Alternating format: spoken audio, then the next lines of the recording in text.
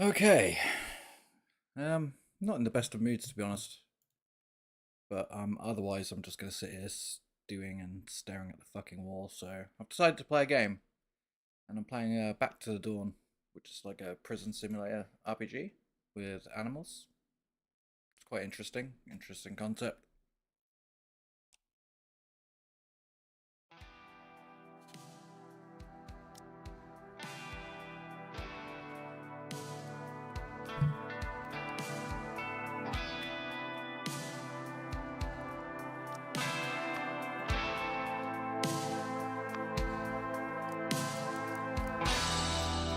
Playing controller.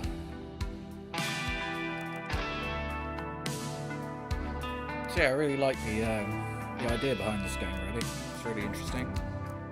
And I'm gonna shut up and take my miserable face away from you guys. So go for a new game. There's two protagonists we can choose from, either Black Panther Bob or Thomas the Fox. I think I'm going to go for Thomas the Fox, since he's basically the first protagonist, really. Thomas is a journalist for Woodpecker TV. He gets drawn into the city's shadowy underbelly while investigating a story. Now we get to select our past. We've got broadcast journalist, undercover journalist, and war correspondent.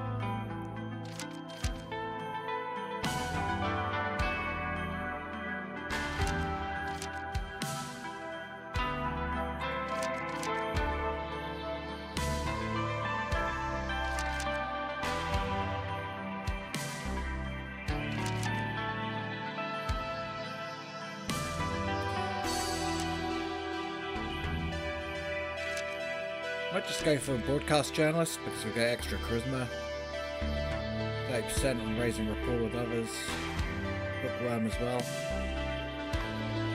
we'll go for that. New Eden mode is easy, Central District mode is normal, Skid Road mode is hard. I think we'll just go for the normal experience because we can turn it down at any time if needed.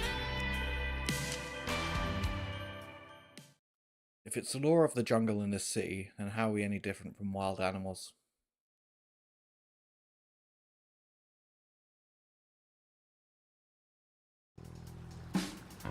Dear viewers, I'm here at Lame Leg River near the Black Marsh chemical plant at Skid Road. As you can see, the river is purple. There's also a very pungent odour.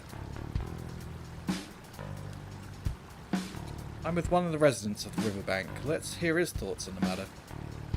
My thoughts? This damn chemical plant opened less than 2 years ago and has already devastated the surrounding area. Those heartless sons of bitches must have dumped sewage in the river at night. Now all the fish are dead. Just smell the stench. So many kids are sick. They can't stop coughing. They have rashes all over their bodies. It's messed up. And have you informed the authorities, such as the Environmental Protection Agency or City Hall? Of course, but they're useless. None of them want to take responsibility. I heard the mayor's nephew has shares in the plant. The bastards are in it together.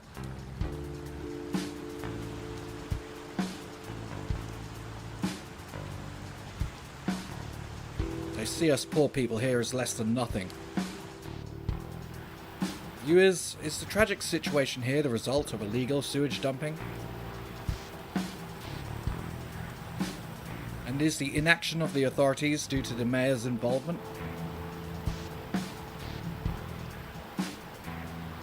We'll continue to investigate the story, so stay tuned for a follow-up report.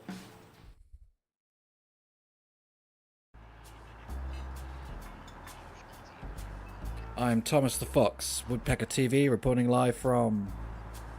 Excellent interview, Mr. Big Shot Reporter. I'm sure you didn't ask me here just to watch a video with you, Mr. Campaign Manager. Indeed not. We're both busy men. I'll get straight to the point. As you know, the mayor's 4-year term is almost up. The election's just around the corner. He's seeking re-election and has hired me, Angelo, as his campaign manager. The mayor's asked the Eraser for help. He must be desperate. The Eraser. Oh, that's baseless slander. I'm a serious social activist. Let's get back to the point. Cards on the table. The mayor does indeed have a certain relative who holds shares in the plant. But the mayor wasn't aware of that fact, and no so-called power for money deal ever took place. but your interview may cause some of the more unsophisticated citizens to misunderstand the situation. So, I hope you'll reconsider your follow-up report to avoid any further misunderstanding. I'll find out the truth. What a great journalist. I admire your passion for your work. But there's more to life than work, far more. What are you trying to say? A little birdie told me you're still renting some fleabag apartment and broke up with your girl not too long ago. And no friends to speak of, other than that lawyer you used to go to school with. Your radical reporting always gets you in trouble, and he's the one who has to clean up your mess. You'd make a pretty good journalist yourself. You flatter me, I'm just trying to make a point. We both find ourselves in situations that are less than ideal. We can help each other. Kong, the briefcase.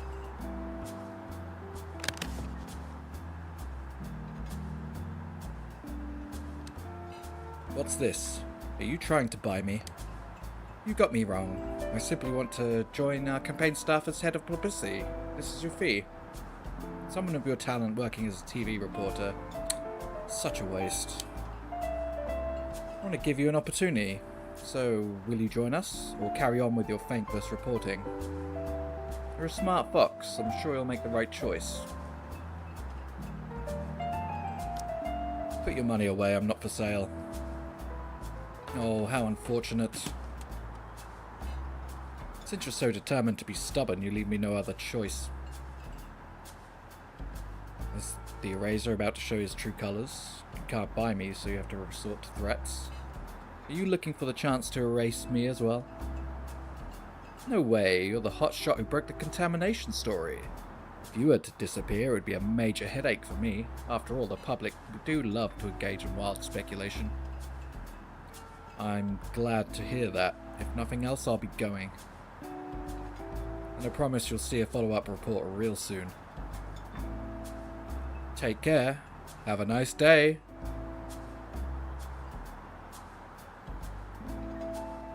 You'll regret your foolishness.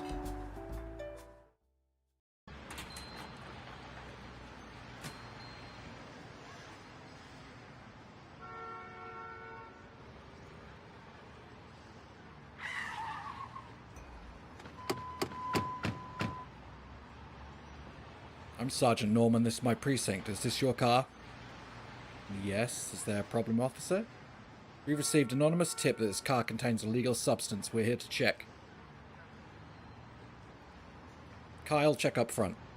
Eric, move your ass. Turn in the trunk inside out. Sir, there must be some mistake. That's for us to determine. You just sit tight. Huh?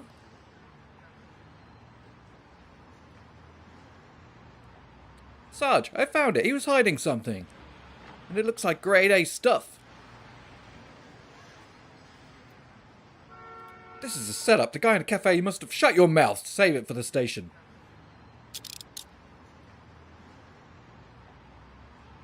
What a great day. This calls for another cup.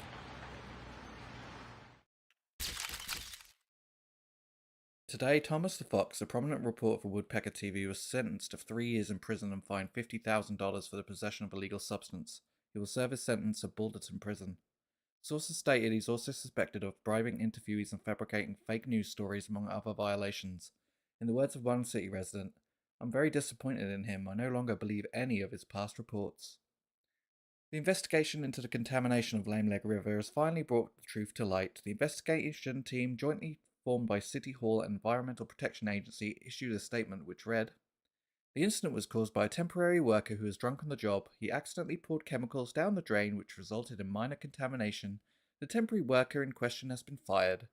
The investigation team has also allocated the Black Marsh Chemical Plant additional funds to assist in the cleanup activities in an effort to return a clean river to the public."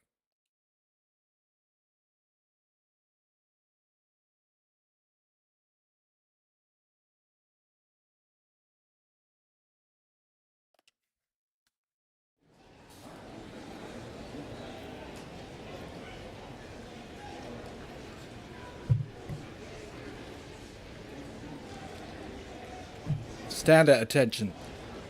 Listen, good fish. From now on, you're inmate 1220. I'm Captain Bruce, and my words are law. You will obey. You understand? Yeah. What? Speak up. I can't hear you. I understand. Good. Now get your ass to cell 3 and make it snappy.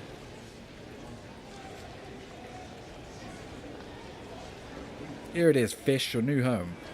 Before you go in, one last thing. Head count is at the lobby at 8. You better not be late. Now get out of my sight. That guy talks a lot. But now is not the time to waste energy getting mad at him. It's been a week since my conviction and I still haven't met with Reed. I don't know how the appeal is progressing. I need to contact him ASAP.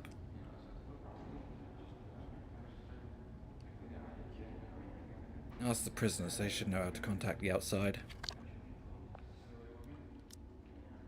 Hi, I'm Thomas, your new cellmate. Oh, hi. I was just reading a letter from my girlfriend. I'm Sam. My nickname's Ratchet. I was a mechanic on the outside. I'm a journalist. Hey, no wonder you look familiar. I might have seen your show. Sam, is there a way to contact the outside? I need to talk to my lawyer. Of course, this is a modern prison. You can write a letter like me, or if you're in a hurry, there's a payphone in the lobby. You can try after the head count, but there's usually a line. Phone? That's great news. I'll call after head count. This table looks older than me, but I guess beggars can't be choosers in this place. Maybe I can use it as a simple workbench. Toilet sink combo? It looks quite advanced. Hope the water doesn't overflow from the sink when the toilet's blocked.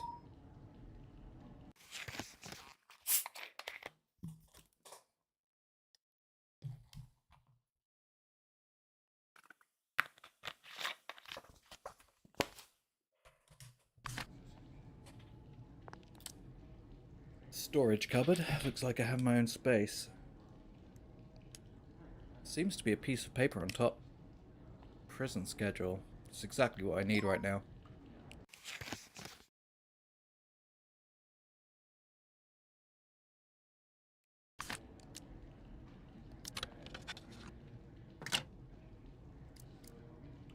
So we have some chocolate. No, caramel bar. Cookie. Chewing gum. Paper. And a coin. Prison schedule. 8 is the morning head count. All inmates must line up in the lobby on the first floor of the main building on time. Lateness will be severely punished. 12 to 1 o'clock. Lunch. All inmates may go to the cafeteria to eat. Time spent in the cafeteria may not exceed 1 hour. 1 o'clock. Recreation. Inmates are forbidden to return to the main building without permission during recreation. R5. Dinner. Inmates may return from recreation yard to the main building to collect their food from the cart in an orderly manner. Evening, bathroom opens. To save water, time spent in the bathroom may not exceed 30 minutes. And 10 o'clock lockdown. All inmates must return to their cells. No noise is allowed in the cells during lockdown.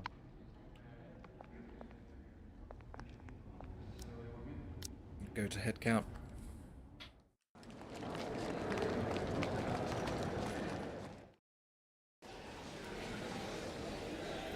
Looks like I made it on time. Attention!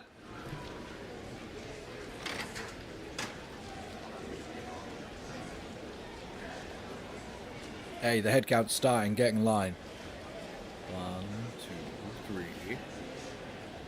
45 or 47. That's 2 absent. The absentees are in the infirmary. That's all. Listen up. Today's the 1st of the month, which means we have some more dipshits that joined you. I'll warn you now, do not try to stand out from the crowd. Try to be a smart ass in my domain and I'll show you no mercy. Now let's get down to business. All you newcomers listen and listen good. To enable you lazy maggots to earn your keep, the prison offers work assignments. There's still vacancies in laundry room for now, so any new inmates who want to earn some money should apply to me. Remember, don't be choosy about your job. If you don't want it, someone else will do it. I'm not going to be a slave. We want higher wages. I want to go to the kitchen. I'm not interested. Shut the hell up. I don't have time to listen to your whining. Dismissed. Prison work. I do need some cash. I only have a few coins left in my pocket. The top priority right now is to call Reed. He's probably waiting to hear from me.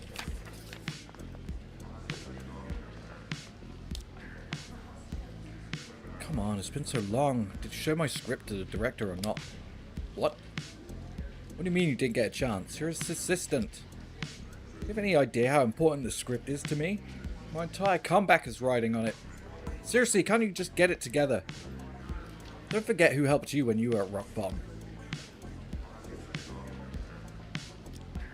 He's on the phone.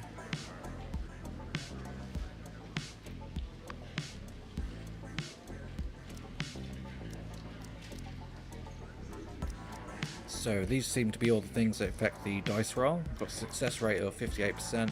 I don't think I can do anything to improve it. I'll just have to roll the dice, I guess. Hi, I'm a bit of a hurry. Can you let me use the phone? No, we failed. Reroll. Failed again. He carries on with this phone call.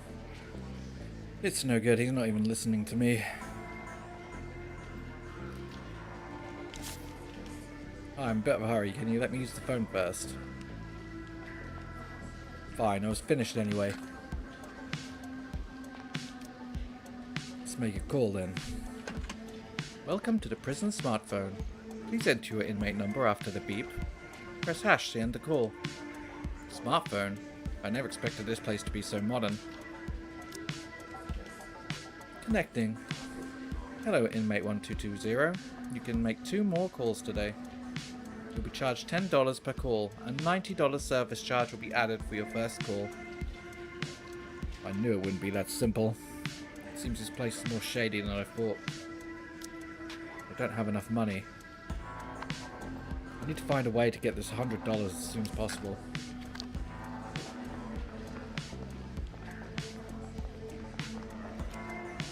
Hi, something you want to say? Hey man, over here. You want it? I got it. I got all kinds of good stuff. But you gotta be quick if you don't want to miss out. Had some caramel bars a little while back, not the expired ones either. And guess what? I tripled the price, but still sold out in no time. So say again, don't miss out on the original price, you'll regret it. Alright, I can see you know your stuff. How about this? I'll give you a special discount that only my friends get. This is a one-time only offer.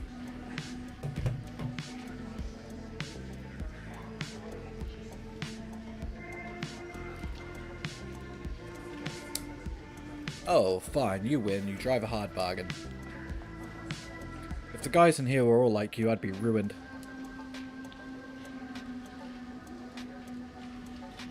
Sorry, I zoned out for a moment there. Were you talking to me? Hey, man. You befriended Tony the Camel. His rapport will help you.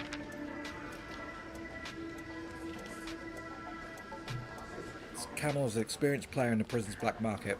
Through his secret channels, he can lay his hands on anything, even some really good stuff like beer and copies of Play Pup. He has his sales patter down to a fine art, but unexpectedly failed when it comes to you.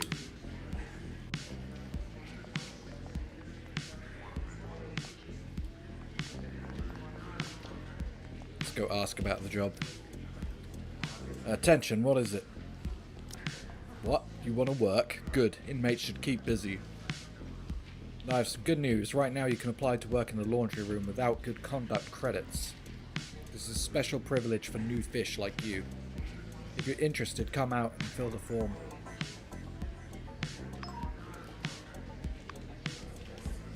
Your application is approved. From now on you can work in the laundry room.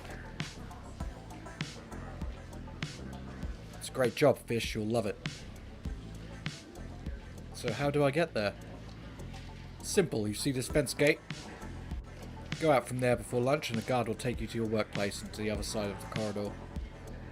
Don't try any funny business. The work area is watched by snipers in the watchtower. You wouldn't want to get your head blown off now, would you?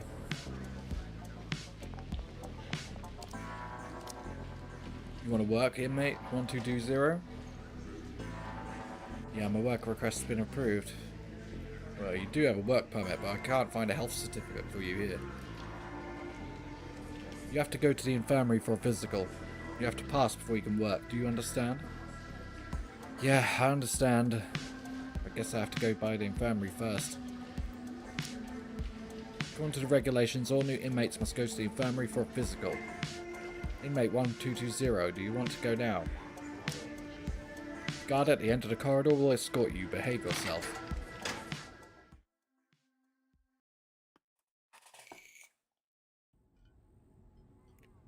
You here for a physical?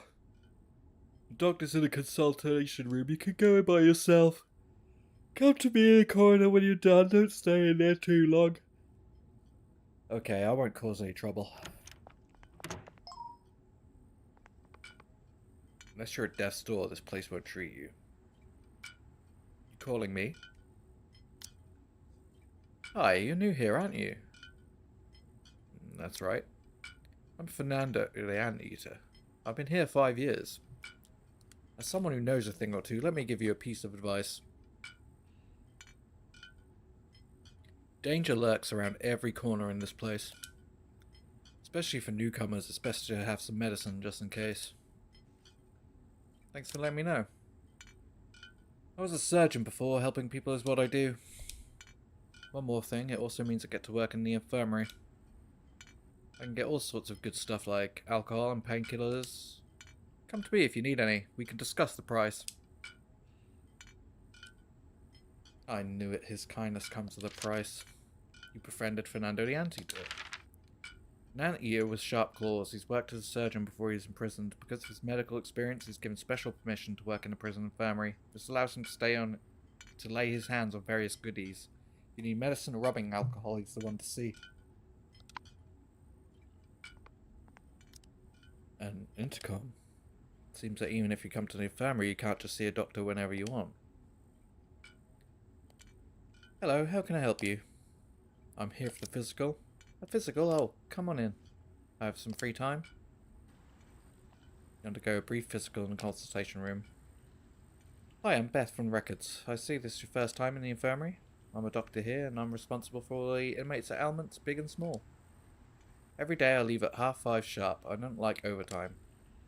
Understand that. I wouldn't want to work in a prison at night either. If you get hurt during the night, the guard Brown will administer your drip. He's not a doctor, but he has some medical training, so you don't need to worry. Okay, let's take a look at your test results. Well, first of all, congratulations. There's nothing major wrong with you. But considering the unsanitary conditions here, you can never be too cautious. I'll give you a vaccination to help protect against most of the infectious diseases in here. Wait here, I'll just get it from the pharmacy. Don't touch anything on the instrument tray. I can tell if anything's missing. What should I do now? Oh, shit. I should have got up. You ready for your shot? Here goes. May hurt a little. After receiving the shot in your arm, you leave the consultation room. You should be able to go back in time, though. Ah, hold on. Can we make a save, too? Okay. Right, I'm going to quickly skip through this stuff, and we're going to get up and check that out. Blah, blah, blah, blah, blah.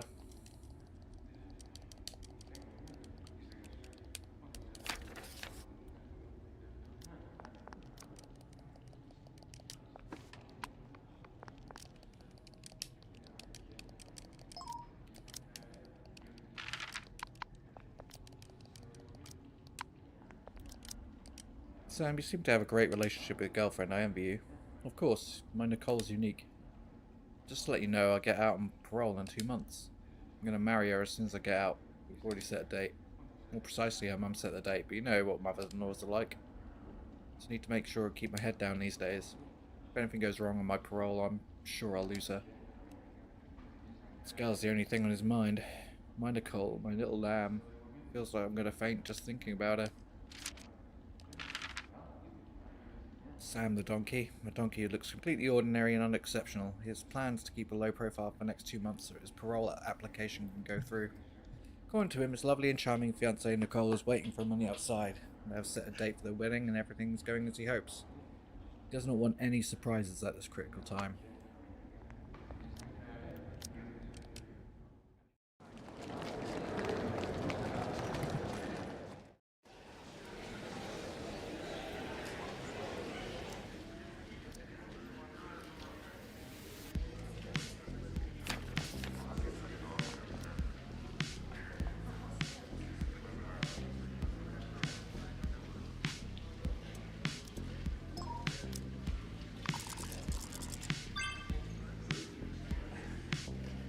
At least we were successful this time, so we don't have to spend any money. That's handy.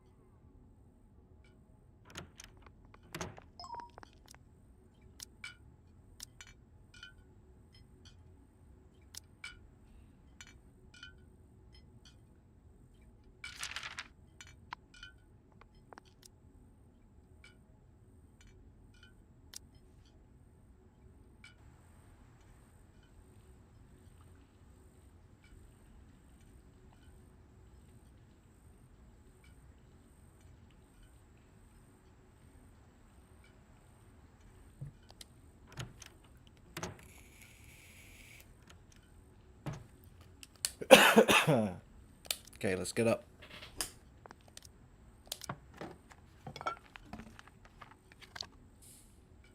Oh, there's some gloves. Rubbing alcohol and cloth, nice.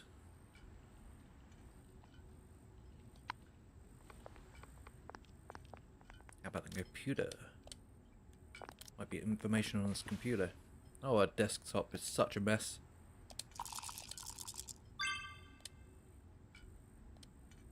There seems to be something in this folder.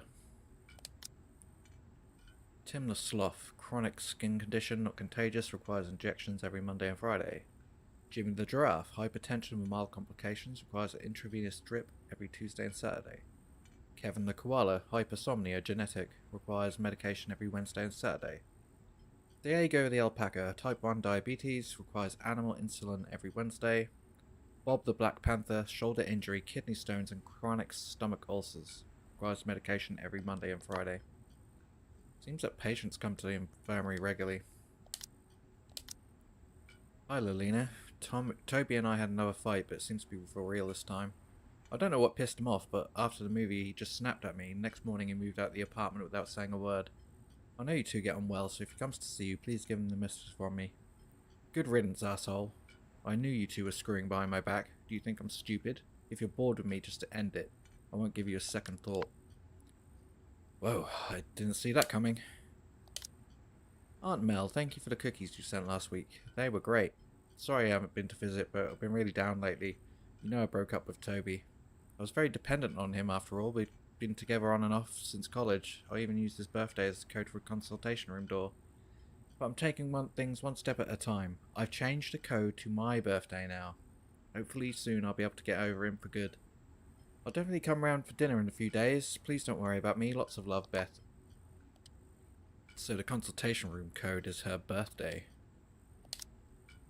Thank you for registering with Swan Island. We have millions of quality singles, so you're bound to find the one. Please visit our website to complete your profile so we can match you with your perfect partner. Today, 57 users have liked your temporary profile. Become a basic member now to view the private messages they've sent you. Swan Island, your guide to the road to happiness. I guess she just can't stand being on her own. Congratulations on purchasing a 1-year PayoHub membership, giving you thousands of amazing videos at your fingertips. Your most frequently watched category, Adult, has been updated with 126 new videos. Check them out. Now, for a limited time only, sign in for 7 days to get 10 free hearts. So what are you waiting for? Go reward your favourite video stars. We've also launched our HD video channel. Upgrade to Super Membership now to watch it for free. Huh, I never thought she'd be into the same category as me.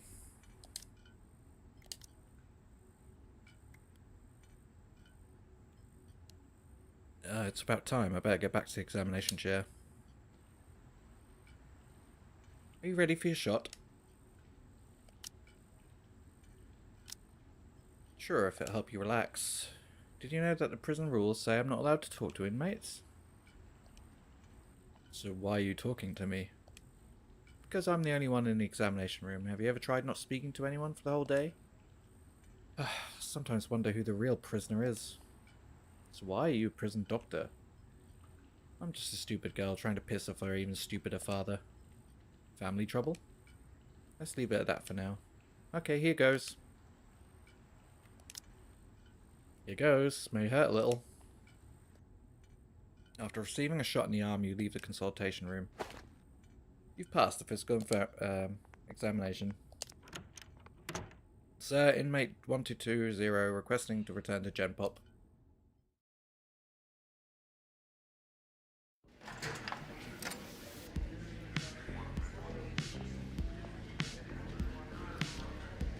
Laundry room is the sweetest place to work. Stay right where you are, Crow. Hey you better stay away from me. Am I in your way? No, it's for your own safety. What do you mean? See the colour of my skin? Do you know what that means? It means I'm poisonous, highly poisonous. If you have a cut and so much rub against me, you'll be headed straight for the infirmary. If that happens, I'll have to explain to the guards that you brought it on yourself, girl. Oh, some of my saliva seems to have splashed on your nose. Befriended Gray the tree frog. This report will help you. With his bright green skin and big red eyes, this little fellow was the only amphibian in the whole prison.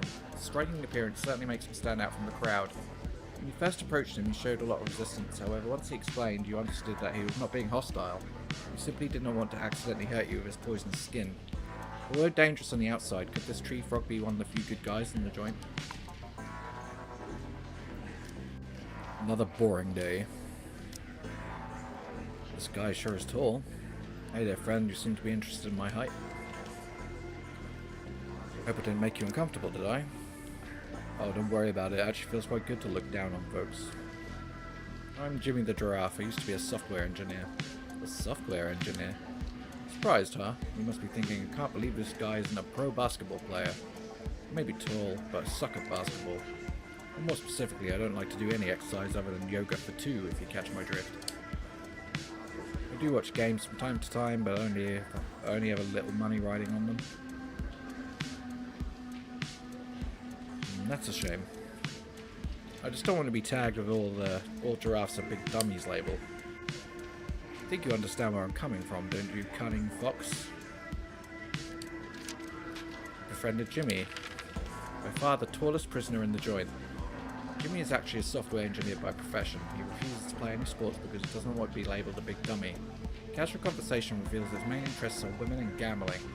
He has an air of confidence unique to the tech elite.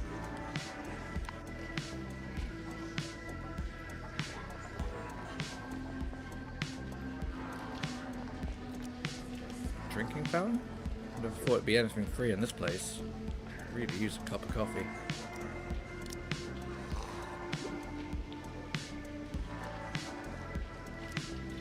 I'm new prisoner number 1220. Hey, relax, I'm not hard-ass like Bruce. My name's Billy, I'm the deputy captain. I'm responsible for inmates' day-to-day lives. Pleased to meet you, sir.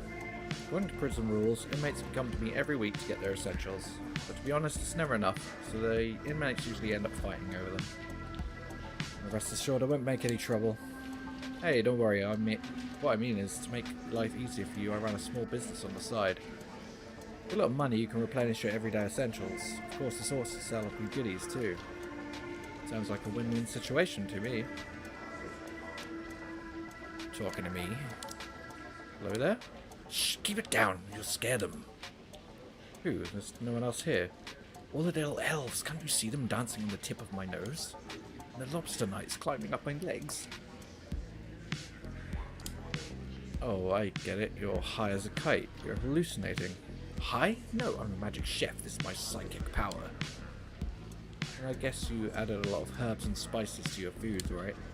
Most deaf. I put in some mushrooms and painkillers. It tasted out of this world. Effects clearly haven't worn off yet. I'll leave him alone in his own little world for now. Little lobsters climbing, little elves laughing. Friend of Diego the alpaca. An alpaca who constantly has drool hanging from the corner of his mouth and whose brain is addled from heavy drug use. It's not uncommon for him to hallucinate in broad daylight, during which naked elves and lobster knights are most frequent of the friends he sees. Before being incarcerated, he was an apprentice chef, but it was to be the start of his downward spiral.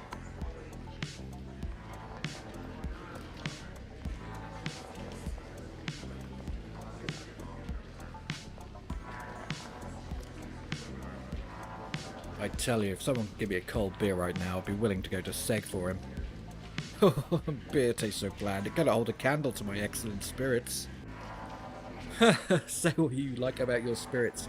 The vodka from my hotel will put hair in your chest. Just one sip will blow your mind. Got my hands on a bottle the other day. I'll share it with you guys sometime. Awesome, buddy. I had some of this in the bar up north one time. Stuff's so strong it'll go up just one spark. I hear some guys use it to make Molotov cocktails. Hey, keep your voice down, dumbass. You want Bruce to hear you? Skill discovered. This skill enabled, you'll be able to craft liquor into Molotov cocktails. Got a new skill. You'll find prison extremely difficult if you don't have any skills.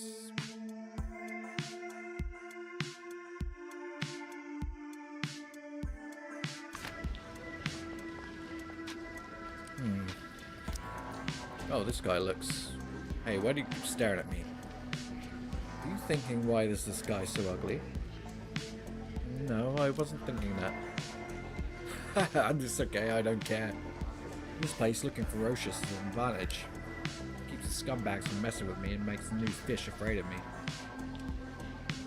Also, you may think I'm ugly, but you just don't appreciate my look. Check out my tusks and the big lumps on my face. I'm actually a major heartthrob among warthogs. You definitely have a unique look. What, you don't believe me? Want me to show you all the love letters I've received? You befriended Hakuna the warthog. A warthog who looks ugly but is bringing with confidence. As far as he is concerned, having a ferocious face is a natural advantage in a dog-eat-dog world of prison. Moreover, he future assertion he is ugly, saying you simply do not appreciate his look. He claims that he's actually a major heartthrob among warthogs, which you find quite hard to believe. Teddy. Where did my friend get to? Hi.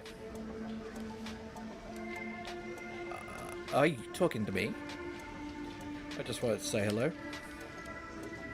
Oh, you want to say hello to me? That's great. Someone actually coming to talk to me. Oh, this is a day to remember. I'm going to make today friend day. What do you think, my friend? You seem overexcited. Really? No one here likes to talk to me, except for my buddy Akuna, of course. Oh, I almost forgot to introduce myself. I'm Teddy. I used to be a subway engineer. Do you know the subway? The trains that run underground? Whoosh, whoosh, whoosh. When I'm with a friend, I just talk and talk and talk. The doctors say it's hyperactivity. Maybe it is, maybe it's not. Anyway, I was in a psychiatric rehabilitation facility for 2 years. If I ever did have a problem, it's all cured now, so whatever I have now must just be my extroverted personality, I guess. Does this guy have a mute button? A meerkat who talks a lot and used to be a subway engineer. He does not seem to have many friends in prison, except for Hakuna the warthog. So he was unusually excited when you first greeted him. Apparently he used to suffer from hyperactivity, which he spent 2 years in the psychiatric hospital. Although he is now being cured, there are clearly some after effects. It's always a pleasure to greet a friend from afar. The name's Lee San, and my friends call me Old Lee. Oh, Lee, that's pretty easy to remember. Today marks the 10th year of my incarceration. This decade has flown by in a blink of an eye. Really? You don't seem at all down? Ah, life has both happiness and sadness. Why wear sadness on one's face? You can still have happiness after 10 years in this place. Must say I admire your attitude. An ancient philosopher once said a wise man seeks neither a full belly nor a comfortable home. Furthermore, even within these prison walls, there is a place where I can be free. A place where you can be free. The kitchen afternoon leads to a place of freedom and good and true. Perhaps if fortune favours you, happiness will come into view. Is that some kind of riddle? Middle-aged panda whose real name is Li Zhong and loves to adorn his speech with poetry and proverbs. He's been inside for 10 years but seems to be content. Through his poems, he revealed there's a hidden place where he could be free in the prison. He's a heavy drinker and claims that it's impossible for him to get drunk. Even in prison, he has ways of making sure he always has good booze. Ooh, am I hungry? Lunchtime, I should go to the cafeteria.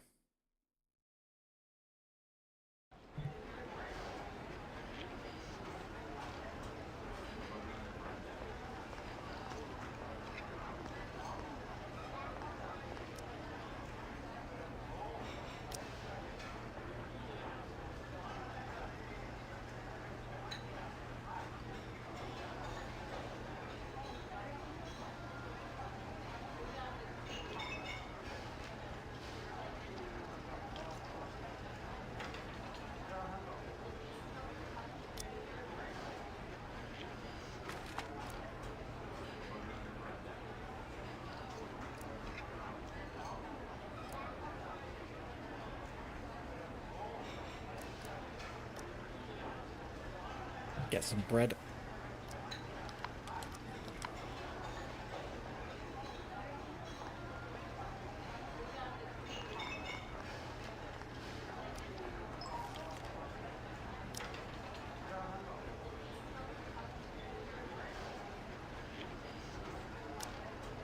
Hey, your lunch break looks pretty good. Sure, eating all this would only give me indigestion anyway.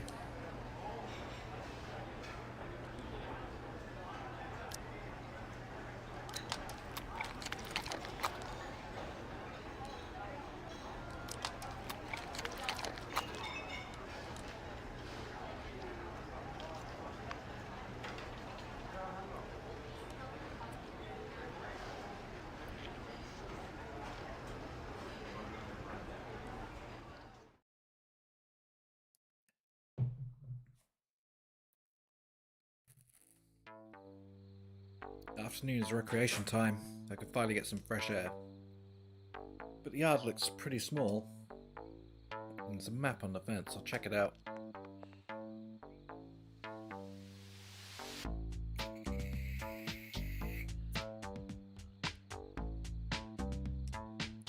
So I can't return to the main building during recreation. At least there are quite a few places to kill time. The weight pit, general building, and even a chapel. Let's check them out.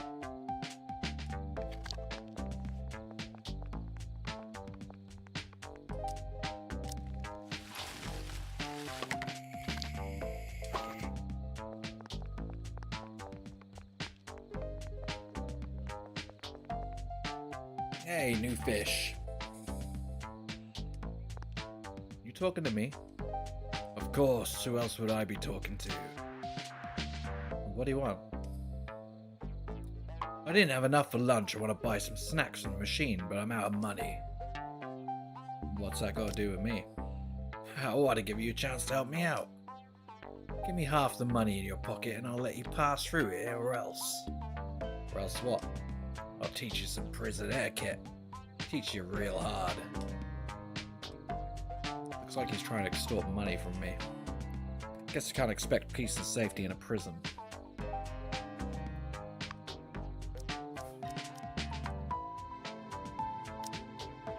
Maybe we can solve this problem another way. That's bullshit, but not unreasonable bullshit. Count yourself lucky I'm in a good mood right now, so I'll let you go for today. turns and walks away. Your words got you out of trouble. Still have my money. Hope I don't run into any more trouble today. Won't be this lucky every time.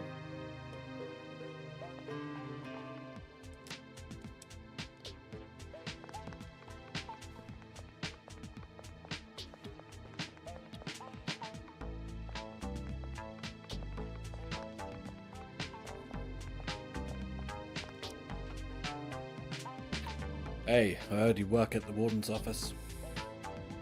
Lisa, the accountant, disappeared last month, so tried to pull me into cover. It's boring as hell, but at least the pay's pretty good. See anyone strange while you were there, like a wolf? A wolf? No. The warden and I are the only ones there. Unless there's a secret room, but there isn't some movie. This isn't some movie. Ooh, we can look at this. Some plants growing on the ground. Surely no one in mind ever picked some, right?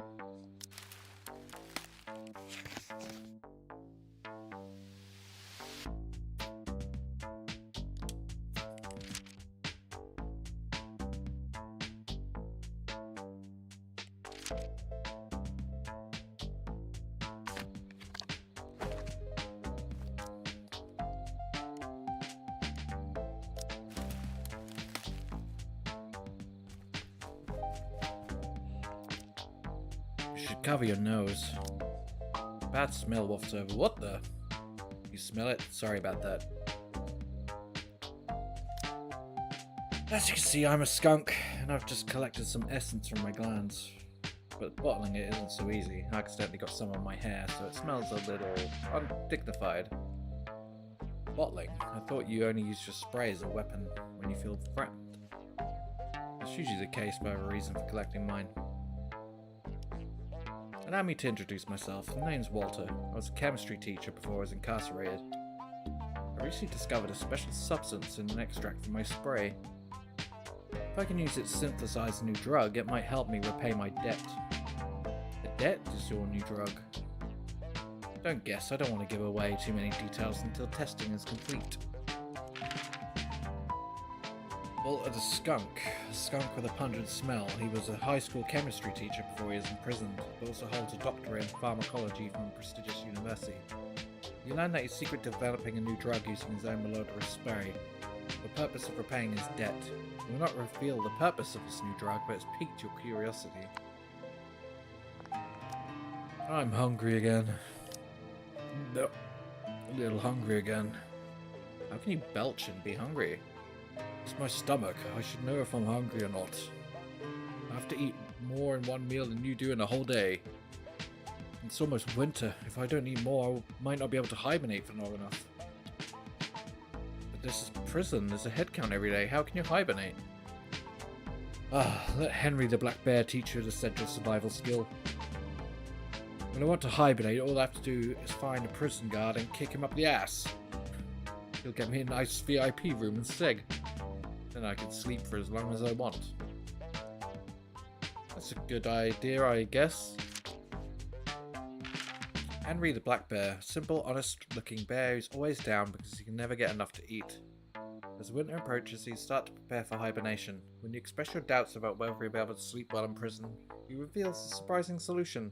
Segregation. And all he needs to do is get a private room for a nice long sleep, is beat up a guard, who will be the lucky one this time. Hi, glad to see you. Beautiful things always seem to attract each other, don't they? What do you mean? I mean, you and me, of course. In this whole place, who's more attractive than us? Am I really that handsome? Your modesty only makes you more attractive. You do well in my business. What business is that? Acting? Modeling? Allow me to introduce myself. My name's Chris, and I'm a relationship artist. I specialize in helping lonely souls find comfort. I also trade in information. You and I can team up, you know. People get very lonely in prison. Believe me, I wouldn't take long for the whole place to be completely mesmerized by us. By then, it would be our own private playground. So, what's it mean by being a relationship artist? Making use of one's strengths is the only way to survive in here. I'll think about it.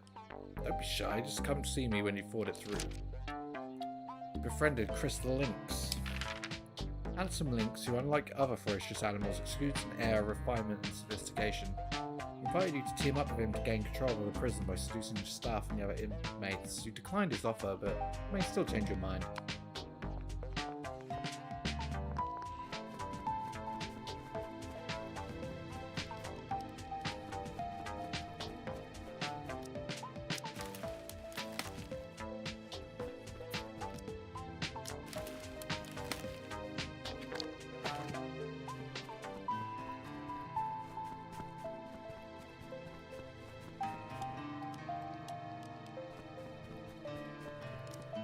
Hey man, I don't have enough focus points. Okay, I can't befriend any more people today.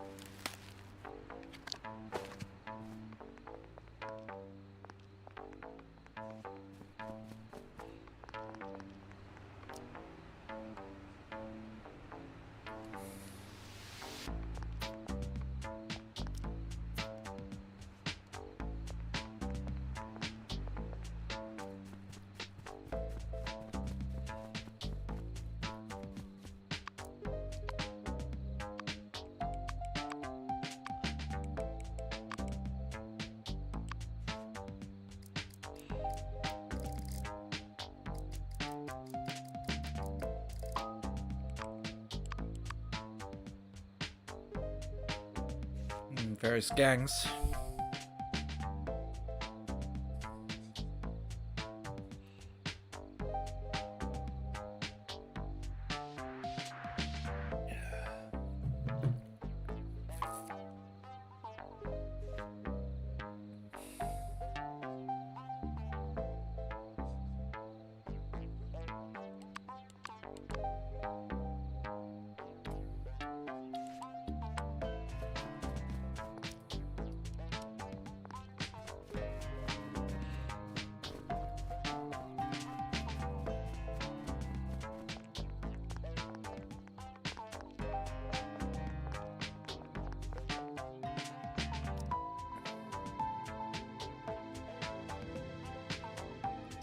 Even the toilets here cost money.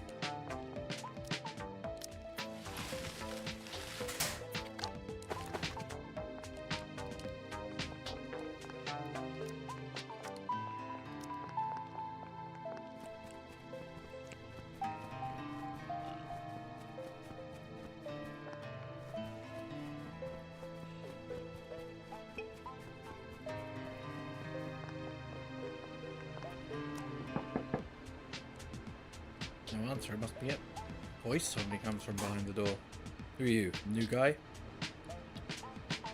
Maybe jump before there's no one inside. You're right, there shouldn't be anyone here.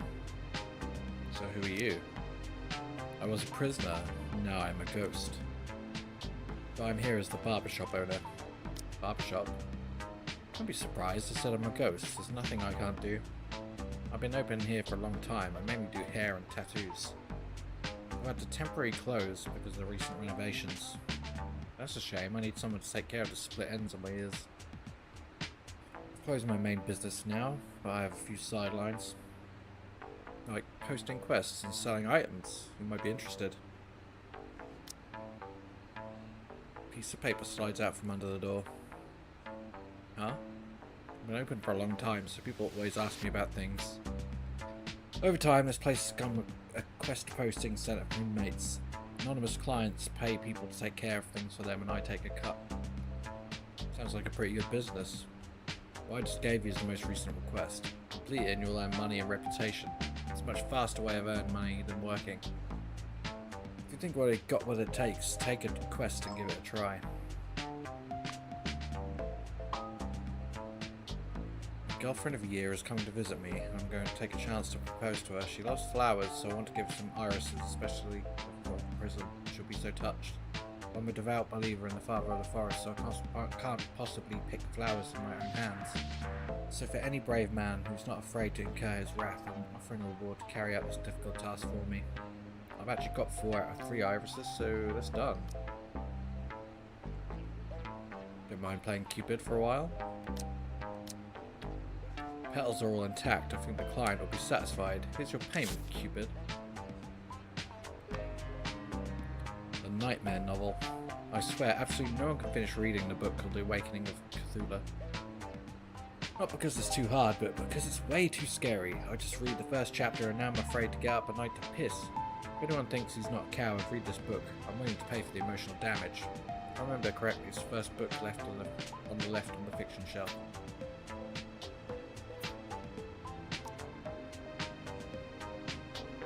Can it really be that scary?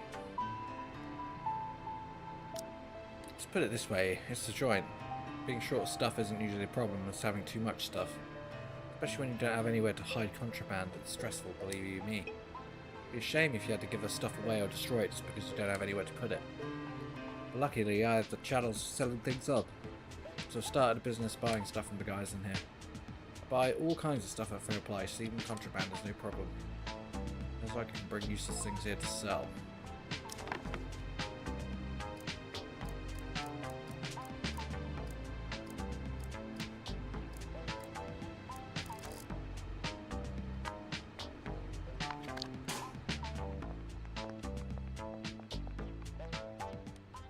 It's locked. It seems really lively inside. Hi, can someone open the door? Stop shouting, you got the entrance fee. Entrance fee? Even this costs money? You're kidding, right? This is a Black Claw gang territory. Anyone who's not in our gang has to pay to come in, that's the rule. It's impossible to do anything in this hellhole without money.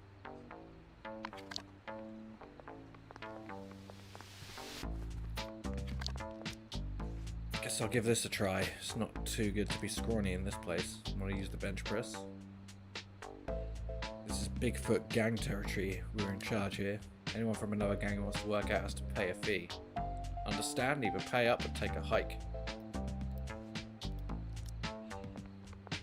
Damn it.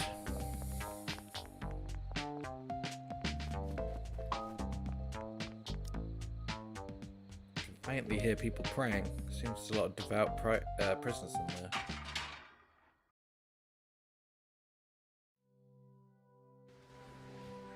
Never thought I'd find such a solemn place here. Makes me want to pray too.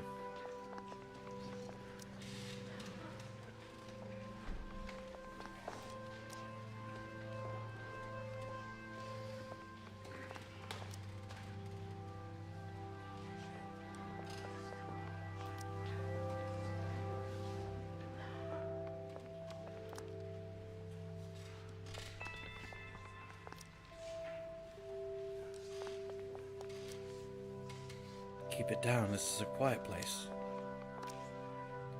Hello, my child. Welcome to the Hall of the Father. I'm Father Anderson. I'm here to spread his teachings and minister his blessings. I'll lead you to the path of salvation.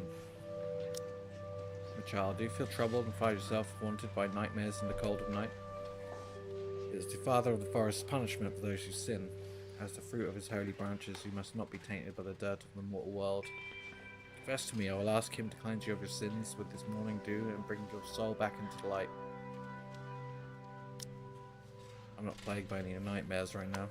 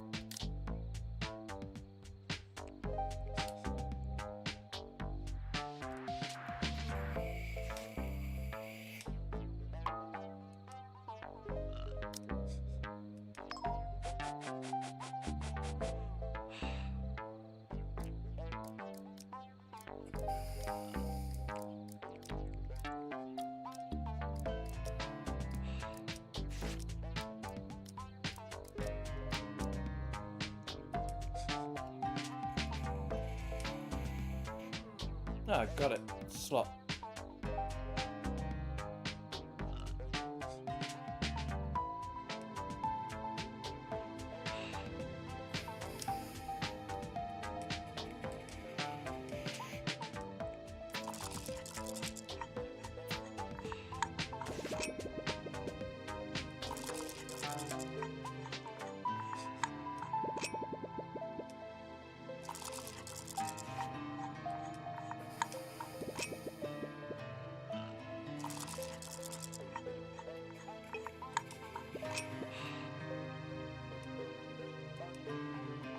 Got it, that was the last turn.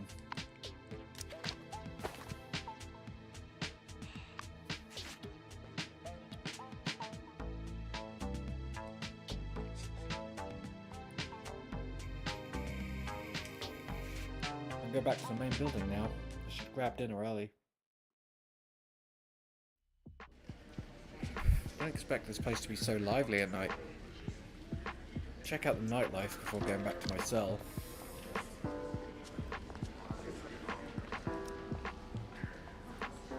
We agreed it would only be for 3 years, but it's been 3, and then 3 more, and then 3 more. It's almost 10 now. If you want me to get the job done this time, give me... I'm quitting right now, do you hear me? Still looking for him, it takes time, and you haven't exactly helped. And the thing I asked for, find a way to get in there ASAP, otherwise I won't be able to take the blame if it doesn't get done. It's on the phone.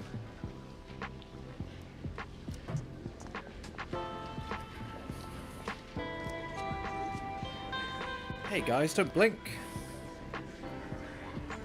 Guess which hand the card's in? The left or the right? 20 bucks says it's the right. Hey, you sure? Of course, don't you know anteaters have amazing eyesight? Okay, since you're sure, I'll also bet right. Wait, are you his shill? What's up? Hey there, you look like you got a keen eye. Mind if I take a few minutes of your time to give you a free show? A show. Takes out a card and closes his hand around it. Guess which card the hand's in?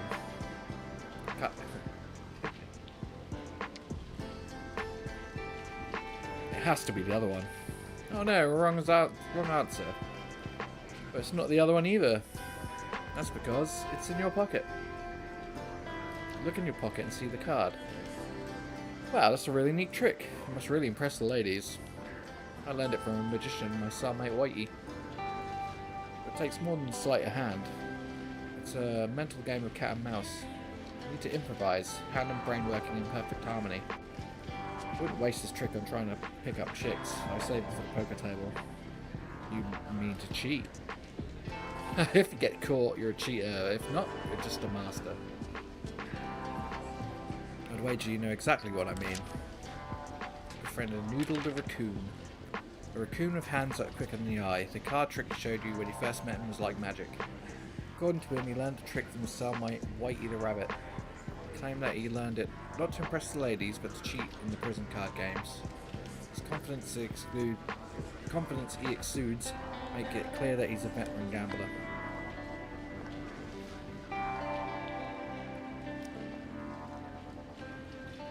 Hey, you sure your information's reliable? It's a lot of money we're talking about. Just have to take my word for it. Anyway, I'm gonna give it a try. I hear there are single cells and a breakfast buffet. The main thing is I won't be locked up with these guys anymore. Sounds good.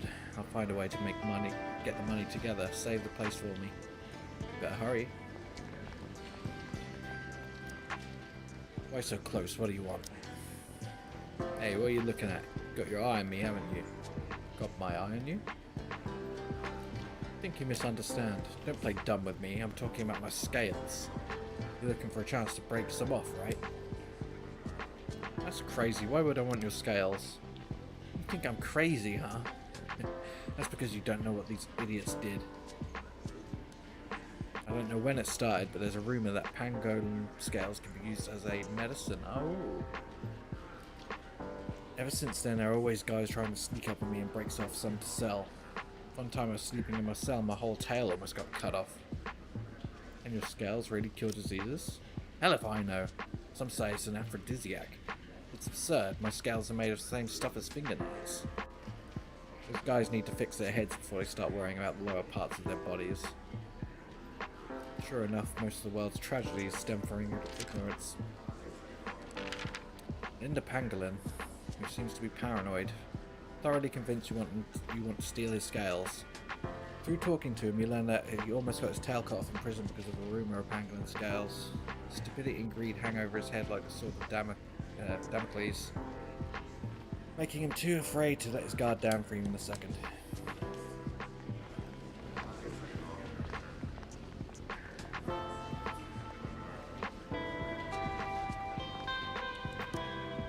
Is this where I get dinner?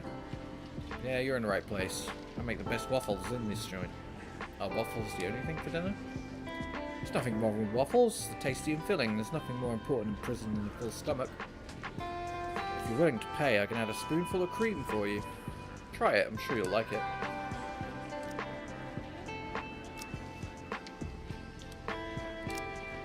Sure, I'll have some. You want to know if people get tired of eating nothing but waffles for dinner? Well, even though they're all waffles, I make different flavours every day.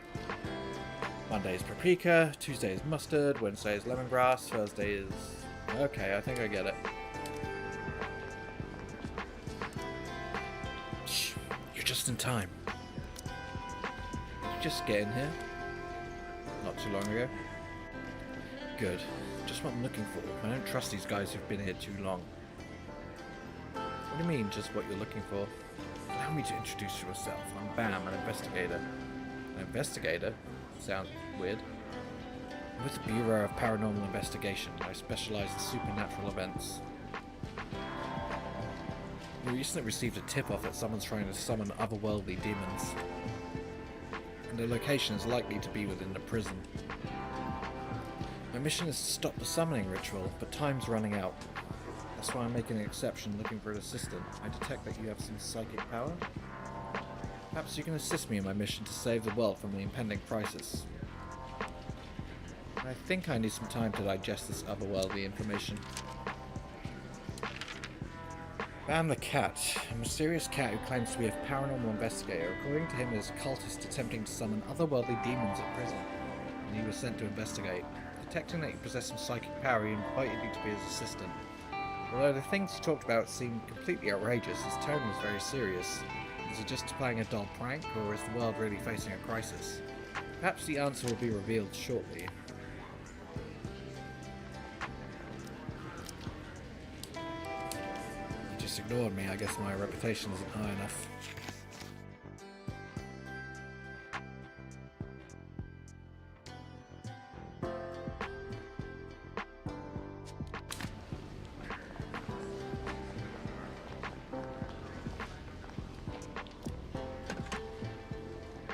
Hello, inmate 1220. You can make 2 more calls today. Connected. Whew, looks like it works.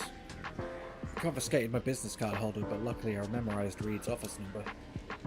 Of course, there's also another number I can't forget. Maggie's. Who should I call?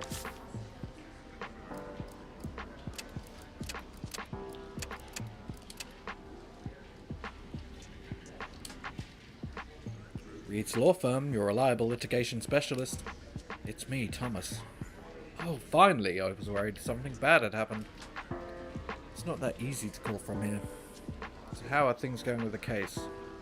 Oh, I was just about to tell you, the appeal fell through. I don't know if Angelo did something or if it's pressure from the mayor, but the retrial was denied. I have to wait a month before I can file another appeal. But as you know, the mayoral election is in 21 days. Even if the court does accept it, it's hopeless. Damn those sons of bitches! But don't lose heart, I have some good news. Good news? Do you remember the anonymous phone call you received the night before you were arrested? I remember. It was a woman. She said that she had evidence that the mayor was taking bribes. I get calls like that every day from scammers selling false information. I know you've fallen for it a few times and got screwed out of a lot of money, but that one could be real. Remember where she wanted to meet you? A little bar called Baroness? What about it? My investigation has uncovered that the bar has some connection with the mayor. I can't explain properly over the phone. We need to meet in person. Only you may have to wait a few days. Prison said there are so many visit requests that all the slots are full, and even lawyers need to go on the waiting list. So I just have to sit here twiddling my thumbs. I know you're anxious. Do you think you could possibly ask one of the guards to see if there is a way to bypass the waiting list? Might be worth a try. What else have I got to do, right? Then we'll come at this from both sides. I'll carry on looking for clues. You make sure to be careful in there. If we can really get our hands on the evidence of their crimes. There's no time to go down without a fight. So now I have to find a way to solve the visitation problem.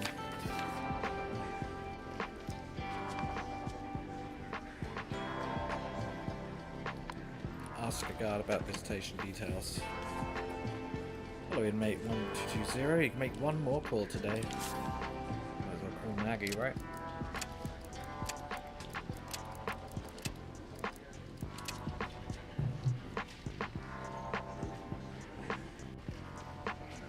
I need to work up the courage to call her. After all, we broke up 6 months ago. Hello? Hi, Maggie. Thomas? Did I hear right? Yeah, it's me. Well, I didn't expect you to call. I read in the paper you're in prison. Is that true? I'm calling you from prison payphone right now. But listen, I was set up. I thought as much. You can be an asshole sometimes, but I know you'd never do anything like that. Still mad at me? No, I turned that page a long time ago. Don't put too much importance on yourself. Why should I make myself feel bad because of something that's your fault? Maggie, I'm calling today to apologise. We were both angry back then, but I shouldn't have said that stuff. Did I hear you right? Is the great reporter actually admitting he was wrong? Looks like prison really can change a person. I really mean it. To be honest, for the month we broke up, I was thinking that I would give you another chance as long as you said you were sorry. But I waited from spring till fall. Don't you think this apology has come too late? Maggie, I don't expect you to just forgive me so easily. Just that everything I've been through lately has made me realise a lot of things. When I get out, I'll put my work aside and spend more time with you. Go up to the roof to paint, go to a punk concert, even go bungee jumping. That is, if you're still willing to be with me. You don't have to answer me now, I'll call again, alright. Okay, I'll remember everything you just said. That's enough for today. I want to take some quiet time for myself. You take care of yourself, and you take care of yourself too. Maybe I still have a chance to win her back.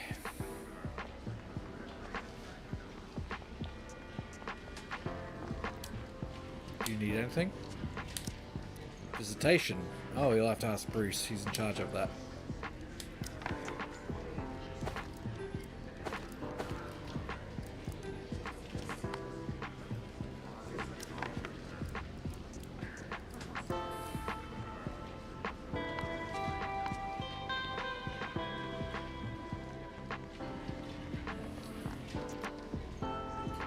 Attention, what is it? Huh? You have a question about visitation? I heard all the visitation slots are full, and even lawyers need to go on the waiting list. Lawyers? I tell you, if the father of the forest himself came down from the sky, he'd have to wait like everyone else. Last month, some son of a bitch injured a guard escorting him during visitation. So now security in visitation has been doubled. Naturally, we've had to reduce the number of visit rooms. That seems like too much of a coincidence. I really need to see my lawyer. Is there a way to bypass the waiting list? Of course there is, but my help comes with conditions attached. Conditions? Do you know there are 3 gangs in this prison? One of them is Caesar's the Chimp's Black Claw gang. I need you to go into his cell. There should be a blue ledger there. If you can find it and bring it to me, I'll take care of the visitation for you.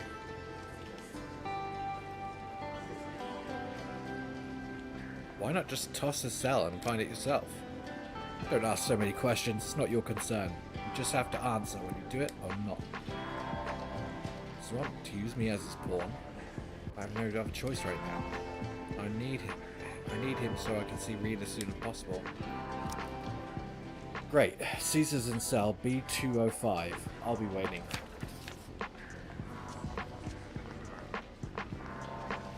B205, huh?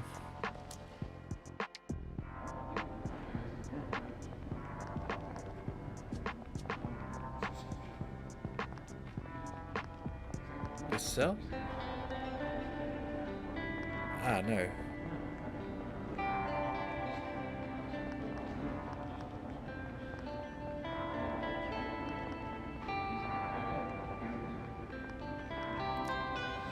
This is B205. Bruce said the ledger should be here, although, do I really want to steal it from him? The cell belongs to the boss of the Black Claw gang. Besides, why would the captain of the guards need to be so sneaky? What's he up to? Because I can parachute and blindfolded and I have a feeling I'm about to jump into a pit of fire. Search high and low, but the ledger's nowhere to be found. It's not on the table or under the bed. The only place left is the locked cupboard. The ledger must be inside. I have to open it. Need a lockpick to open the cupboard. Maybe I can make one. The materials shouldn't be too hard to find.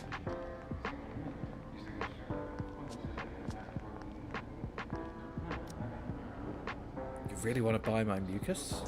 You ain't going to do anything weird with it, are you? I don't want to get in trouble. Don't worry, I'm just trying to improve the formula for a new drug. If it works like I think it will, it might have an anesthetic effect. Anesthetic? I have a bad feeling about this, or...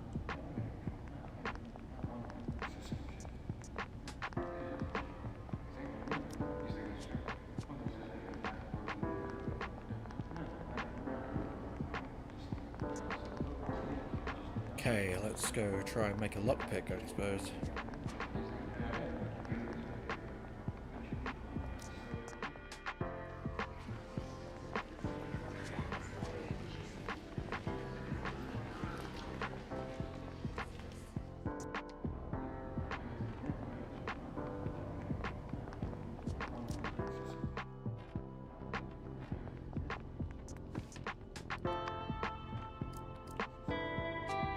So we need two paper clips and 2 nails.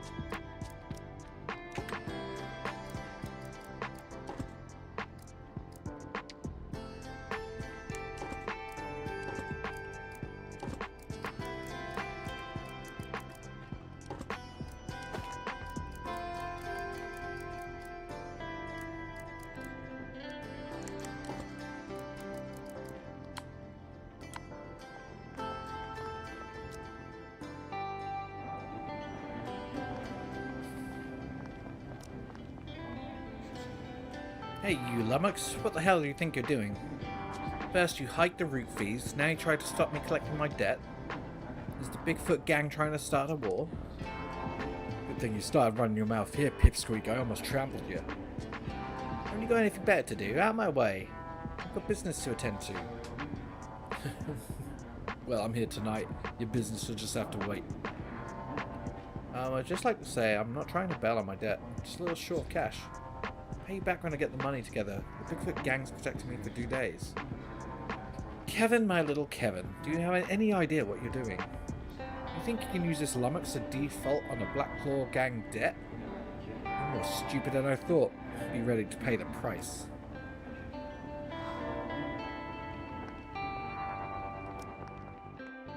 Where the hell do we get a paperclip?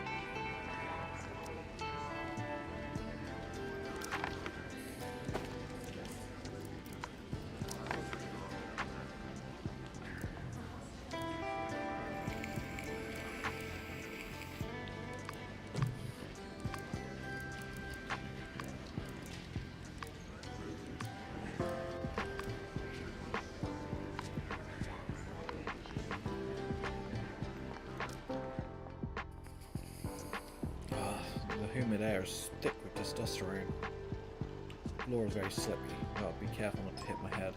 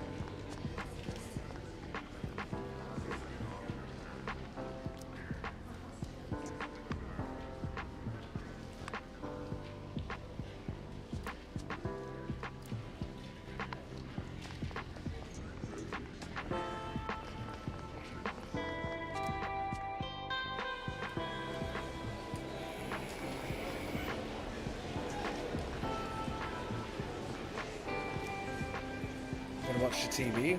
Sharp Tooth Gang runs the TV one. Something different on every night. For a small fee, you can relax and watch for an hour. Latest submission is 9 o'clock. If you're late, you'll miss out. Mondays and Thursdays are movies. Sundays are basketball games, and the other days are North Park. If you can't remember, just check the poster there. Spent a lot of money getting it.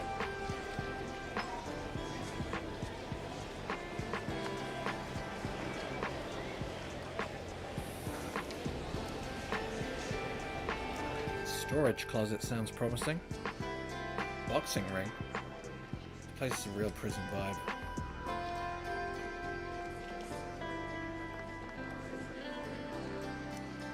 Want to give it a try?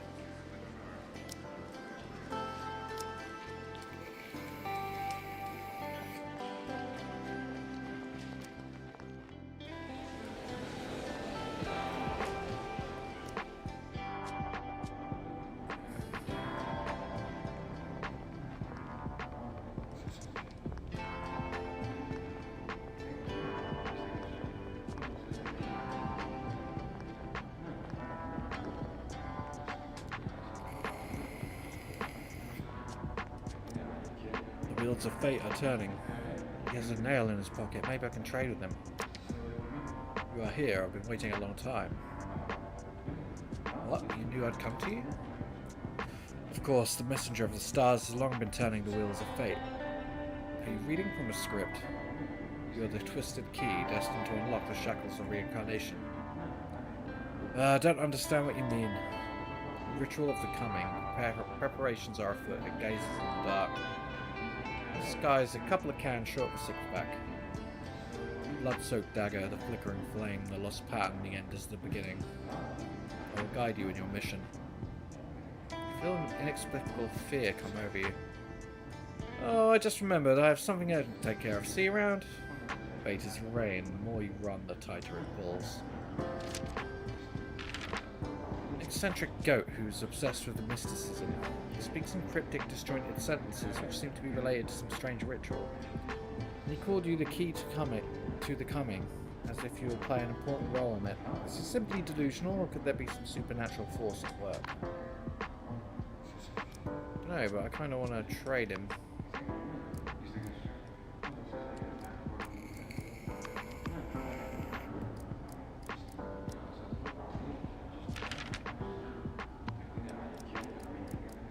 I wonder how I trade. Would have thought it was this, right?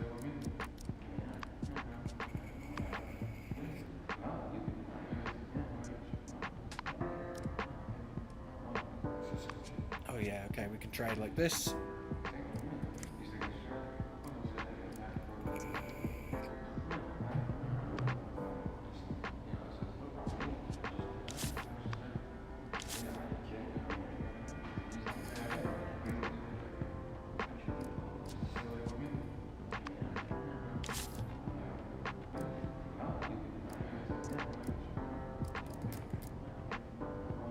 Necronomicon.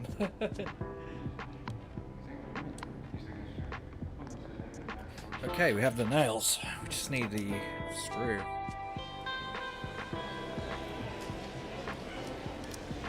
Is he a tiger? My legs suddenly feel weak. Hello? I'm new here. Can you hear me? Yes. Oh good, I saw you here all by yourself. You don't seem to have any friends. So I thought I'd come by and say hello. You done? Yes? Then you can go. It's even scarier than he looks. John the Tiger, a loner of few words, with a personality he makes extremely unapproachable. He also has a reputation as a terrifying fighter, to the extent that even the free gangs do not dare mess with him. His only hobby is smoking alone during recreation. A lone wolf like him almost certainly has an interesting past, but it remains a mystery to most.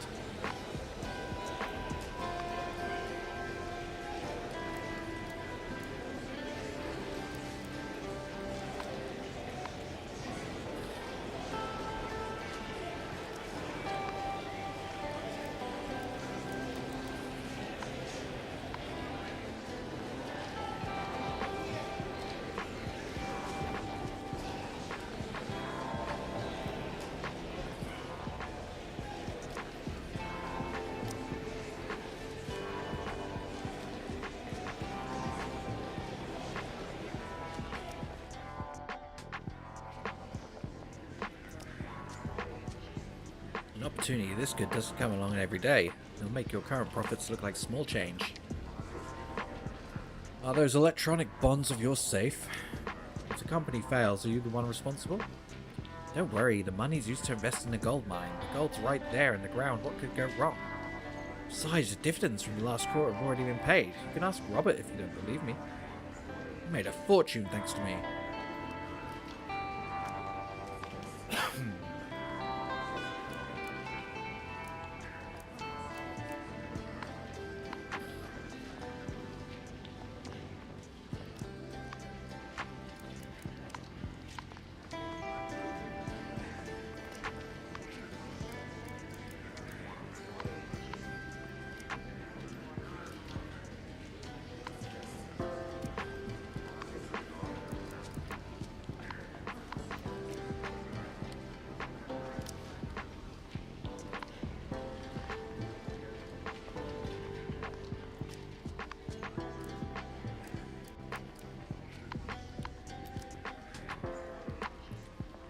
Huh.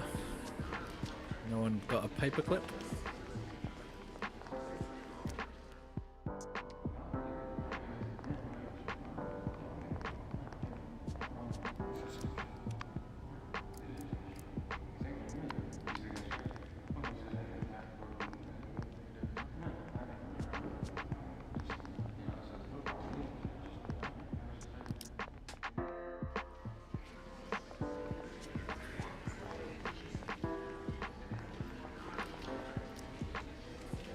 Bam. Bam has a paperclip in his pocket. Damn. Surely I could just trade him items, right? It has to be money.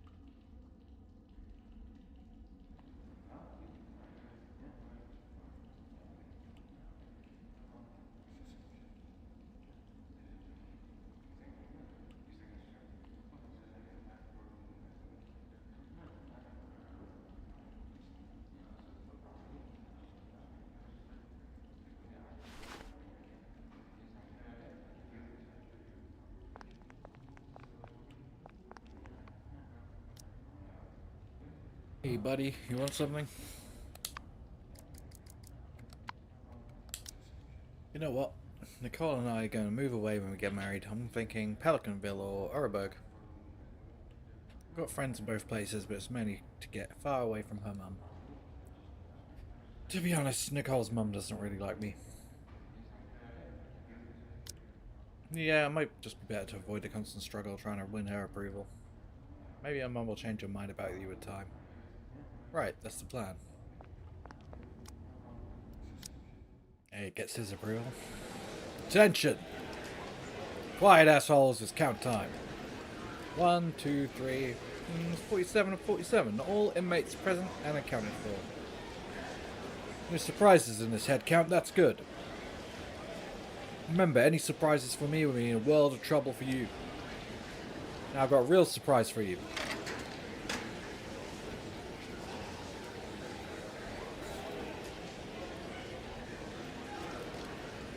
Warden, I was just about to read these fellas your announcement. Why are you here in person?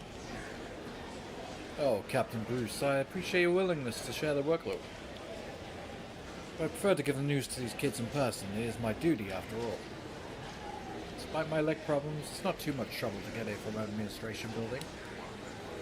If I couldn't even do that, I'm sure the board would ask me to retire. Wouldn't you say so, Captain Bruce? Retire? No, I never thought about that. Oh, I know you didn't mean that. Allow me to say a few words to everyone. Oh, yes, of course. Stand at attention. Warden Clark is about to make an important announcement. Stand up straight and listen carefully. Eyes and ears open. I see our captain is still spirited as ever. He's taken so much of the burden off me.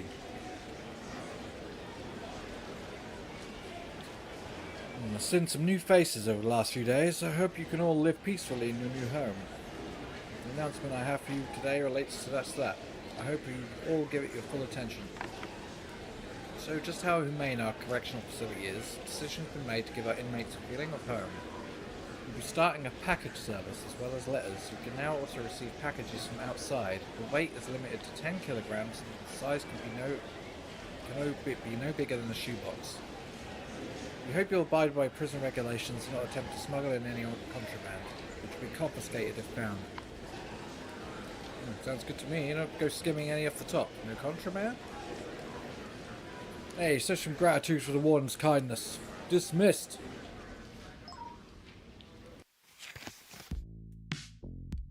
Will automatically lose satiety every hour.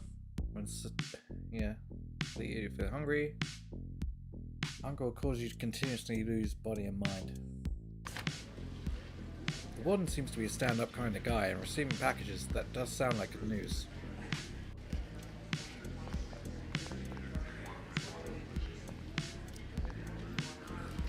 The Black Claw gang might make a move soon. You have to be smart. But boss, business is good. Why do we have to fight them? Not that I'm doubting you or anything, I'm just a little curious. Is that hump of yours even diverting blood from your brain? It's obvious. Trying to force the Black Claw gang to cede the general building to us. You can even convert it into an indoor gym. Then water will run down into our butt cracks when we pump iron in the rain. Did I tell you so? What do you want, little fishy? Need more reputation. Don't interrupt my train of thought. Here's a paperclip. If I put the sensor on the bottom and then... Sensor? Connect the timer. Timer? Finally connect the red and blue wires. Red and blue wires? I've seen this in movies. It sounds like a time bomb. I just flick the switch and when the countdown's over it will all disappear. Must be a time bomb. He's going to blow up the prison. I have to stop him. Hey, you've been standing there for a long time. Are you eavesdropping on me? Yeah, I know all about your crazy plan. Huh? Is a robotic vacuum cleaner really that bad? I thought it would be a big hit. Robotic vacuum cleaner? Guess I have an overreactive imagination. Franklin Zebra, a zebra with a passion for all things mechanical. His head constantly filled with new ideas and designs. Overhearing him talking to himself, he assumed he was making a time bomb.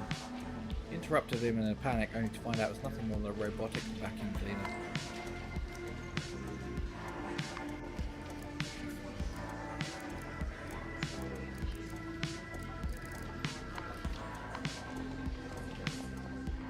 Seems like I need to work.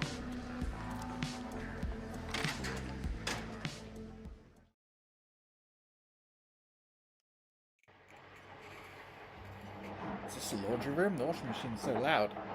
Let's see what work I can do. I'm hungry again.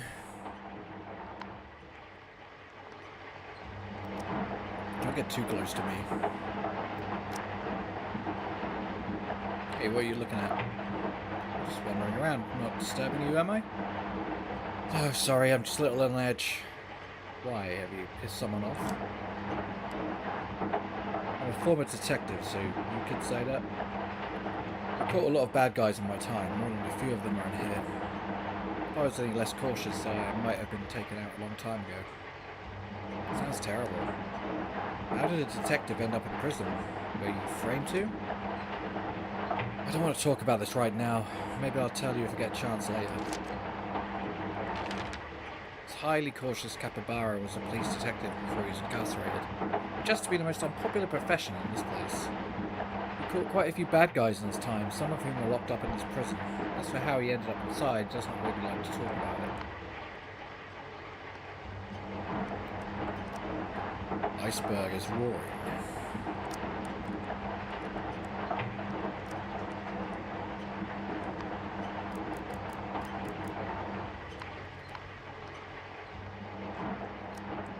An ironing board. Looks like this is a job in the laundry room. What exactly am I supposed to do? Might be some instructions on the wall. I'll take a look.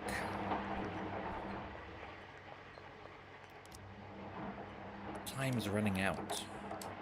Oh no, another day. Less than 100 days left on my sentence. Hey, surely you should be glad about getting out. Why are you so down? You don't understand. Getting out would be a disaster for me. Do you know why I'm in here? Last year I broke into a random house to steal some money. I climbed up the drain pipe and went in through the window to the second floor bathroom. It turned out the woman who lived there was taking a shower. So that's voyeurism as well as burglary? My bad luck struck again. The broad had a face like a dropped pie and a breath like a mouth-full trash can. When she said that I had defiled her purity and had to marry her, I was so scared I called the police and turned myself in. Wow, interesting story. I didn't expect that twist at the end. You think that's the end of the story? Oh no, not by a long shot. My brother's some big-time mob boss. He said if I didn't marry her, he'd have me castrated. Damn it, man, I'm still so young. Now I understand why you don't want to get out of here. Unlucky opossum who end up in big trouble due to a failed burglary. Now one-sided love that he cannot escape, and even in prison haunts him like a nightmare. If he does not go ahead and marry the woman, he will not bear to think about the consequences. Now, less than 100 days to his release, will he be able to resolve the crisis?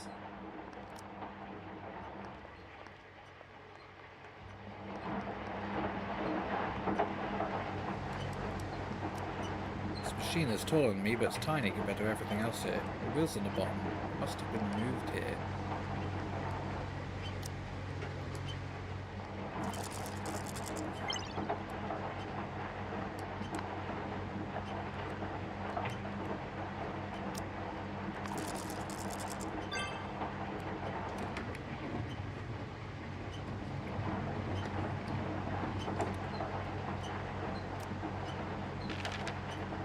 Workers must be proficient in use of the iron. Take up an iron to start ironing, put it down to stop. The ironing times for 5 types of clothing. Top, 11 minutes. Pants, 10 minutes. Vest, 9 minutes. Underpants, 8 minutes. Socks, 7 minutes. The closer the actual ironing time is to the specified time, the more pay the worker will receive. In order to improve efficiency and reduce costs, each worker must finish the ironing 3 items of clothing in succession before he can receive his salary. The iron is fit into with an anti-theft alarm. If the iron is disconnected from the power cord, it will trigger the alarm as use it with care. 11, 10, 9, 8, 7. I see.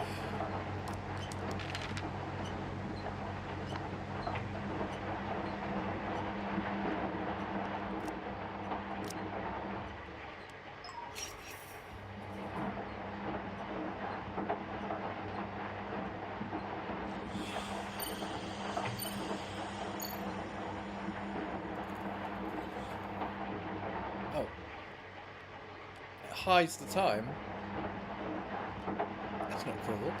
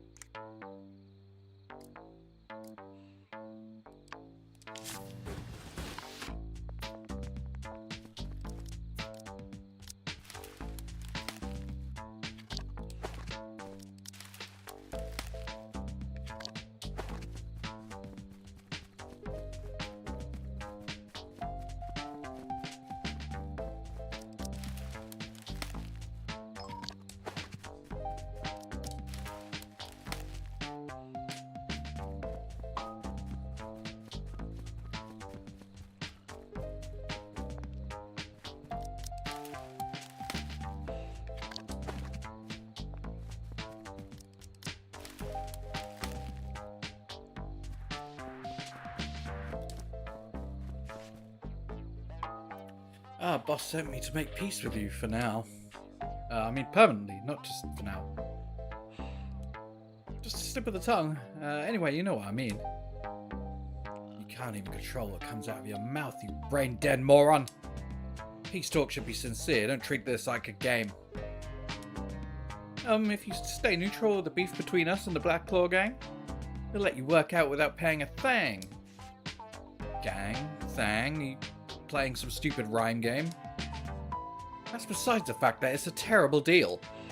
Your crappy rhyme alone wants to make me punch you until you kneel.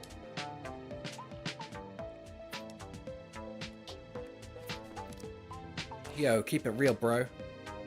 There's a paperclip in his pocket. I'm a B-52 dropping bombs on your head. Scurry, little insect, we're gonna make you dead. Yo, what do you think? These are 2 lines of the bomb for real. Took me all night to come up with that punchline. Not bad, I guess. That's how prison gangsters like us rapping here in the big house. You seem quite happy in here. For sure, man. Ain't like you. I'm here to further my education. Tell you a secret, you know why I'm in this joint? 3 years back, my boss did something real bad. I took the rap for him. You know what that means? It means Vincent the Hyena is the boss's chosen successor. When I get out in a couple of years, I'm getting my own territory, yo. I befriended Vincent the Hyena. A cynical hyena assumes himself as a gangster rap star in the making, and seems completely unfazed by life on the inside. In fact, prison is almost like a vacation for him. It turns out he's doing time for his boss on the outside. According to the gang's code, he'll be given his own territory when he gets out. His dream of being a big shot in the gang is about to come true.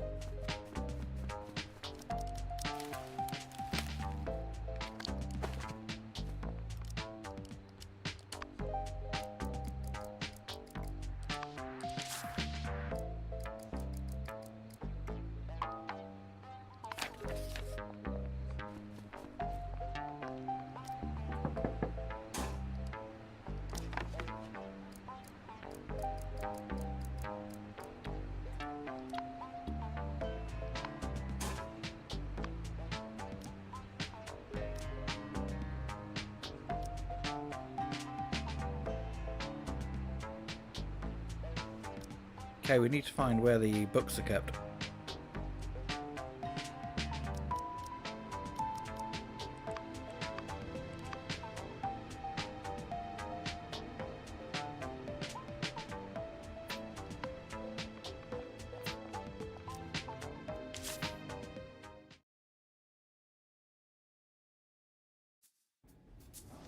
Sofa, pool table, and music. This place doesn't feel like prison at all. Has some comics and adult magazines on the shelf.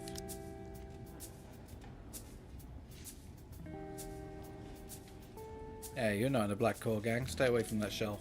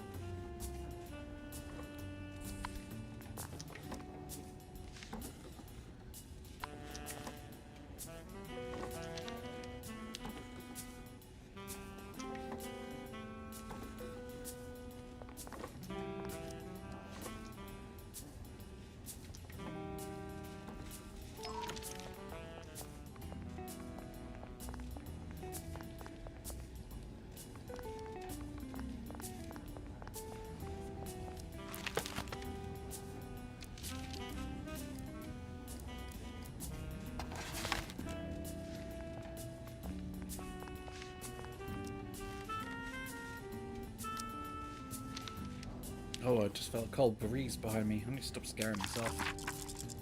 Oh no, failed. It flapped its huge sticky wing membranes that floated beneath the faint starlight. The creature let out a near-piercing shriek like nails scraping down a blackboard. Definitely having nightmares tonight.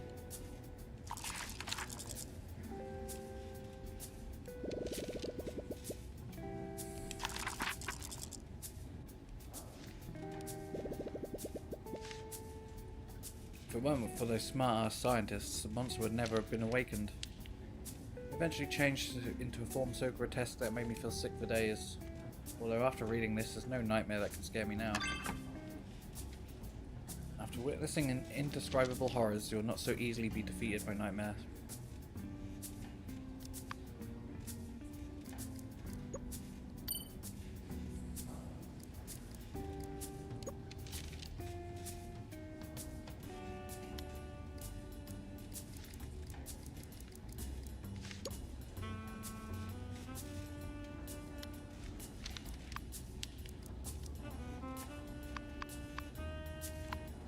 That completes the barbershop job.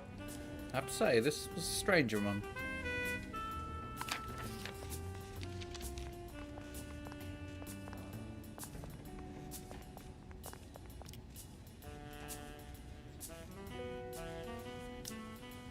Hey buddy, you want to hear some good news? Ever heard Treasure Island? I've read the novel. No, the Treasure Island I'm talking about is the hottest investments right now. Listen, last year a shipping company discovered an island. Prospectors found it was a huge gold deposit.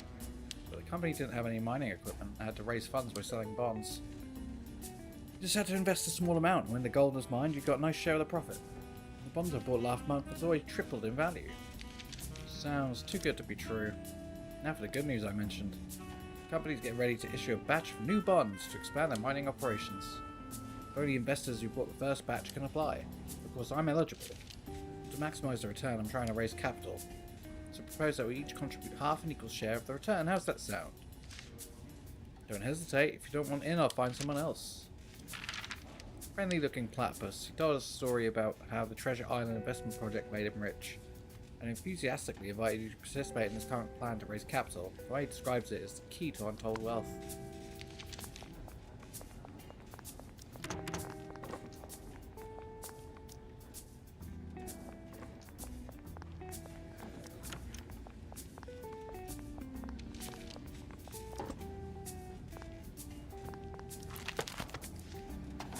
Game of Kings.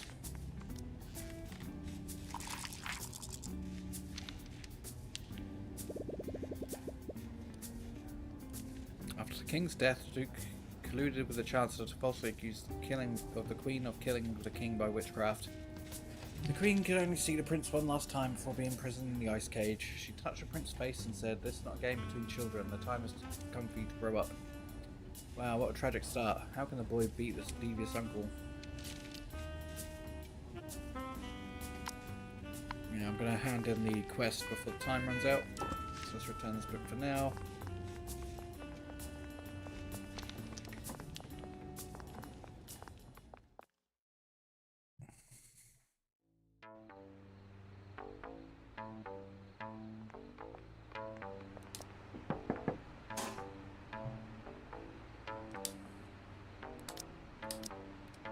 So, was the book as scary as the client said? If you want to know, you're going to have to read it yourself. Left foot fetish. Or the last straw.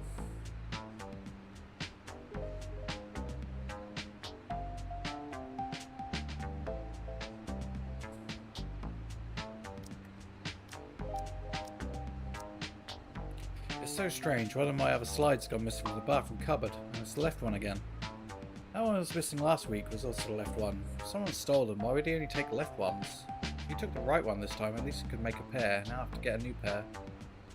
Get one pair of slides.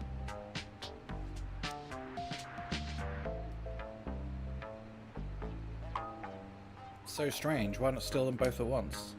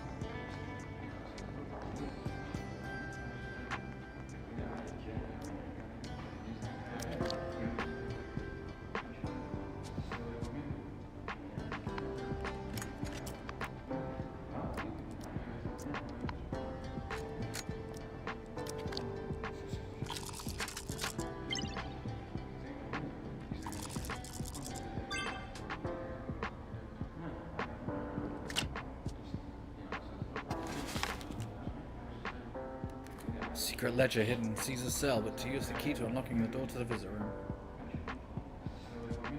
It's a record of the Black Claw Gang's outgoing money transfers. The largest monthly amount only has an account number, the payee name is blank. Suspicious accounts. Is Bruce hoping to find something here? That isn't my concern right now, I just have to take it to him. Take it $100 as well. Whatever the hell this is, ground coffee, nice. It's never me. Probably gonna die now. Nothing to see here.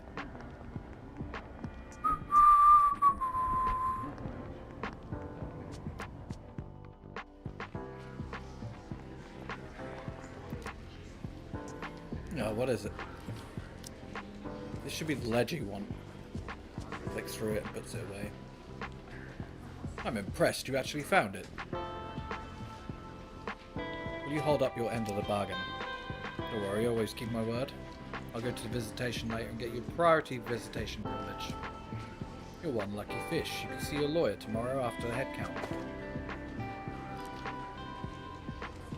I'll solve the visitation problem now, just wait for tomorrow.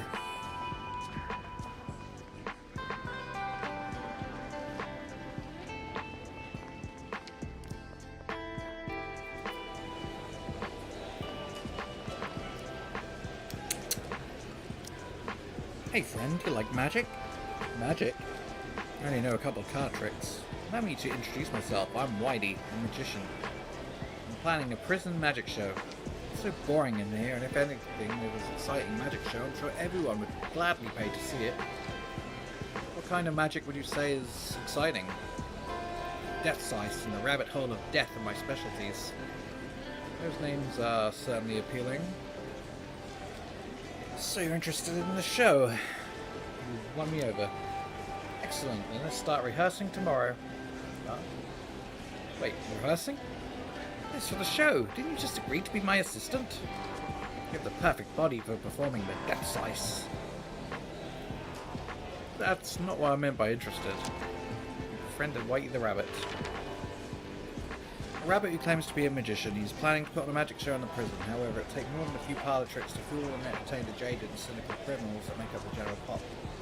That's why he plans to stage a death-defying spectacular to attract an audience. He showed an interest in the show, but never expected that he wanted you to be his assistant. A repertoire of magic tricks such as Death Slice. You have the courage to join him on stage? Maybe. What's this guy? Financial services? Even in prison, money's so important, right? That's why the Black Claw Gang provides loans and savings. Short of money, you can come to us for a loan. We won't charge much interest. And you have 3 days to do what you gotta do and then pay the money back with interest. Word of warning, the Black Claw Gang hates it when folks don't pay up at times, so you better not try it. Not everyone in here's broke, some are even rich. If you don't feel safe having too much money on you, or if you want to make your money grow, then save it with us. We pay high interest, but you have to leave the funds with us for 3 days.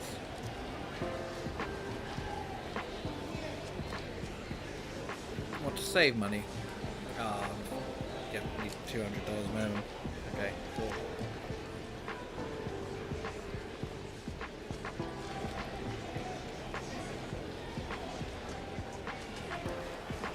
What time is it?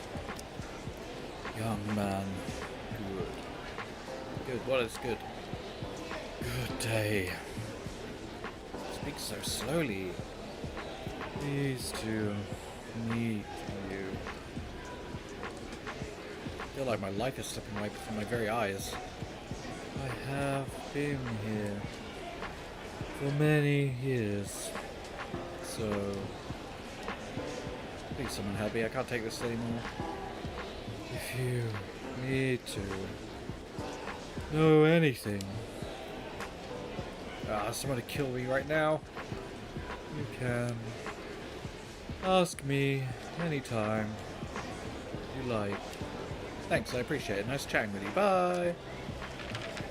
Tortoise with a huge shell on his back. He's clearly very old, but as everyone knows, it's difficult to tell how old the tortoise actually is. Although he's quite friendly, he's extremely slow speech and strange broken sentences that make attempting to communicate meant to be arduous. Unless you have patience of a saint, it's better to avoid getting in conversation with him.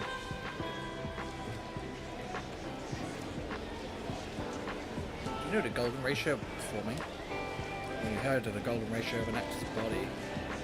That's the difference between you movie and TV actors and us stage actors. To capture the audience, the performance needs to be at 61.8% true and 38.1% false.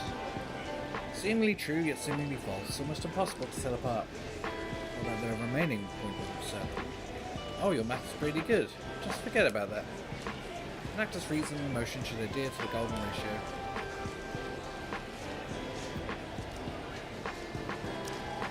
You here for an autograph? You'll need to bring your own pen and paper. An autograph? No. Forget it, I was just kidding around. I know no one remembers me after all this time. So you're an actor. Oh, not just an actor, I was a superstar back in the day. I'm the one who played the Comet in Neighborhood Avenger. Oh, I know the Comet, the superhero. His lightning speed and never takes off his mask. Yeah, that damn mask. That's why no one knows it's me who played him. The audience only recognises the Comet.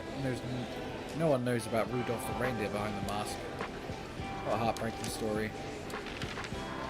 Rudolph the reindeer. A reindeer with huge antlers and imposing physical presence who played the Comet in the popular superhero movie Neighborhood Avenger. However, despite the popularity of his character, he remained almost unknown as an actor. The fact that a masked hero could never show his face leaves a bit of taste in his mouth.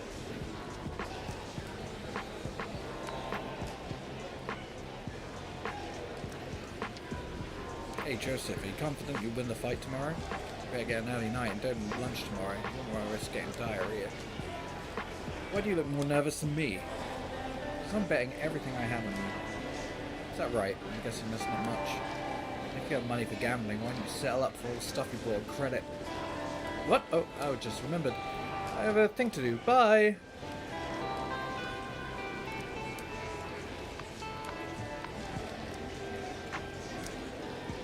Hey man, who do you say is the most trustworthy friend in the joint? Money? No, your fists are your only real friends. Remember, it's dog eat dog in here. If you don't have the skills to defend yourself, you'll be easy pickings. Oh, so... I've got just the thing to turn a little fish into a badass shark. Joseph's boxing lessons. Taught by yours truly, former professional boxer Joseph, aka the Whirlwind. Just 10 lessons will make you invincible in a prison brawl. Right now it's a special offer, only $500 per class, how about it? Let me think about it. Hey, if it's too expensive for you, we can negotiate. Give yourself a chance to get stronger. Joseph the kangaroo. A kangaroo with a strong, muscular physique. As soon as you meet, he tells you his fists are your only real friends, fury of surviving in prison. As it turns out, his goal was to sell boxing lessons. As a one-time professional boxer, there's no doubt that he knows his stuff, but the outrageous cost of the lessons make you wonder if he actually has any students. This is bad. Hi.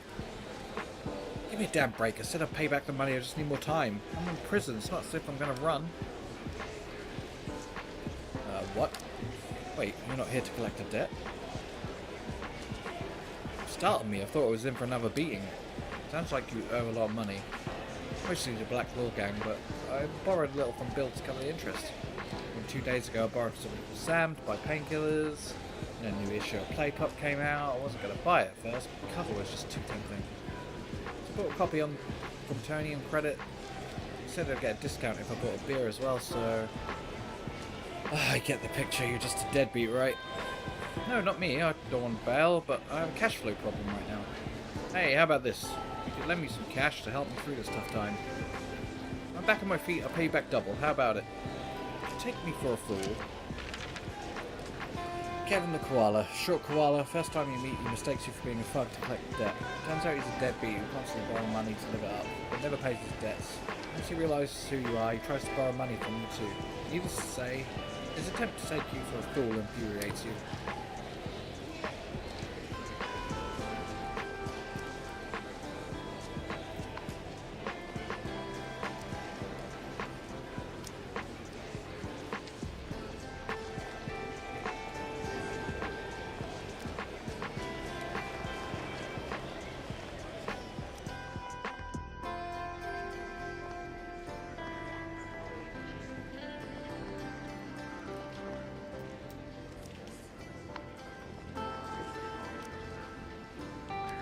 Bro, is it true you ate bamboo when you were back home? Oh, green bamboo and fine alcohol are a match made in heaven. Just thinking about chewing something that tough makes my teeth hurt.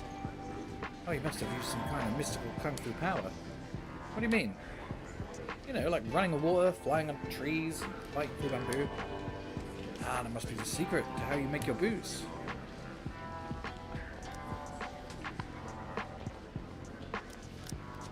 Hi, Mr. Boar. Shit, I have to explain in every single new guy. Listen, I'm not a boar, I'm not a warthog, and I'm not a hog. See my tusks? I'm Babarusa. A real tough guy. Oh, sorry, it's just that they look quite similar. Forget it, I'm not surprised. We are pretty rare. Because our tusks pierce the snout, that's extremely painful. A lot of youngsters have them removed before they reach adulthood nowadays. It's ridiculous.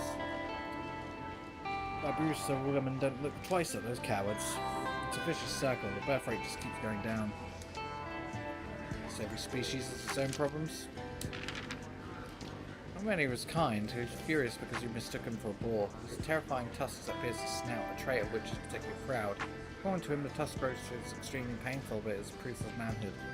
Among his kind, cowards who are too afraid to grow tusks don't not get any female attention.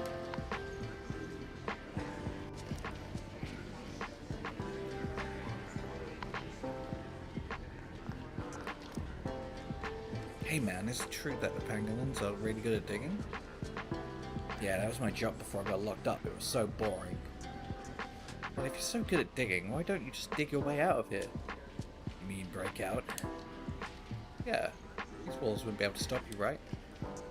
First, I'll be released in a few years. No need to risk it. Second, my real enemy is out there. I might live longer in here. If only we could swap bodies. Yeah, if only, that would be great.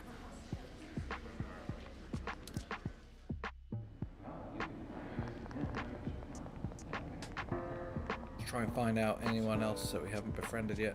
Although I'm not sure I have any points left. Yeah, we do not have any focus points. May as well go to bed.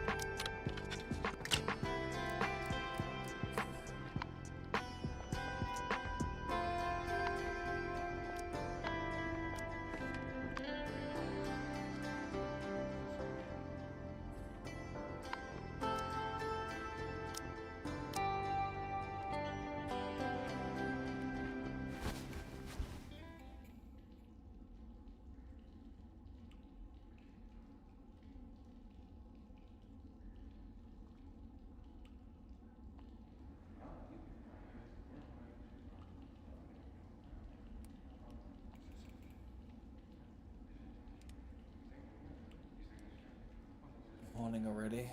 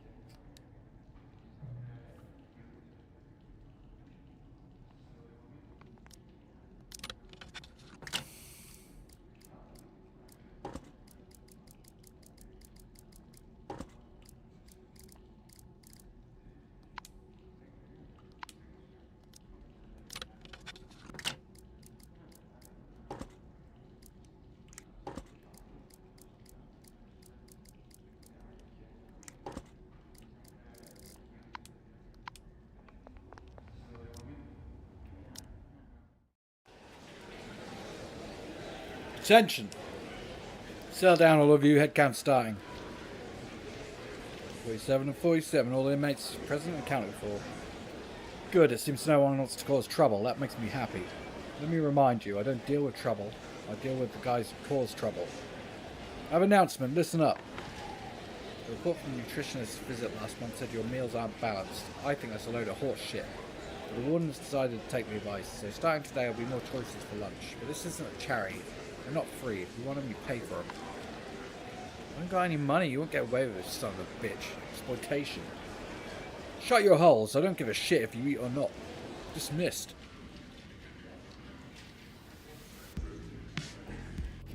Fish, you stood up so straight during head count, it really made me want to pin a medal on you. Not interested in your medal, you know what I want. Okay, I'll quit messing with you. I just heard from visitation that your lawyer's been notified. Now get your ass to the visit, but remember, don't go causing any trouble.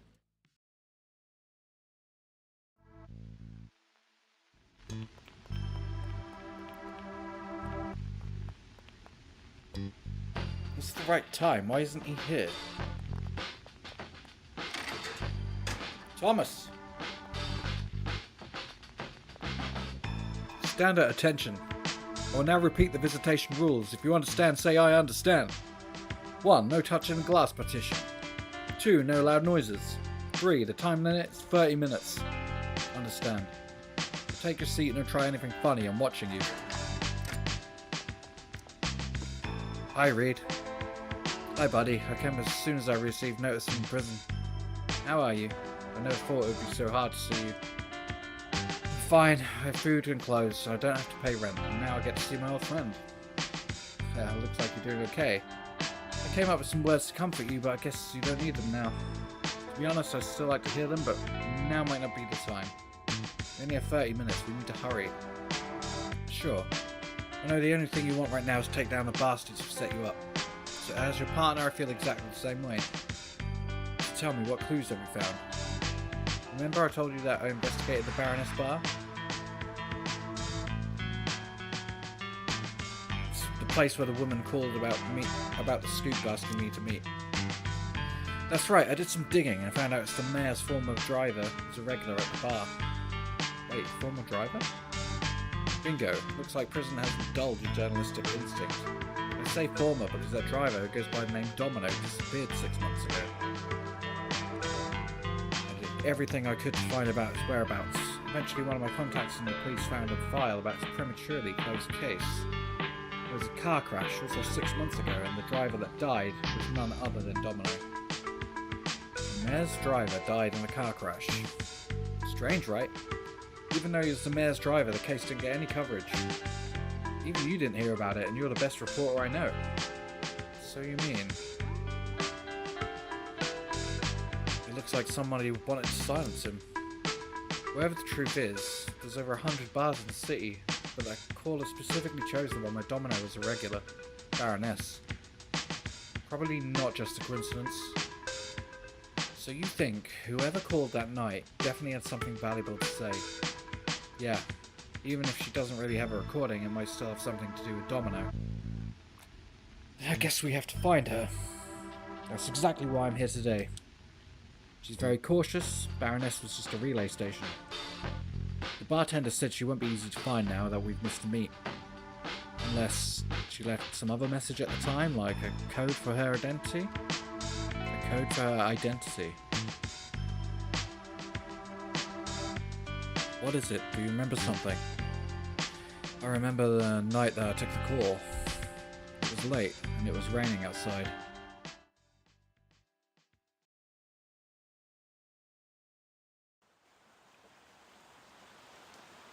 A few months ago.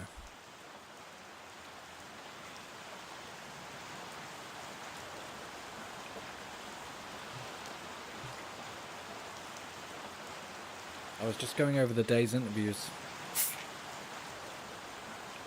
Oh, the data shows the lung infection rate of residents increased by 25% after the chemical plant was built. And the incidence of skin diseases in children shot by 40%? Holy crap!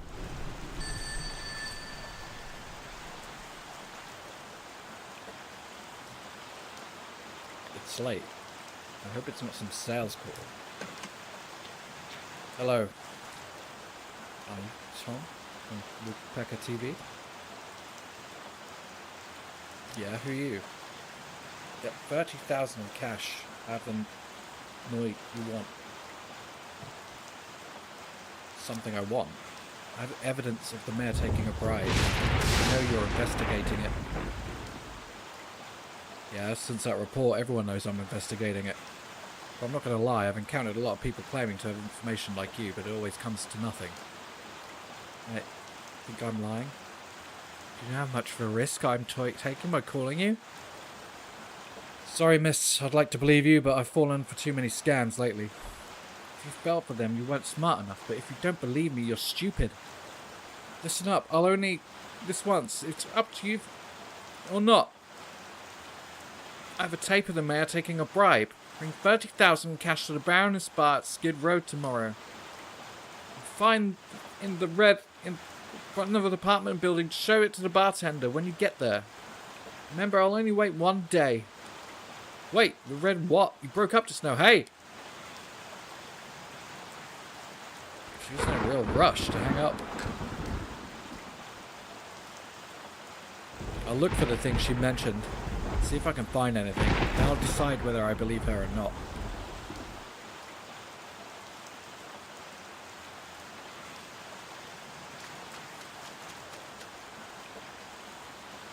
It's raining cats and dogs. I should have brought an umbrella.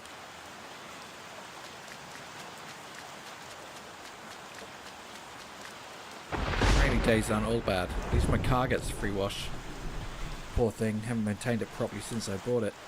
The right wiper broke ages ago and the trunk's always unlocked. I promise I'll take it to the repair shop and get paid at the end of the month.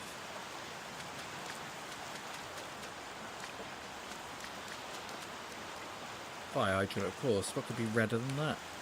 The rain is so heavy, even if she did put something on it. It would have been washed into the drain by now. It's really coming down a bit on the wander too far.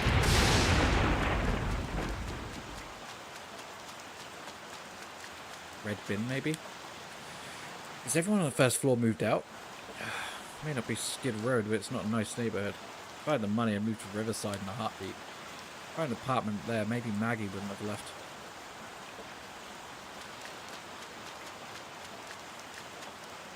A red trash can?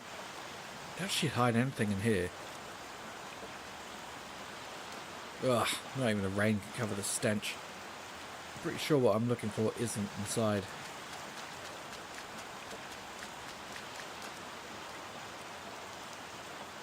This road sign has the word red on it. I don't think she's interested in playing word games. Billboard with red ink on it. Apartments for rent, only $2,000 a month. Limited availability. Don't miss out. Call now. Looks exactly the same when it was put up a week ago. No special marks have been added to it. Can't be what I'm looking for. Although, has the rent in the building really gone up to $2,000? Guess I won't be paying $1,500 for much longer.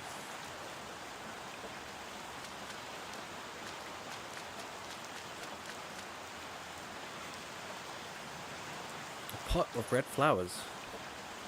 She wanted to hide something on a busy street. This would definitely be a good place. Hidden in plain sight. I'll take a look. Ah, the soil in this pot seems to be disturbed not long ago. I think I found something. A card. Lucky it was buried quite deep. It's still dry. Let's see what it says. What's this? Looks like it's been stamped on.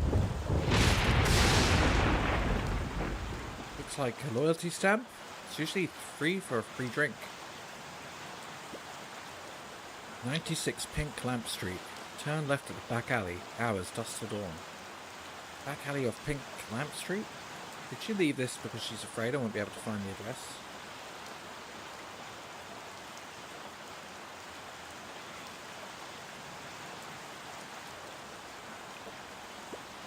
Enjoy our nocturnal pleasures. Is that the name of a cocktail or something else? Baroness. That's an interesting name. It's just an ordinary business card. Although it seems they offer more than just drinks. I guess she's just trying to lure me to the bar to bleed me dry. If Reed ever finds out what happened tonight, I'll never live it down.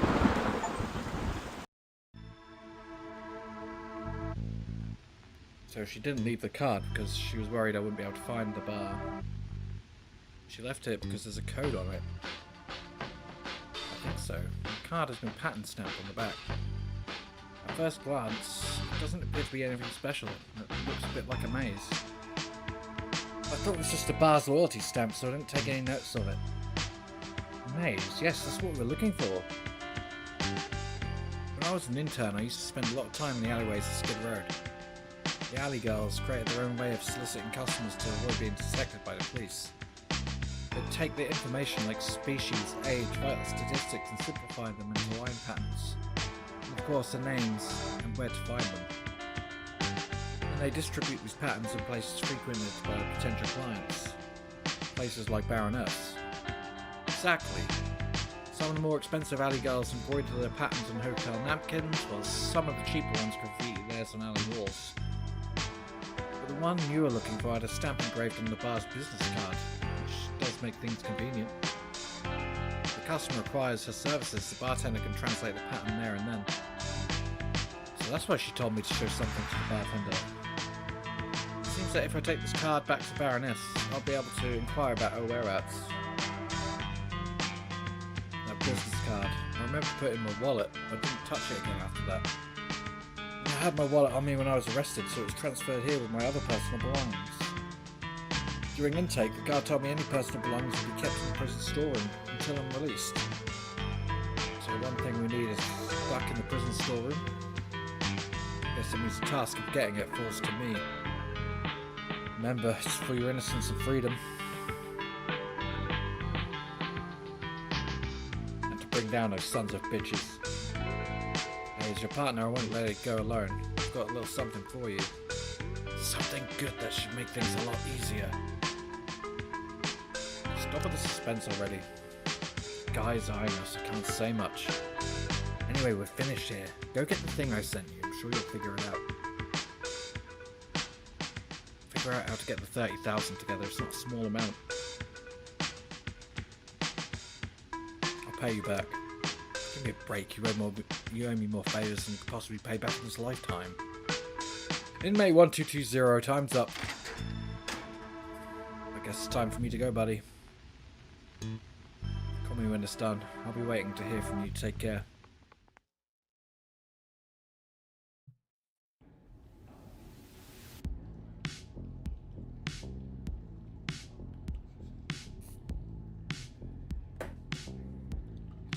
Inmate property storeroom. I can tell the name that no prisoners are allowed anywhere near there. If I want to get in, I'll have to at least find out where it is in the prison first. Just before the visit ended, Reed said he'd send me something that would make it easier for me to move around here. First, I'll get my hands on whatever that is that might be able to help.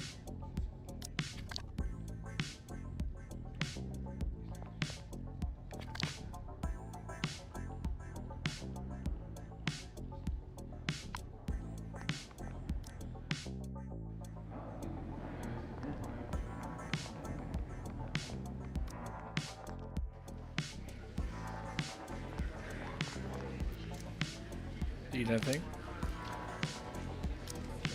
Is this a place to collect things sent from the outside? That's right, what do you want to collect? A letter or a package? Maybe a package? Doesn't matter, it doesn't make any difference. I'll tell the truth, the mailroom is too busy to handle all the incoming mail. Now the warden has gone and introduced a package service to boot. I'm sure you heard. The guys in the mailroom can't keep up for inspecting the mail, let alone organise and sort it. So you can imagine the mess it's in when it's handed over to me. Looks at the cart next to him. It's all here, but I don't have the time to sort through it today. If you want to collect something, you can search for it yourself. Good luck finding it.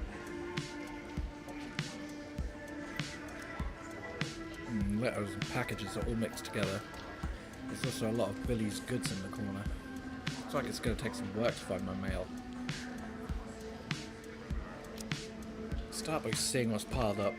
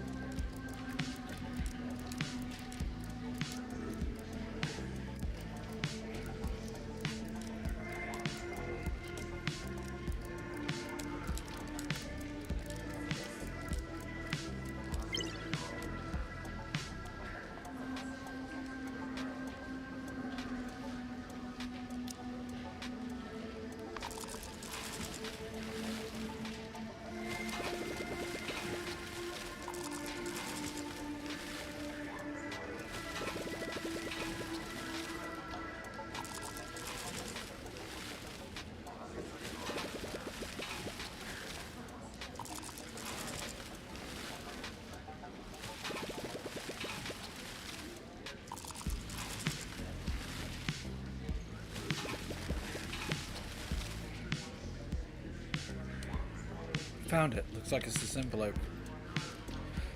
Reader saw his terrible handwriting for a lawyer. A mysterious letter from Reed apparently contains something that helped me around the prison. Place is full of prying eyes. Better go back to my cell and open it.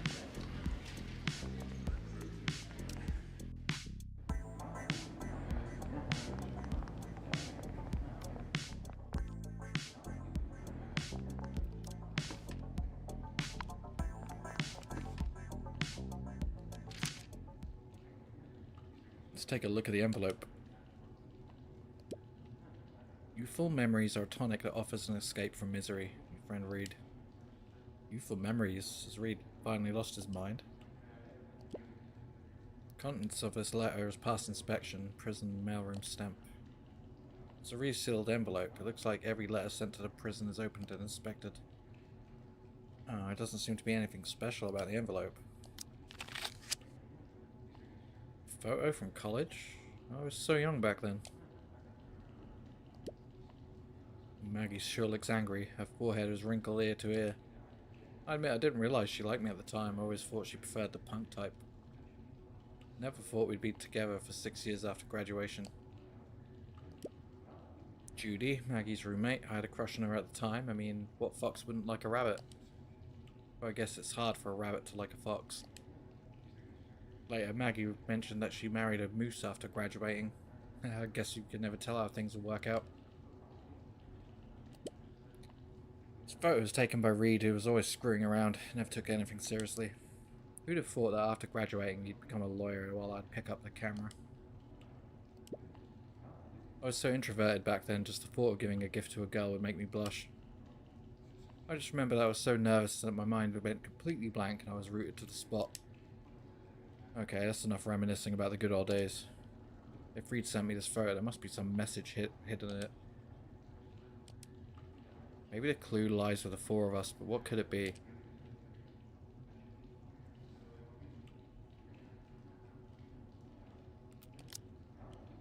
My memory serves me. It was a stupid gift. It's one of Reed's terrible ideas. Could that be the clue?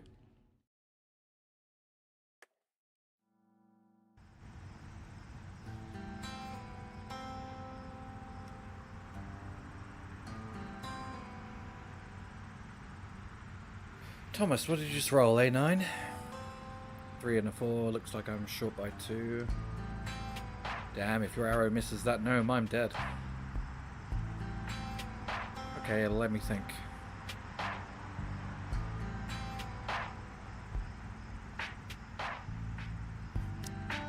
How about I cast a skill to shoot another arrow? Maybe I'll hit it this time.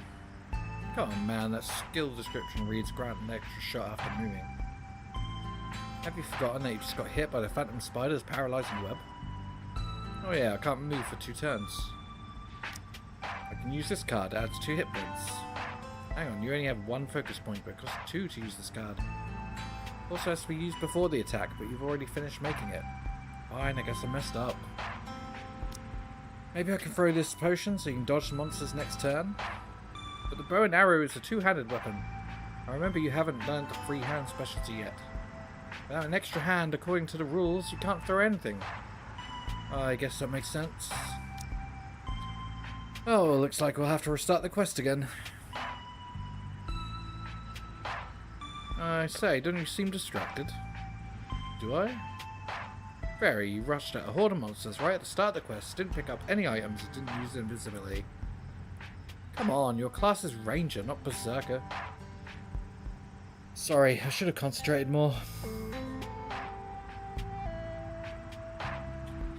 Still worried about what gift to get for Judy. I'm right, aren't I? I can read you like an open book. To be honest, I'm not even sure I want to give her anything this time. You know, ever since I asked her to the movies, she's been acting weird to me. Man, why are you so hesitant when it comes down to the crunch? I didn't see you being so overcautious when we were up against the monsters just now. If you fail a quest in the game, you can just start again, but when it comes to feelings, sometimes you only get 1 life and no continues. Why are you looking at me like that? Hey, I just thought of a way to make you invincible in your love quest. I smell a bad idea. Brave adventurer, go to the bookshelf on the left, right next to my camera. There you'll find a film canister. Open it, and a great treasure will be revealed. Put aside your doubts, adventurer. You cannot even shoot a monster. Trust in my guidance. Very well, Master Reed. Guess I'll go take a look at this bookshelf then. After sitting so long, I could do with stretching my legs.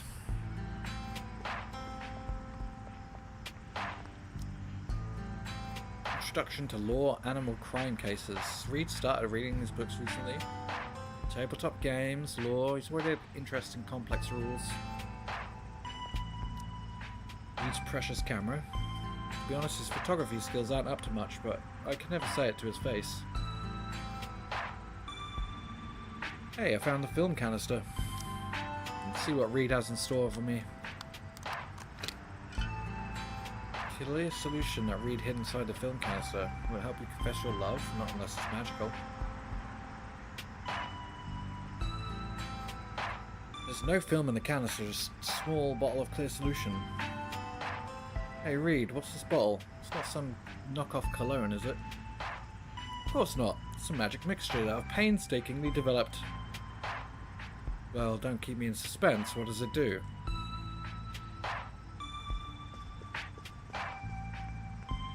I borrowed it from the school's darkroom. It's a special photographic developer that changes colour when exposed to high temperatures. You know, the advanced math finals are pretty tough. I need all the help I can get. But to help my best friend with his romantic struggles, I'm willing to give it to you. Now I'm really confused. You're worried that you'll be embarrassed to see Judy again if she rejects you, right? Well, this will let you avoid that.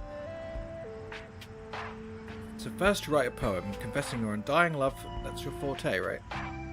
Then you use the developer-like ink and write your poem on something. It has to be something that gets hot when you use it. Then you just wrap it up and give it to Judy. So you mean, if she has feelings for you, she'll definitely use the thing you give her and see your love poem. If she doesn't have feelings for you, even if she just accepts the gift to be polite, chances are she won't use it. In that case, she'll never find out about your secret crush on her, right? What is something that gets hot when you use it? Let me think.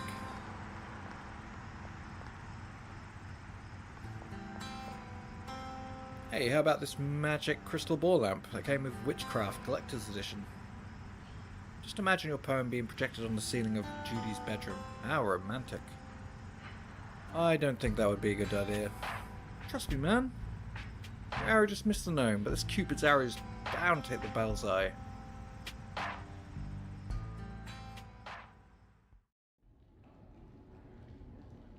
Photographic developer that changes color when exposed to high temperatures. Is Reed trying to remind me of this? Could that mean...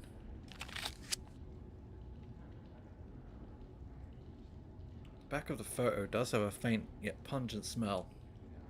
It doesn't feel very smooth. Reed must be up to his old tricks again. There must be something written on it.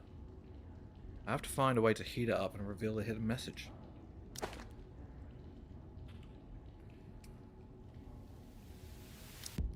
I could use a match, probably the simplest way, but a more stable heat source would be quicker.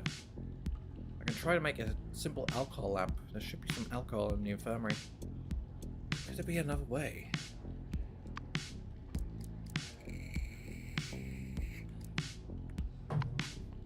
Well, I do have alcohol, which helps. But we need matches.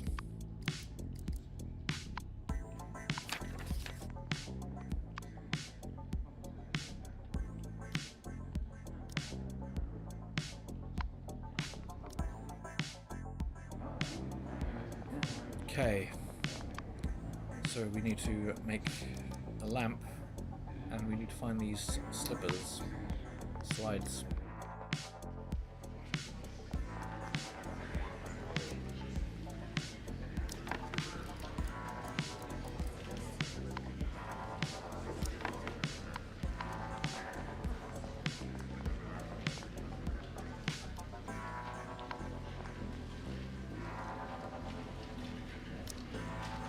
Hey fish, do you know how to make friends fast in here?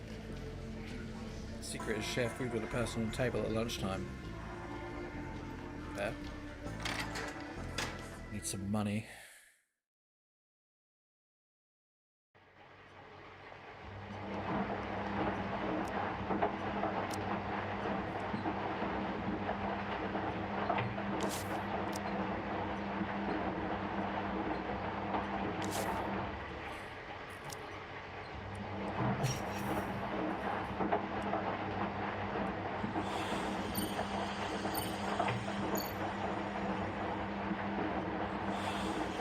Seven, 8.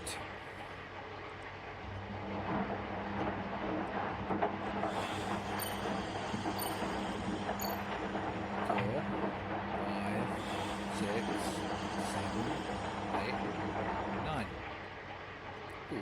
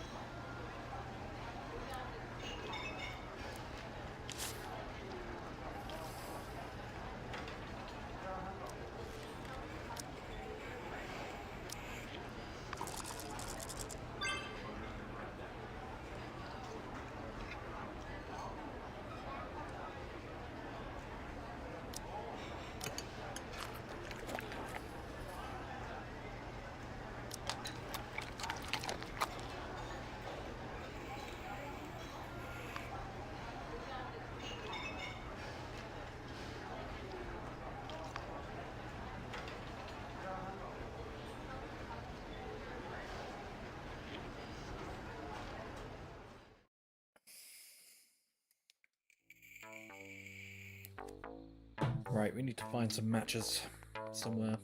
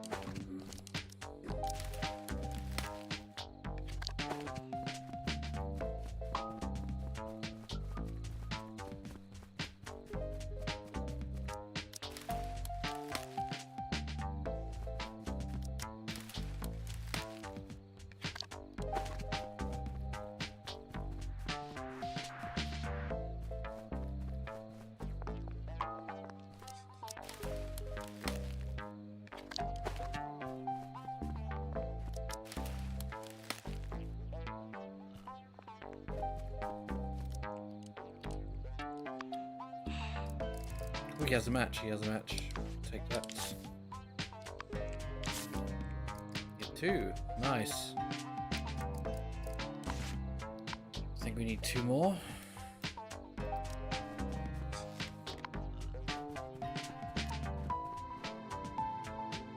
So basically, bandages, painkillers, medical supplies, much you can lay your hands on. Oh boy, it seems we're really going to war with the Bigfoot gang. That's right, it can't be much longer now. Didn't Caesar ask Raphael to negotiate the Bigfoot gang? Negotiate? You think we can get by talking what we can't get by fighting? Caesar tends to worry too much, which makes us too passive. Sometimes you just gotta get aggressive and show your opponent that you're not to be messed with. Sounds like Caesar doesn't know you've asked me to get all this stuff. You just get the stuff from the infirmary, I'll take care of any fallout. We need to make sure the Black Claw gang is plan B, a real plan.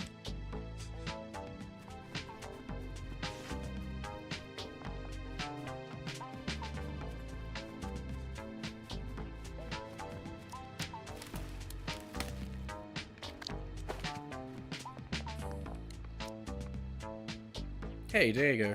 What are you doing out here? You should be working on a way to pay back all the money you owe me. Don't be mad, Tony. I'll be able to pay you back real soon. Yeah? And how do you intend to do that? I don't trust you to come up with any ideas on your own. Sorry, man. It's my secret plan. You'll just have to be patient.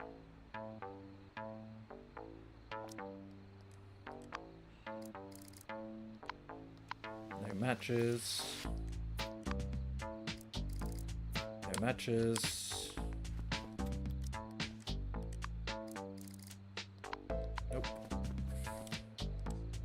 No peace and quiet anywhere. We haven't befriended Winston yet. You're a walrus? What a rare sight. Yeah, an unfortunate walrus stuck in dry land. That's what I call a cruel and unusual punishment. Looks like you're in a bit of a bad mood. Damn right I am. Everything around me is horrible. The houses, plants, dirt, even the air on land is horrible. The longer I stay on land, the more I miss the sea. I used to be a captain. I had a fishing boat called the Winston. Every day I would sleep to the sound of the waves, caressed by a salty sea breeze. But now I just look at my skin, it's so dry that it's cracked. I feel bad for you. Here, there's only one thing I look forward to every day. Rain. But when it does rain, I start worrying that it'll stop. So you know why I'm in such a bad mood. Hulking Great Walrus, who's always in a bad mood because he's confined to land. According to him, he used to be captain of a fishing boat that had the same name as himself. He greatly misses life at sea and is fed up with everything on land. The only thing he looks forward to every day is rain, which must be a feeling that only aquatic animals can really understand. Does he have a match? No, he does not.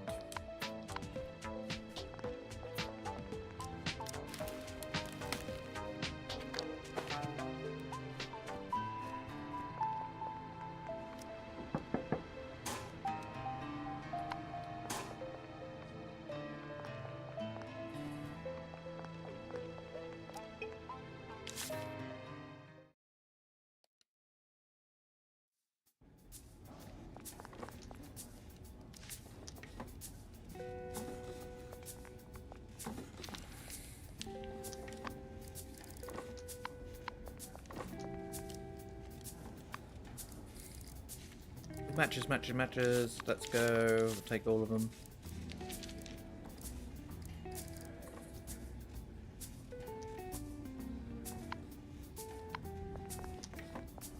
Guess we can spend the rest of the time reading a book.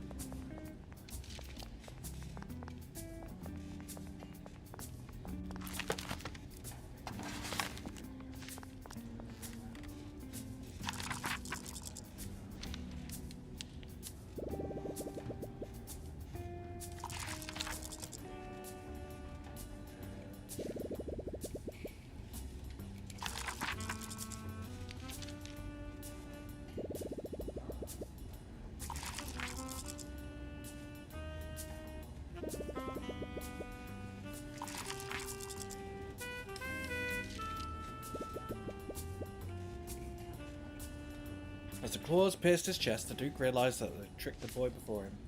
By the boy before him. After 5 years of biding his time, the prince finally avenges his father's death and his mother's imprisonment. The royal throne has been returned to the rightful bloodline.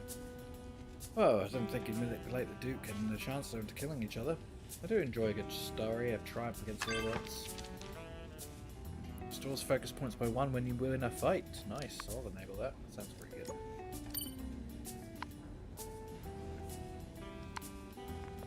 Now I can read the second book.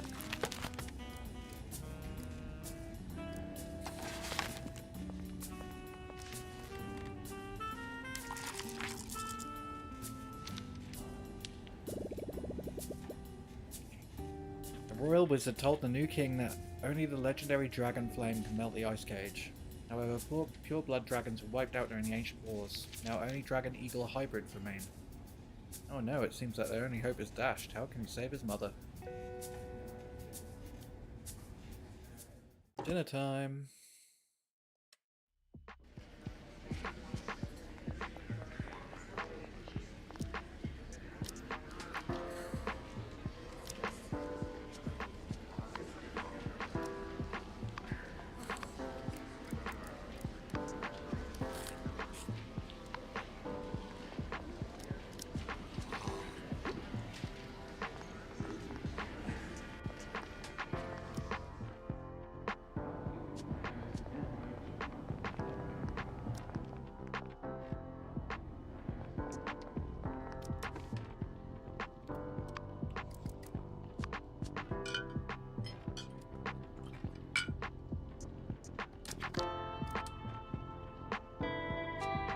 Keep my hands steady, you mustn't burn the photo.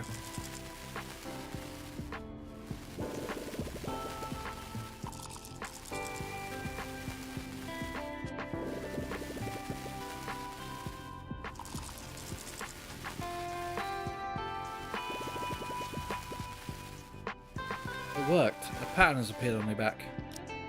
What's this? It's a map. A complete map of the prison.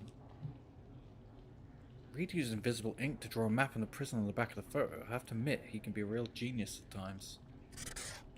The names of the buildings on the map are marked here. What exactly did Reed find out about this information? Could he have a friend in the municipal archives? The building in the middle is the main building. My cell is in the right corridor. Based on the map, the walls of the buildings are much thicker than they seem. The pipe area in the walls must take up a lot of space. This is the administration building located under the yard. The main entrance to the prison parking lot are also located here. But it's where the administrative employees and the warden work. So it's probably difficult for inmates to go there except during visitation. Next in the area on top, the laundry room is against the fence on the left, the infirmary is on the right, and the angular building next to it is... Wait a minute. That building is labelled mailroom and inmate property storeroom. That's the place I'm looking for. And it looks like the inmate property storeroom and the mailroom are in the same building. In other words, if I can find a way to get to the mailroom, I'll have a chance to get to the storeroom. I remember Billy saying the mailroom is really short-handed right now. Maybe I can use that as an excuse to see him again.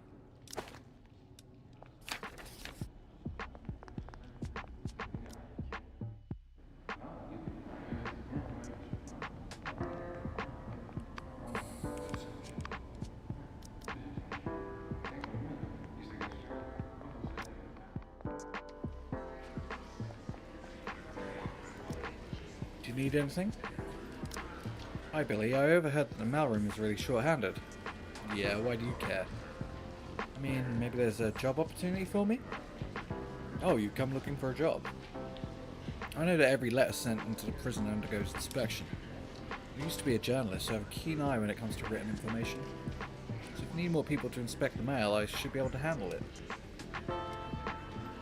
That does sound pretty convincing. But Bruce is the one in charge of work assignments, so usually you'd have to go through him to apply. Usually. If you're sure our journalist is reading between the lines. Since I'm in charge of distributing the mail and the essentials, the warden gives me a little authority too. I can get an inmate pass to the mailroom for the purpose of assisting with delivery. I'll let you go to the mailroom, and when you get there, the guard will give you a job. See, so how do I get your pass? I always keep things simple. $300 and it's yours. $300. Okay, I'll think about it.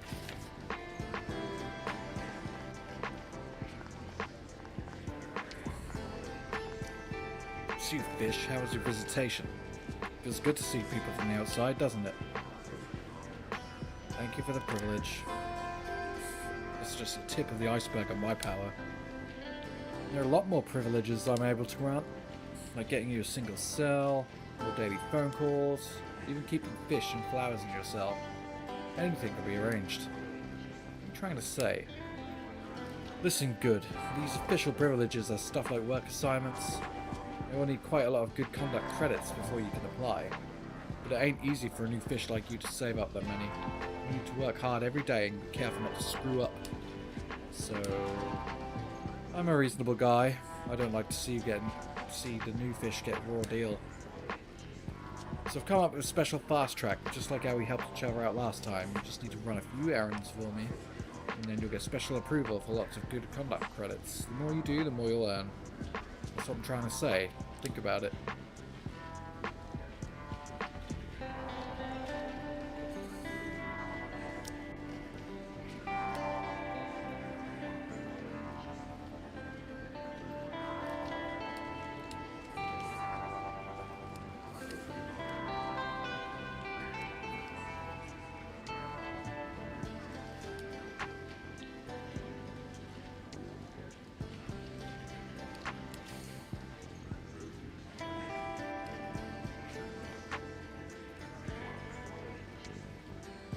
So we could either pay $300 or get the 50 conduct credits.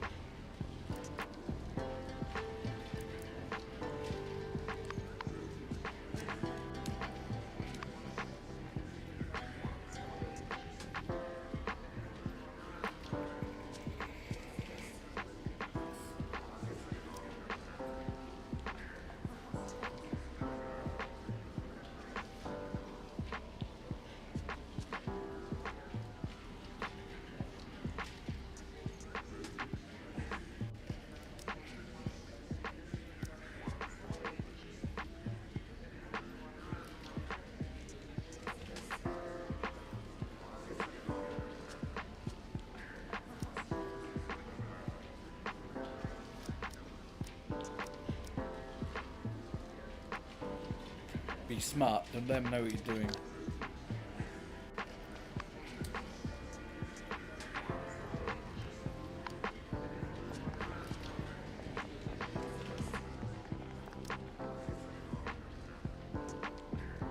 Chaotic fluctuations foretell what is yet to come. Ghostly eyes watch from afar.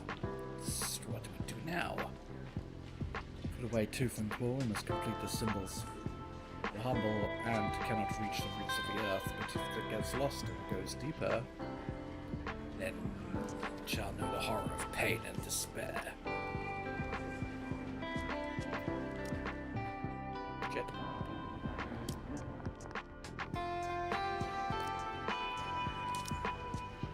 He looks a little creepy. I'd rather not talk to him.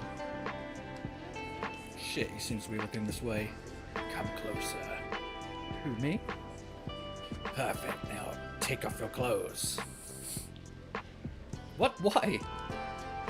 I'm sorry, I didn't mean any harm. I just get so excited when I see a good model. I tend to forget myself. I'm Pickman. I'm an artist. I have a small gallery in the old town. If you know about art, you may have heard of the Infernal Feast. That's my work. I think I've heard of it. But that's all in the past. I'm looking for a new model now. Seeing as you've reawakened my inspiration. I'm already picturing a beautiful composition of you lying in pieces in a pool of blood. In pieces? The theme of my work is the beauty within the process of death. This guy is messed up. Befriended Pickman the iguana. A scary looking subspecies of iguana. He's quite well-known painter before he was in prison, and after meeting you, he invited you to be his model. When you learned of the concept of his new painting, you were overcome by fear and disgust as he wanted to paint you death.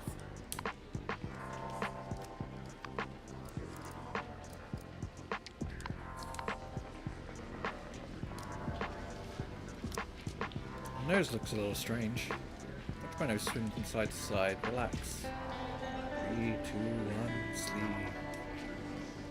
The hell are you doing? How are you still awake? Don't my hypnosis work? Which step went wrong? Did I swing my nose too slowly? Hypnosis. You tried to hypnotize me?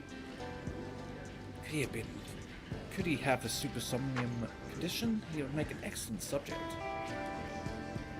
Slide down here. I want to try again using reverse hypnosis. This guy is definitely not normal. I better stay well clear of him. Up here with strange nose and ability to hypnotize anyone without consent. However, he failed to hypnotize you. That's, as he claims, because of your supersomnium. Regardless of the reason, you decided to steer well clear of him. Job done. Good. Guess that makes you freak number 4.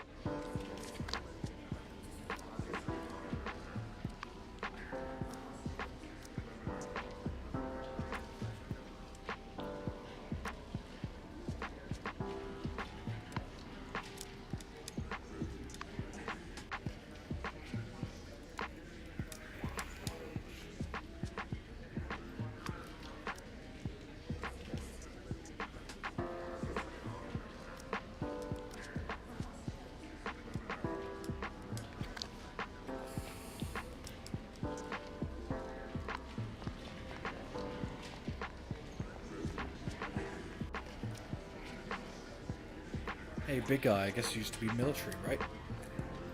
Wanna know how I guessed? I can tell from the way you smoke. What do you mean by that? I mean, someone who stared death in the face with the heat of battle would treat every cigarette as if it were his last. You know which part of the rumour about you I'm most curious about? Say you're a one-man army and that you can take out a whole enemy base with nothing but a pencil. Are you really that good? Just an ordinary prisoner no different from you. Rumors don't just start from nothing. I'll find a way to make you show your true strength.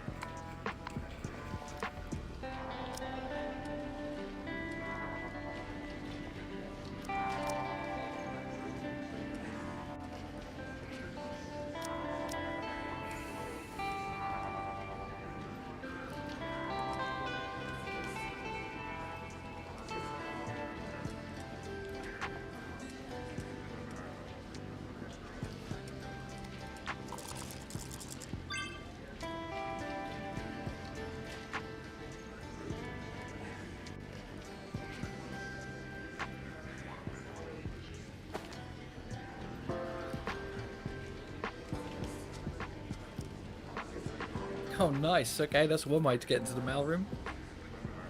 God damn. Don't have to bother with giving him $300. Don't have to bother wasting the reputation points. The good points or whatever the hell they were. Credits.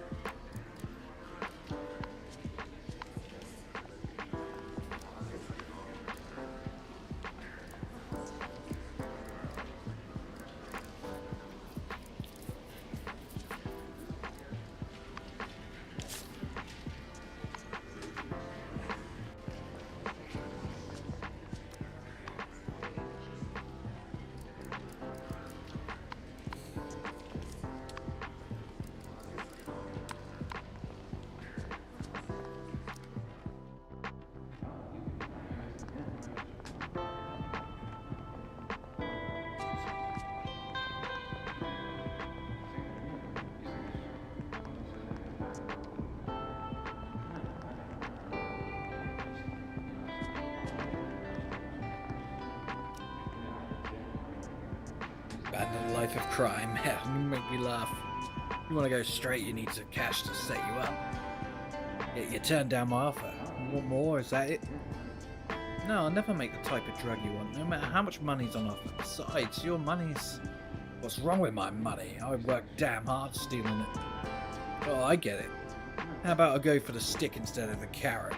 I'll be more than happy to beat you to a pulp if you don't do what I want, Professor Waldo. Strongly advise you not to do that. The Bigfoot gang already tried. I may have ended up in the infirmary, but they stank for days on end. You threatening me? You think I'm scared of your skunk farts? No, I'm just making you aware of the consequences so we can avoid a lose-lose situation.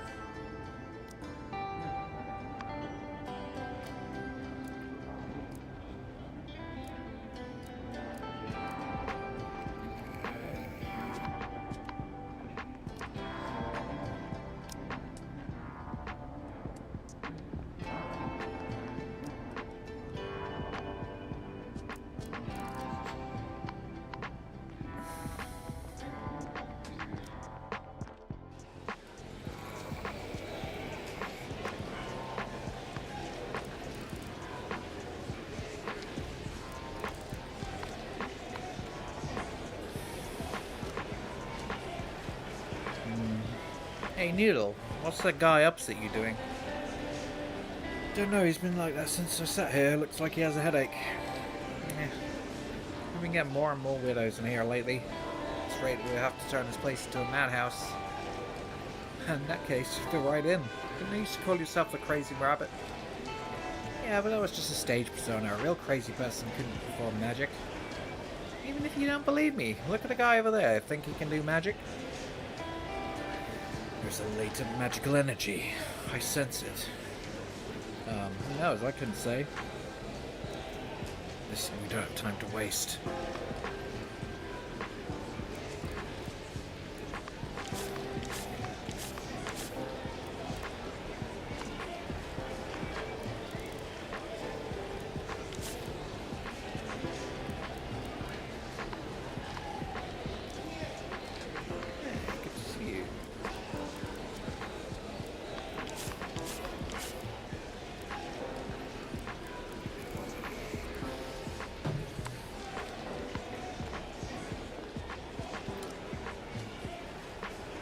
Why so close? Let me remind you, the cameras are facing this way.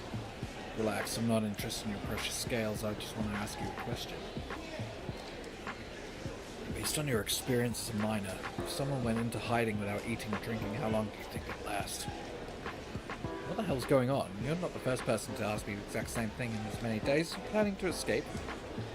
I'm the one asking the question, and believe me, the less you know, the better. No need to put on scary tones, just that... The answer depends on the type of animal. One that can hibernate would last a long time, one that can't wouldn't last more than a month. What about a wolf? Would it last a month? A wolf? Any more than a week and it'd be a goner.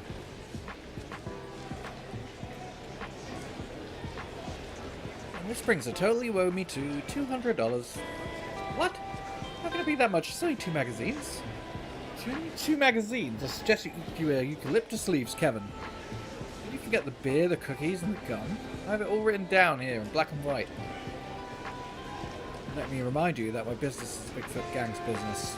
You don't want me to tell Jumbo about this, do you? Jumbo? No, I have enough on my plate with the Black Claw Gang. As long as you understand, so put that little brain of yours to work and think about how you can pay what you owe.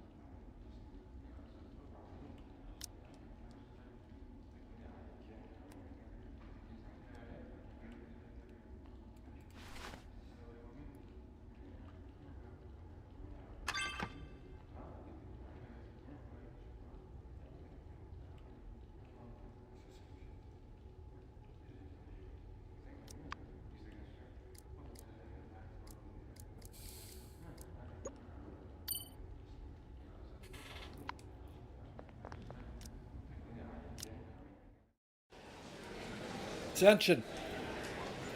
Hey, head count starting, get in line. A little question for you. What are the three most important things to remember during your stay here with us? 1, do as you're told. 2, do as you're told. 3, do as you're damn told. Hope you remember. Now, something new to announce. Some asshole reported that we exploit the labour of our inmates. As a result, the Oversight Committee has asked us to raise wages for prison work. After careful consideration by the warden, inmates can now receive extra pay for working on Tuesdays, Thursdays and Saturdays. Why not every day? I've got a few things I'd like to report to you. Better be backdated about damn time. Quit your yap and save the energy for work. Dismissed!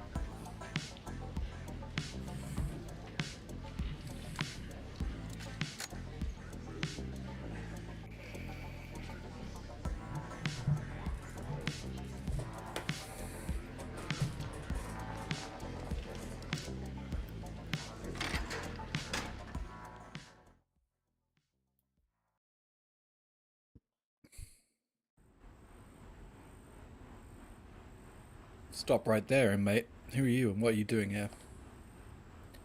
Old William's sick. He asked me to cover for him. I'm number 1220 Thomas. Show him your work card. Is that so? That's technically against the rules, but the old turtle is just too slow. Considering how much work there has been these days, I'll make a special exception. I'm Owen. I'm in charge around here. There's usually 2 guards stationed here, but my partner Chen is on marriage leave. Don't go thinking I can't watch you by myself. Don't try any funny business under my nose. You understand? Yes, sir. Good. Follow me down. I'll explain the job. Look, this will be your partner while you're working here. Surprised? Does this machine look a little out of place around here? Looks very modern. This iron toad is our warden's pride and joy. Because of this, we now have the extra godforsaken job of sorting packages. This is a prison, not a damn airport. Is it bullshit? Oh, it's even worse than that. Let me tell you, I heard that the owner of the company selling this machine is an old friend of the warden. He bought it back for more than market price. Guess how much the warden made as a kickback? Probably a lot. Okay, that's enough gossip.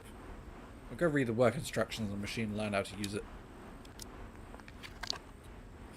Okay, after starting the machine, the conveyor belt will begin transporting items to the unloading area. To prevent overheating, running time is limited to 30 minutes at a time. Conveyor belt has 3 speed settings, low, medium and high. This can be adjusted according to the efficiency of the operator. Stamp each package according to the colour of the metal detector. Light, green light, pass. Red light, suspicious. Collect the letters on the conveyor belt. Letters do not need to be stamped. Attention, the work must be taken seriously. Any omission or mistake will result in deduction of wages.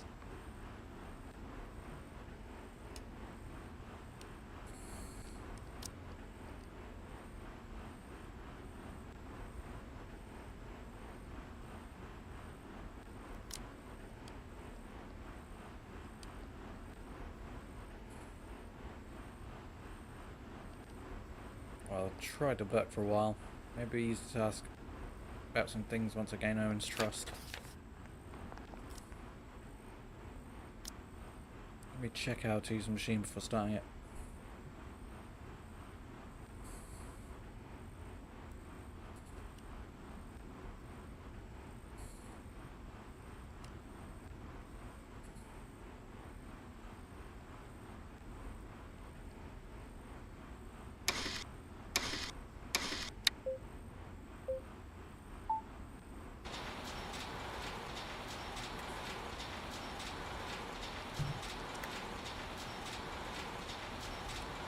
Ah! Okay, okay, alright, alright.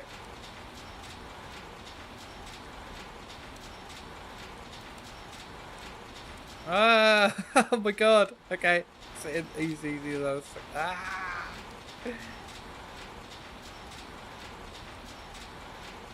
Okay, now I've got the buttons, more or less. There we go.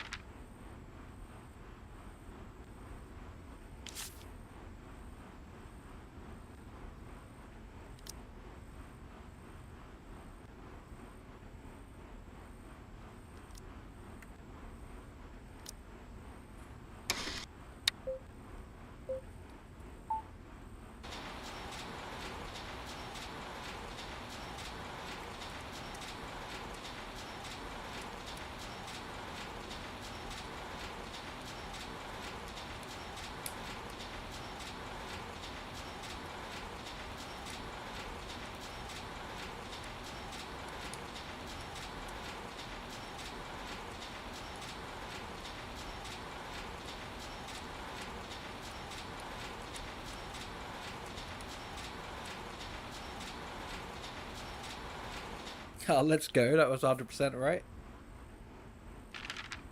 Hell yeah, look at that skill.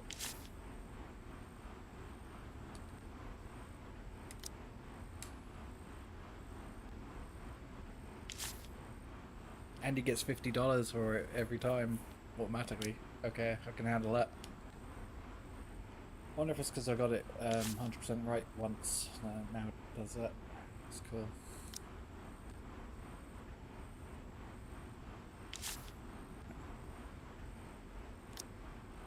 Damn, you get a lot of money for this. Went from pretty much nothing to almost $400. That's crazy.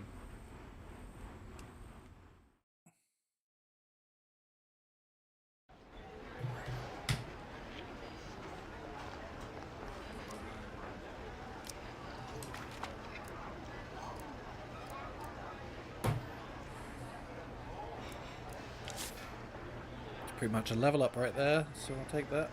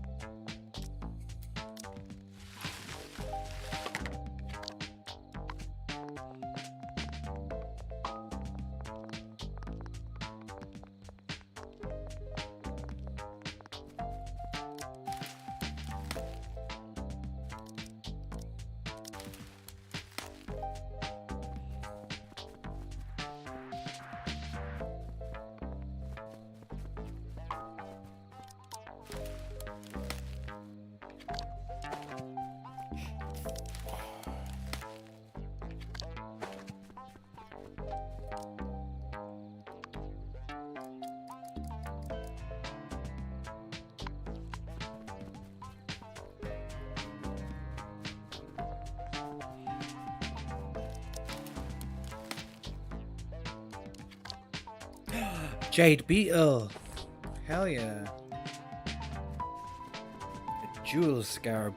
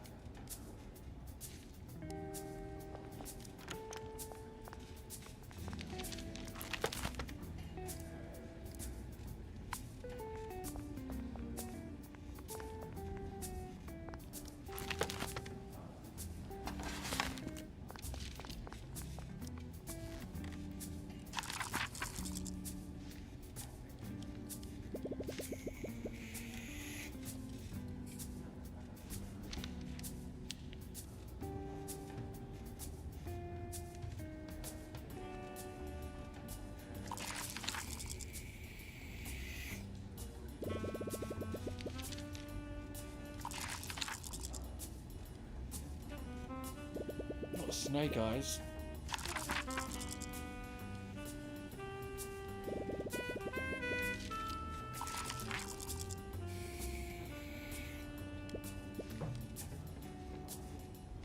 Although I jilted them at the altar, it wasn't because I didn't love them. My act was defying death. There were several times when I almost lost my life because the crops were damaged. I didn't want to see my bride become a young widow, so I had no choice to be a heartless bastard. Oh, it seems I misunderstood him, he wasn't so bad.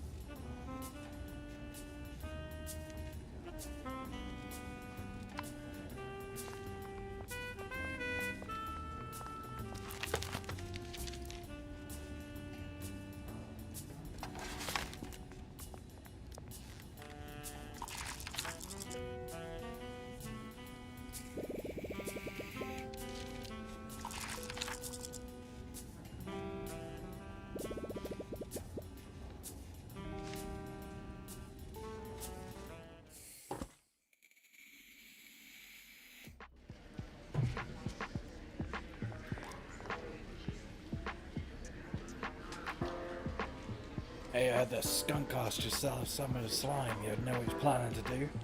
No idea he didn't say what he wanted it for. Ain't gonna use it on me, is he? Is there some trouble between you two? Ain't none of your business, Frog. Just tell me what your slime can do. I'm sure you know, if it enters the bloodstream, it causes paralysis. Ingesting it causes hallucinations. Paralysis. Hallucinations. Ah, I get it. You said he was gonna go straight. I should have known it was bullshit.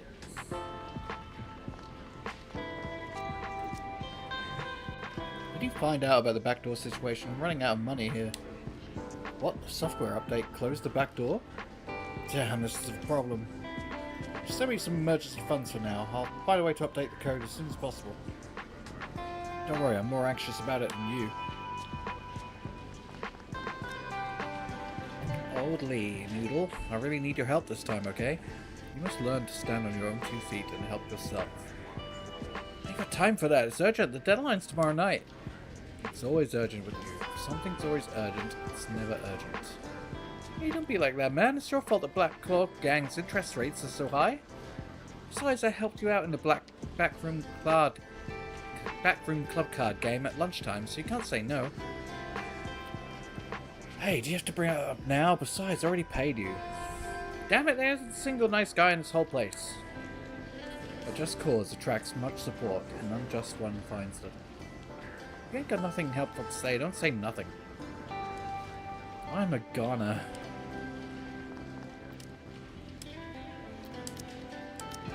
It's about escaping marriage. Escaping marriage is still escape. That book must be removed.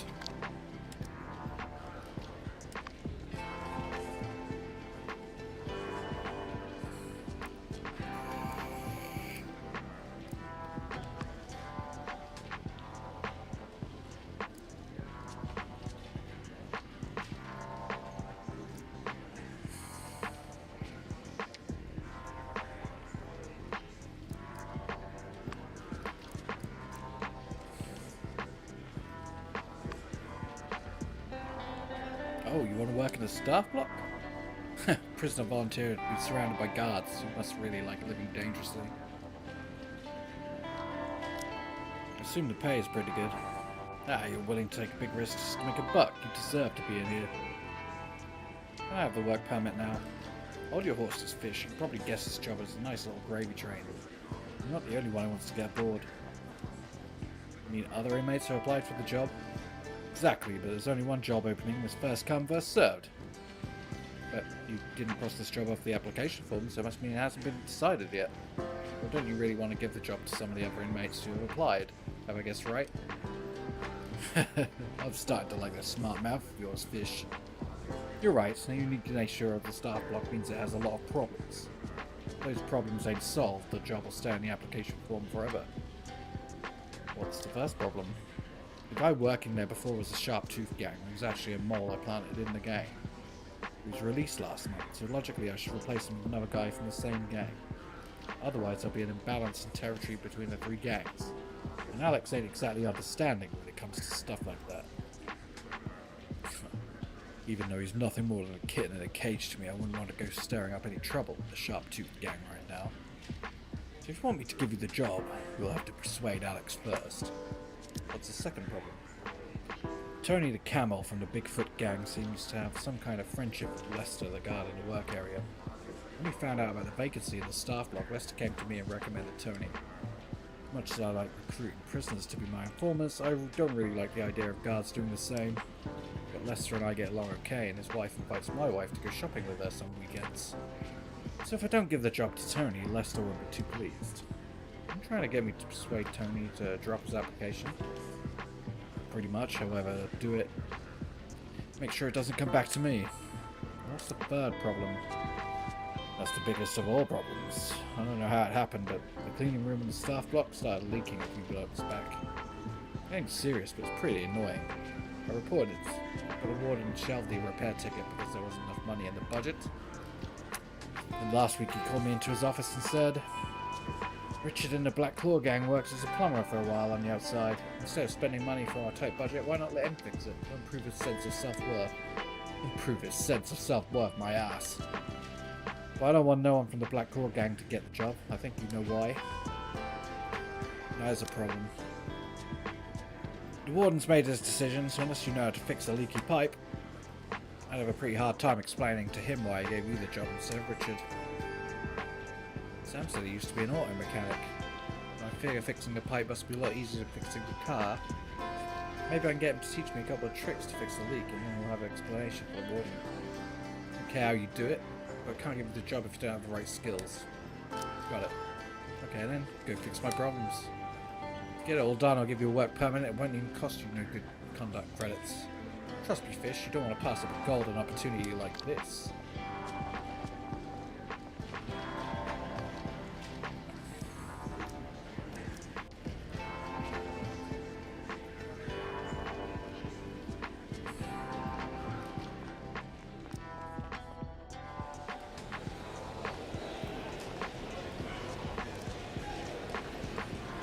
Eddie, you don't have enough money to buy one bond. Maybe try to get some more. That's all I can get. I don't know how to make money like you. I'm not trying to be unreasonable, but buying bonds is like buying acorns at the store. You can't just buy less if you don't have enough money. Each bond is a fixed price, so if you can't afford it, how about finding someone else to share the cost with? You have to hurry. I don't have many left, and you don't really want to miss out. How about we go halves? Hey man, don't look at me. I've already put in as much as I can. All that cash is on a shooting halfway to Treasure Island by now.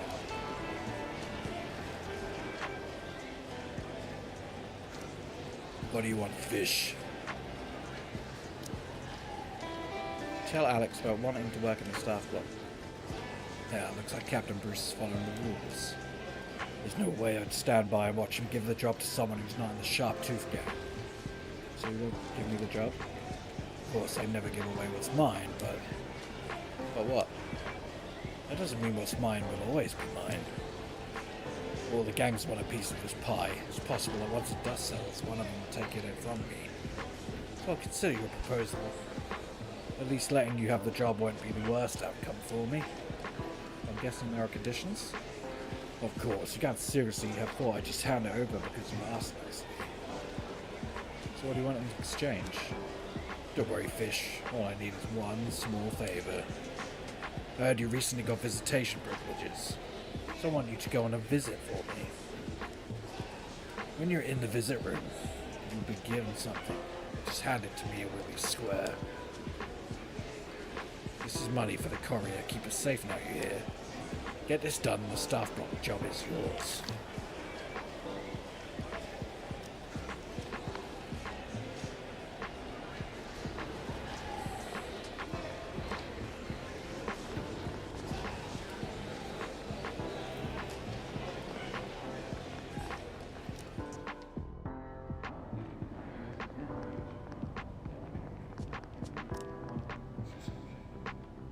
What, are you finally ready to admit you're a pangolin, not some armadillo with a nuke shell? Okay, Fernando, I guess I've never had you fooled, did I? I'm glad you've finally been honest with me, but why? To tell you the truth, I need money. A lot of money. So... I know you've been collecting medical supplies for the Black Pearl gang for the past 2 days. I'm guessing you have a budget, right? As a pangolin, I may have something you need. Hey man, you're not trying to sell those scales, are you? It's not a good idea. Did you forget what happened to your tail? As soon as word gets out, you'll have a target on your back. I know, but if it gets me out of this hellhole for good, it's a risk I'm willing to take.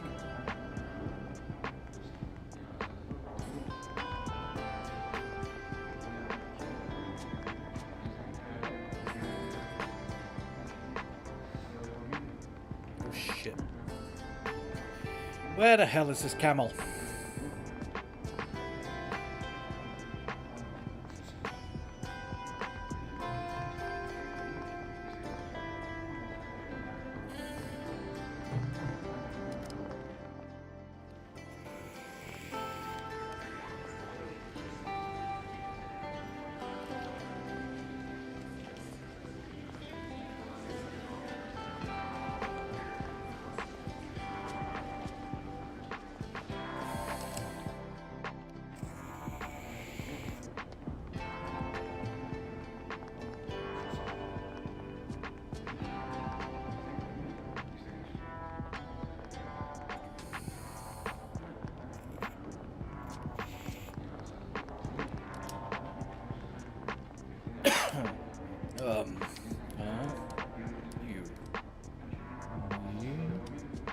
Can I spit it out?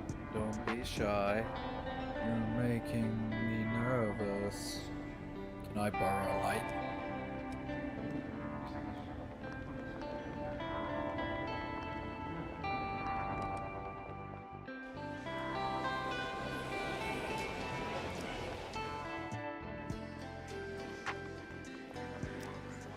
Hey, what can I do for you?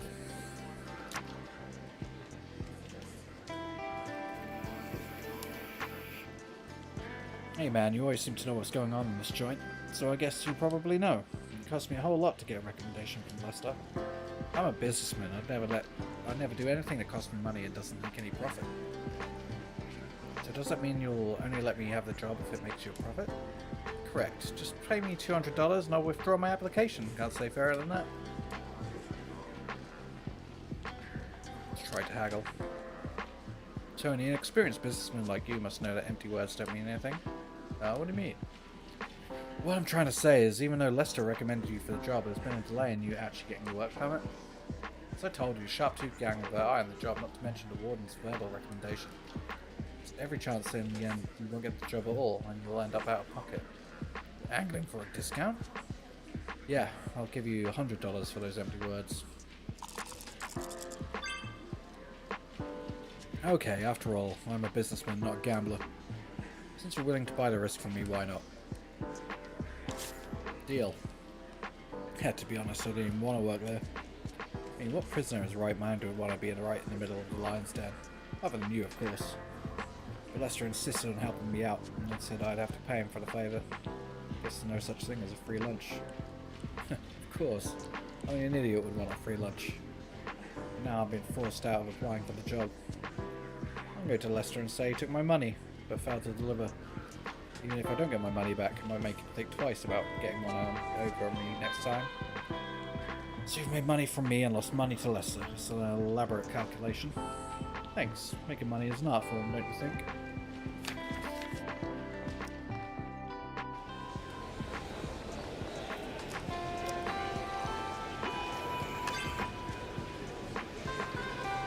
Gustatory imagination. When the hunger status, drinking hot water will no longer restore body, but will grab one satiate you instead.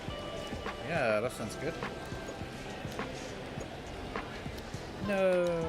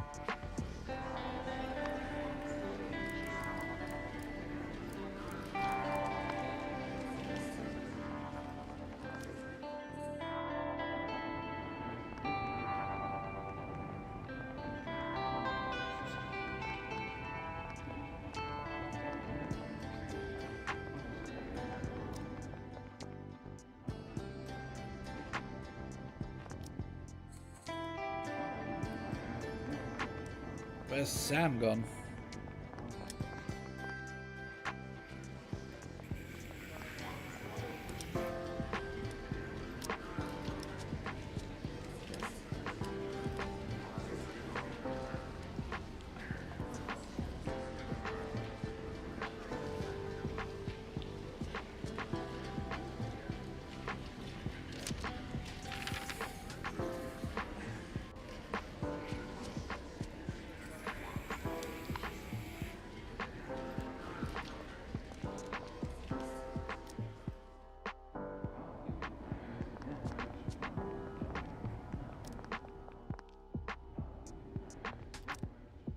Hey buddy, you want something? No, fixing water pipes is basic skill for a mechanic. Just remember a few simple secrets, and you'll be able to handle any plumbing problem you run into. First of all, fixing a water pipe is like being in love with a woman. You need to learn to communicate with her and figure out why she's in a bad mood. Okay, Harry Enfield.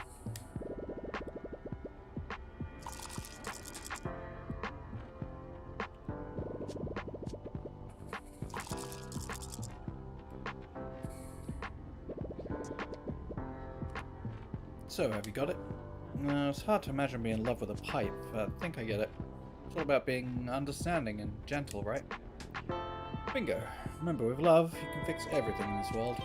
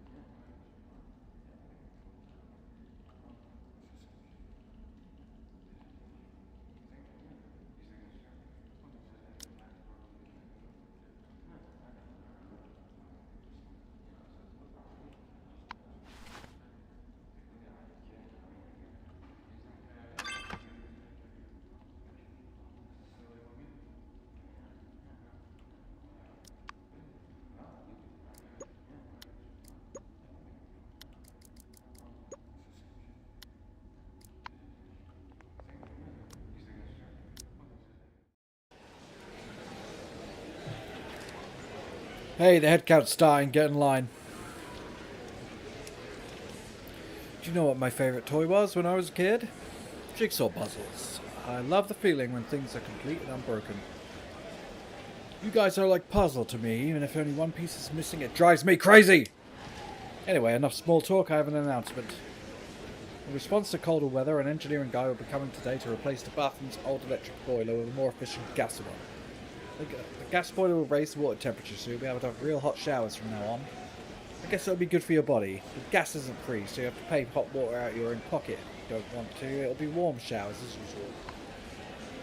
Stingy bastard. This has to be a joke. I refuse to take another cold shower. I want to see how warm it can get. You have a complaint, inmate? This is a prison, not a damn charity. Dismissed. Fish, you got another visit today. Looks like it's Alex's courier. Don't just stand there, I'm not carrying you.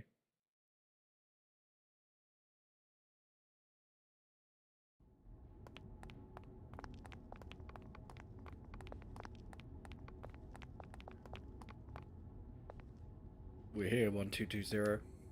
Visitation is 1 hour, not a second more. Sir, isn't the visit room on the left of the hallway? What's this place? Huh. Is this your first conjugal visit? Conjugal visit? Yeah, this is a conjugal visit room. Your girl's waiting for you. You paid a lot of money to book this room. Kari's a woman? Hey, you going in or what? Would you rather stay out here with me? Okay.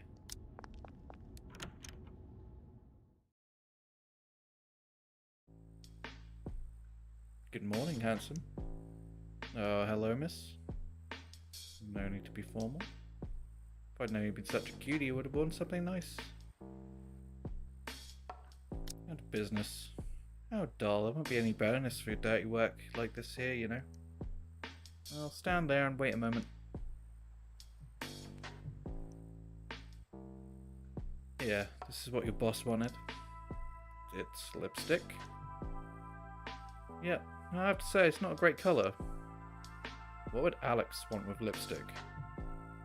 Beats me, maybe he likes to embrace his feminine side when there's no one else around. Anyway, it wasn't supposed to be me coming today. I'm just covering for my hangover sister. Okay, now give me the money. I've got a big job to do later. It's $300, but maybe...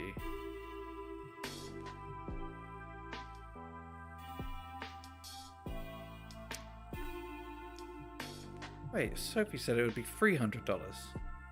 Is that so? Do you think maybe she got it wrong? You did just say she's hungover. Shit. Nah. Let's re-roll. Oh no! Are you trying to trick me, Furball? I'm not that gullible. Sophie would never make a mistake when it comes to money, so even if she was so drunk she forgot Mum's name. So I'm guessing you want to keep the money for yourself. Damn, she got me. There, it wasn't so hard, was it? Here, take it. Small pink lipstick that smells faintly of almonds. Is Alex going to wear it? And Furball, that little haggling attempt of yours was so dumb.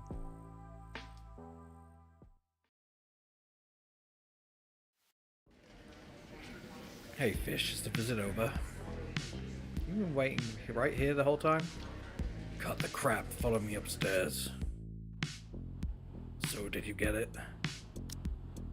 Holds it up to his nose and sniffs it. Good, this is exactly what I wanted. What do you need lipstick for? There are times when you have to show some colour. So what about the job at the staff block? It's yours, Fish.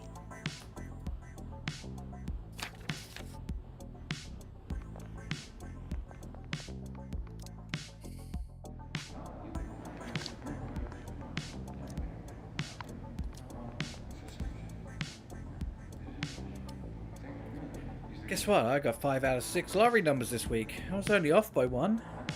Ha! Almost a millionaire yet again. Now I have to recalculate the numbers again. I hope I get real lucky this time. Hang on, Phil. I don't usually see you working hard or contributing anything to the gang. Where do you get all the money for lottery tickets? Let me explain. It's inheritance. A distant uncle died recently, so I got an inheritance. Oh, really then? Congratulations, I guess.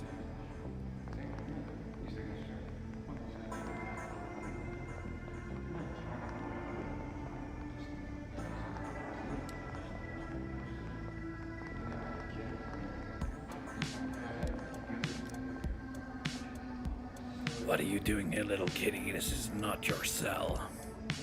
That's right, I'm here to see Bob, but he's not here. Is that really the case? Why do I always see you staring at me from the corner of the eyes these days? Is that just a coincidence?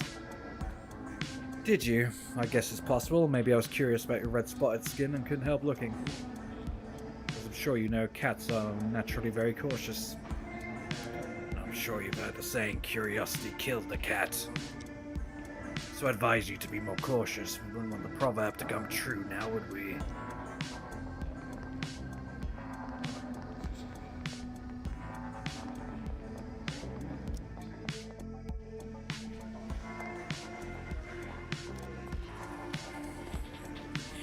Richard, what do we have so far? Club, a wrench, a few brass knuckles I made. Not a lot. Shit, we may as well be completely unarmed. You don't think it's enough? Well, we also have a pen. I guess you could do some damage if you stab someone with it. Pen? Did I hear you right? You want us to stick the damn pen up Jumbo's trunk? Max, surely you know Caesar considers violence to be a messy and unreliable way to achieve victory. That may be true in peacetime. We're on the brink of war and his Bigfoot gang scumbags are going to tear us to pieces. If we give up the kitchen now, we'll lose the general building next. So you want me to make more weapons? That's right, the arms race has begun. So I have a chance to return to wrestling when I get out? My friend, I could give you a bear hug right now. What? I have to change my ring name from Iceberg? Why? Everyone loves the story of the iceberg, the beast from the Arctic. It's still got a lot of fight in it. Connection to violent criminals? The sponsors think it'll be bad for business? You know, Savage Shark gave me that name. It means a lot to me. There's no damn way I'm calling myself Super Mountain Titan. I'll only ever use one name in the ring. Iceberg.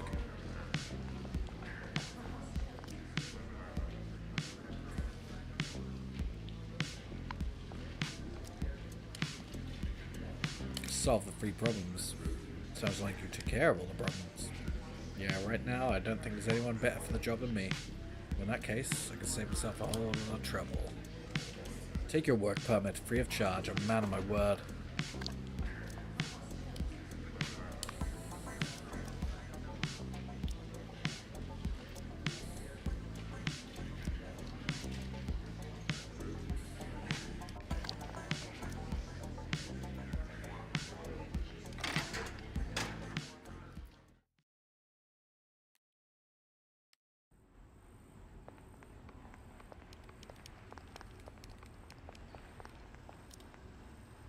There's a corridor behind the door. The storeroom should be one of the rooms inside.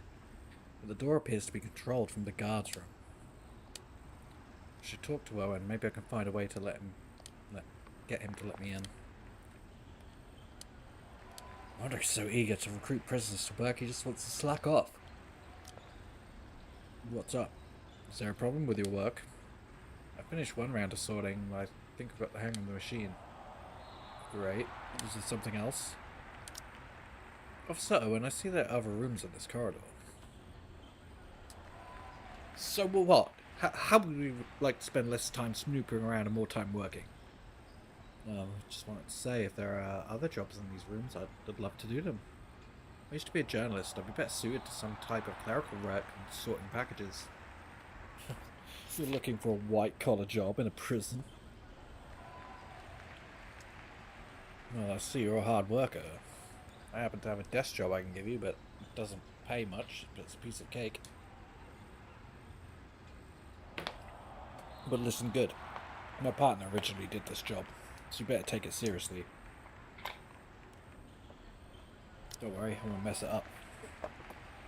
The job's not complicated. First, you see that pile of letters on the table right by the window? Those are the ones I've inspected. All you have to do is record them in the book. Once you finish the pile, bring the letters to this door, to the corridor, and I'll open it for you. What are you smiling for? Job sounds easy. Okay, but don't interrupt. I'm not done. Beneath the corridor is the storage room. It's glue and letters that seal on a table near the door.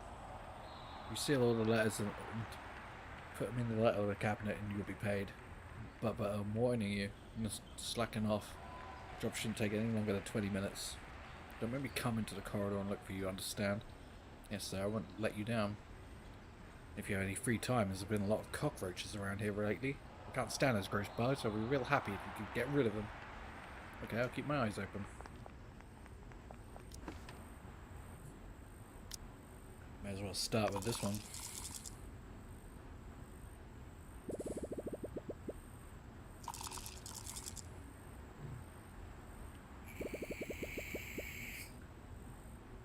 This part's finished.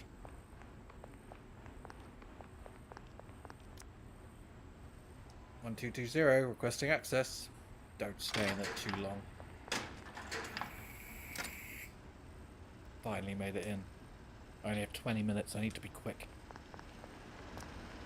This door doesn't have a keyhole, it can't be picked. This must be the keypad to the door for the storeroom. Just snoop around here, maybe I'll find clues related to the code.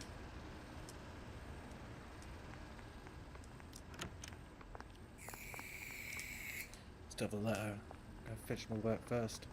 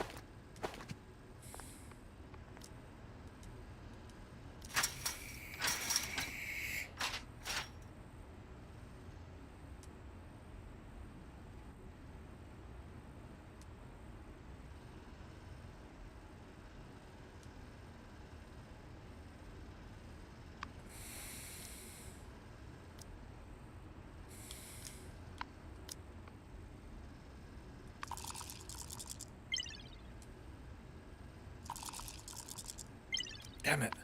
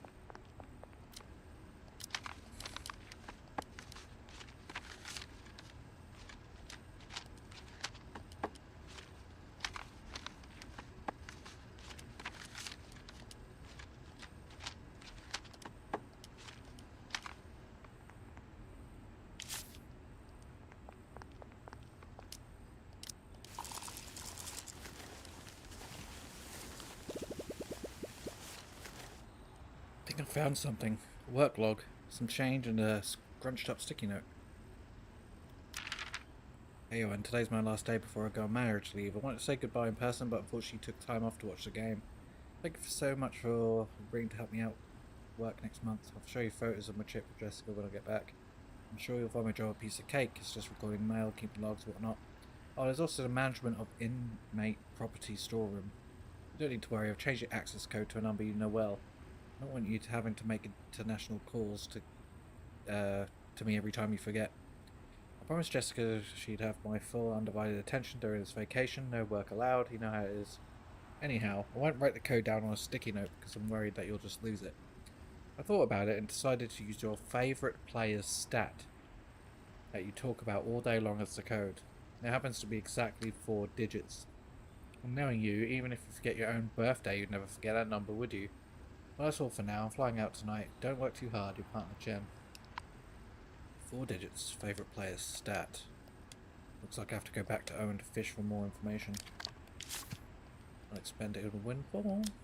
Let's take a look at the most recent page. Vetting level was transferred to inspection office. Accidentally damaged drinking fountain. Took a day off. Sliding door of the arcade room is damaged. Been reported to maintenance. Billy accidentally burnt a cart with a cigarette.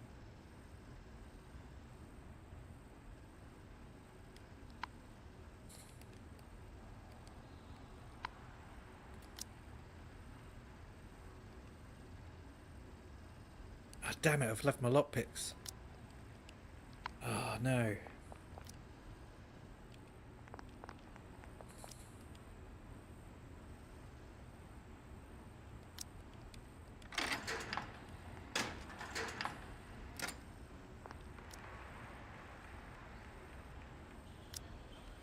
Hi, Officer Owen. It's nothing, but I couldn't help overhearing your TV. As I mentioned before, I used to work in TV, so I pick up on that stuff. TV, huh? Sounds like a decent job. As a news reporter, maybe you see my show? News. I don't like watching the news. It just makes me angry. I'd much rather watch a basketball game. Sounds like Owen is a basketball fan. Maybe I can keep him talking about this subject. Basketball? What a coincidence. I'm something of a fan myself. Oh, really? As you know, there's not much entertainment in prison. Shooting hoops during rec is pretty much the height of sophistication for us inmates. I guess it's better than brawling. And the guys are always talking about their favourite teams. It's almost like getting to be a form of social pressure. To be honest, I don't expect much from you inmates when it comes to your taste in basketball teams. Ask him about his favourite team.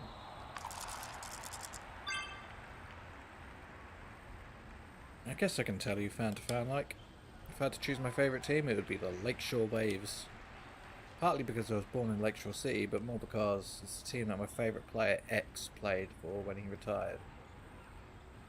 X of the Lakeshore Waves. Could it be Owen's favourite player that Chin mentioned in Sticky Note? I guess there must be some special reason why this X is your favourite player besides great ball skills, right? Of course. First, the fans called him X because of his special jersey number. But also happens to be the same number I had in my high school team. But the main thing is, the year that he had his legendary season, I made the first team by emulating his style. My dream back then was to be a superstar like him. Can you tell me about that legendary season? Sure, since you're so interested in him. You better use your hand to hold up your jaw before I tell you or I'll drop to the floor with surprise. It was his peak season. He single-handedly achieved so many legendary stats, like scoring 2,481 points in a single season. Do you know how amazing that is? 2,481. 2,481. I don't think anyone will be able to break that record for a long time. I hope one day I'll get to see him back in the court for another game. Well, that's enough small talk. You should get back to work.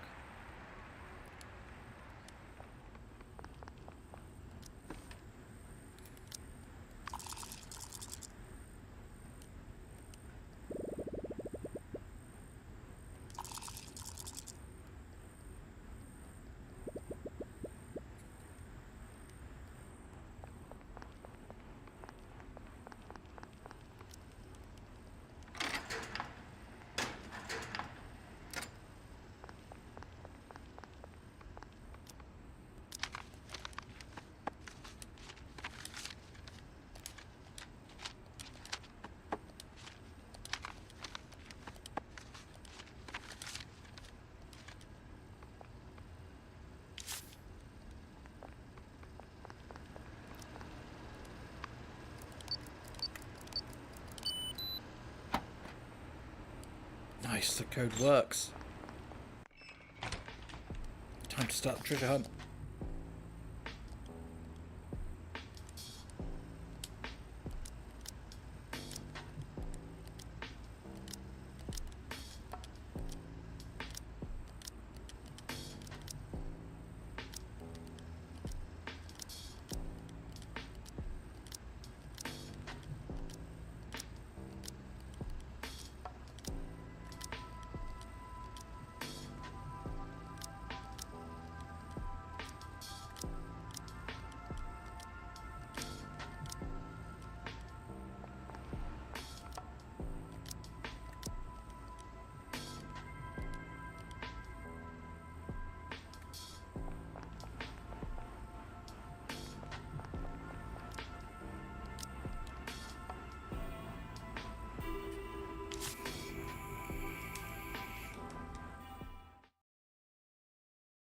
Okay, we need to remember to bring a lockpick tomorrow.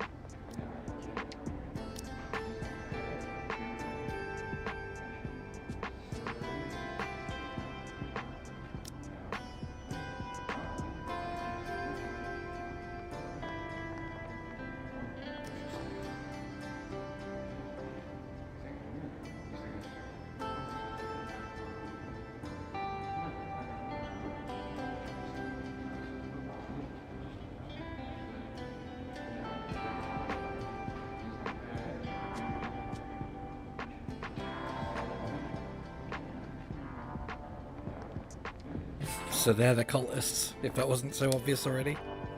The ones that Bam's after.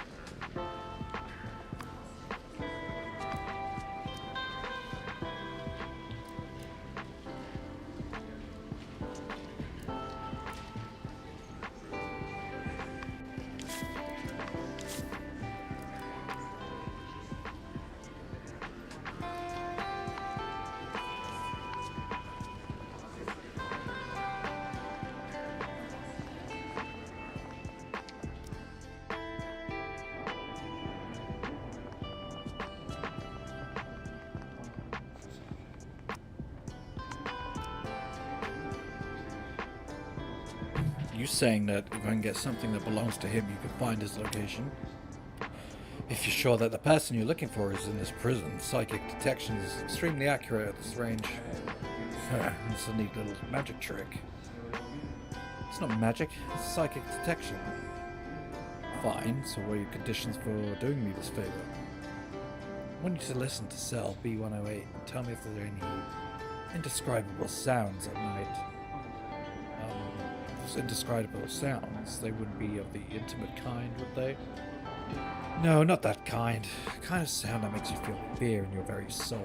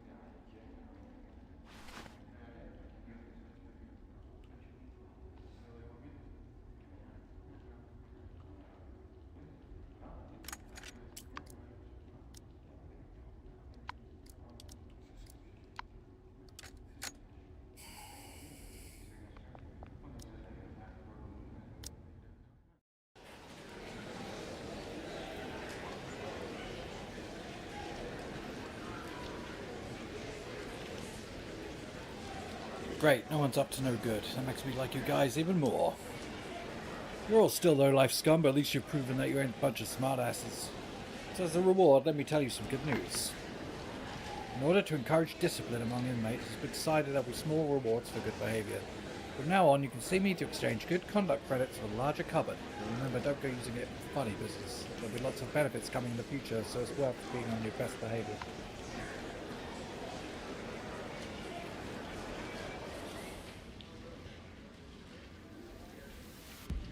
Larger cupboard does sound useful.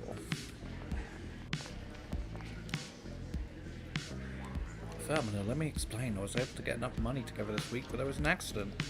No, I'm not lying. I really do have a job in the infirmary, and I get paid pretty well. But, hey, you can't do this to me. I have a right to see my kids once a month. Just a few days late in this month's child support. Just a few days. Damn it, the kids are going to miss me. Okay, I apologise. Shouldn't be able to you. Just, for me now, I'll pay in 2 days. I promise. Just don't tell the kids I can't visit me this month for the sake of the father of the forest, okay?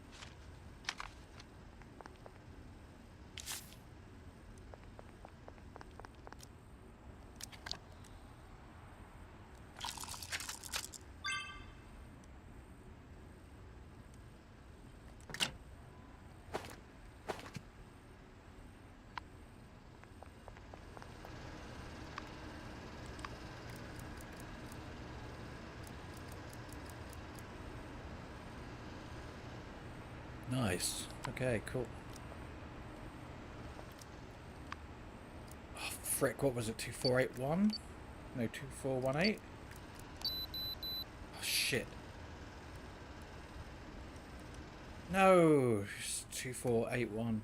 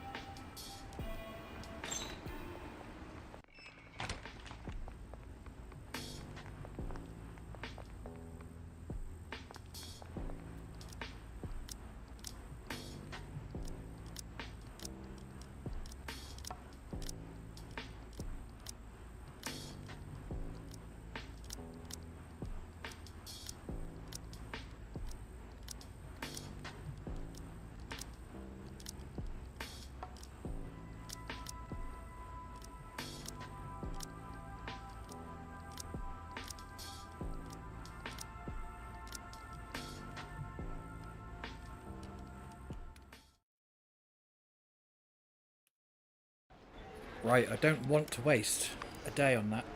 So we are memory recalling.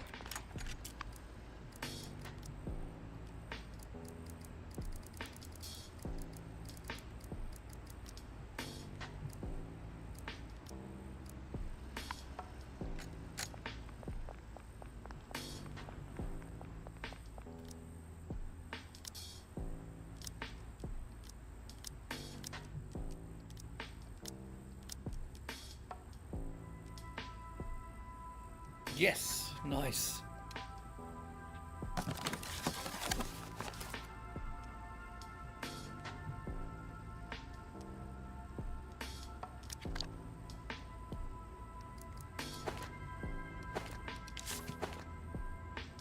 Got the bar card back. The card left by a mysterious woman on the phone. The strange pattern on the back. Perhaps code for identity.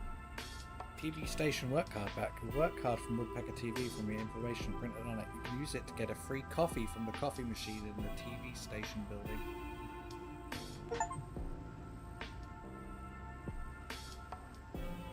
Phew, finally have it. The pattern stamped on the back looks clear. Need to get back and call Reed and tell him the news. Reed, I got it. The pattern on the back really does look like some kind of code. Ha, you were faster than I expected. Now get the bartender or Baroness to help decode it. How do I get the pattern to you? The diameter of the outer circle is about 1.5 fingers. The inner circle has a few bumps on it. The ink is kind of a lilac colour. Hang on, it's too difficult to describe a pattern like that. Even a slight deviation could drastically change the meaning. To be on the safe side, I'd better take the original with me. But there's no fax machine in here, or do you want me to mail it to you? Yeah, I think that would be the safest bet. Wouldn't that take too much time? You know the city's postal service moves at a snail's pace. I once waited 3 days for a letter from 1 block away, not to mention all the mail that gets lost. Don't worry, I know time's on the essence, so I'll come up with a plan. Have you ever heard of hold mail? No, what's that? It's a special way of collecting mail where the post office will hold your mail until you pick it up. Once your mail has arrived at the post office, you can go and pick it up whenever you want. That does sound like it'll spare us having to wait for it to be delivered, but it won't take a while to submit the request. Don't worry about that. I helped my neighbour Gloria get a good settlement on her divorce case last year. She's finally free of that alcoholic ex-husband of hers. I'm happy for her, but what's it got to do with our plan? She works at a post office in the prison, North Point Post Office. As a postal worker, she can help us skip the tedious request process. As soon as the mail arrives, she'll call me to come pick it up.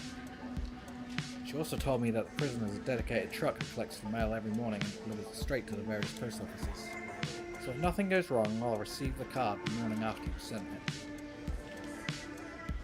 Sounds like a good plan. There's one potential hiccup. The card is kind of raunchy. Unless there's a very good reason for it being sent, I'm worried it'll get flagged as suspicious and end up being confiscated during the prison's mail inspection. That is possible. I'll have to find a way to disguise it in a way that they won't make the guards suspicious.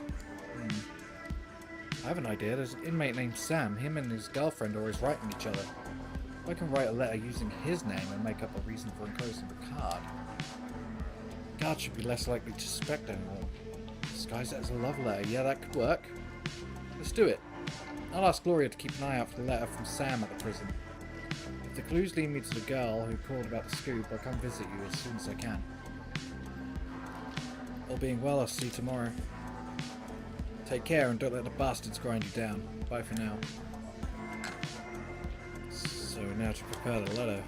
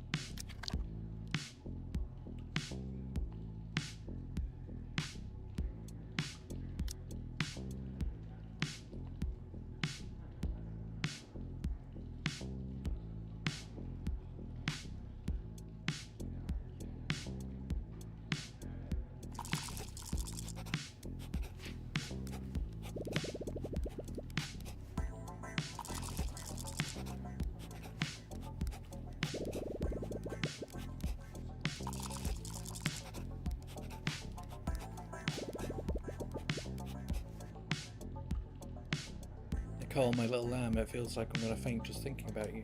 Right, I don't think this letter will make anyone suspicious. So the address is North Point Post Office. They should hold it until it's collected. Okay, now I just need to send a letter.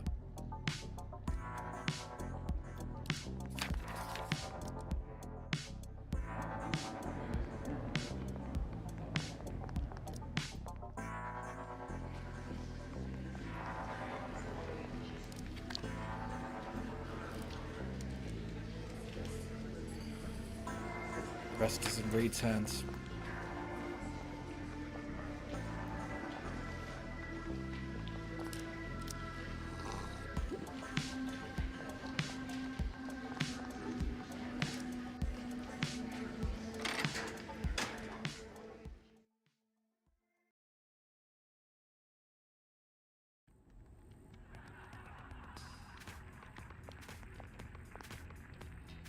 Lester, your coffee's a little weak today, same as yesterday. And the milk foam is too thin. Did you add too much water? You can go and buy your own if you don't like it. I ain't some barista. Sorry, I was just asking. Bruce better hurry up and find Nathan's replacement. I can't stand having to make my own coffee. Maybe I can give it a try. No way, that'd be worse. Your sense of taste and smell is just plain weird. You mean the heather cologne I'm wearing? Yeah, I wouldn't want that flavour anywhere near my coffee. Oh, that's a shame. Hi. Hello? Inmate, what are you doing here? I heard your conversation. Yeah, I never knew eavesdropping on guards was part of a prisoner's sentence. It wasn't eavesdropping, it's just what? And don't you know how you should address us as sir before saying anything else? Sir. That's more like it. Now what are you doing here? Working. I have a work permit from Captain Bruce. Working? I thought it was supposed to be Tony. Tony? I don't know about any of that. Maybe it's because I can fix water pipes? Captain Bruce told me Warden needs an inmate who can fix a leaky pipe to work here, so he sent me. Is that the reason? Lester, surely this is a good thing. There was another leak in the cleaning room yesterday and noise stopped me catching up with my sleep upstairs. If we don't get enough sleep in the afternoon, we won't be able to wake up for the night shift. It won't matter how much coffee you can. Fine, since it's the Warden's orders, come with me, I want to see you fix that pipe. Whew, sir, that should do it. Did you just say the leak in the sink was caused by a crack? The elbow joint cracked and some of the valves are loose. I patched it up with some waterproof tape, but it would be better to replace it. The Warden wouldn't even call in a plumber. We'll probably have to wait until he retires if we want a replacement. It looks like you know your stuff. You should stay and work here. You should be here for the next time it leaks. So other than fixing the plumbing, what's the work routine around here? Routine? We just found the best place to work in the whole prison. All you have to do is make us coffee and clean the floor, but only if the coffee you make isn't too bad. I'm great at making coffee.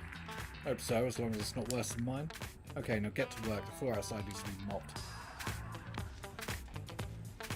Alright, let's start by mopping. Lester said I need to clean upstairs and downstairs. Sounds like a lot of work.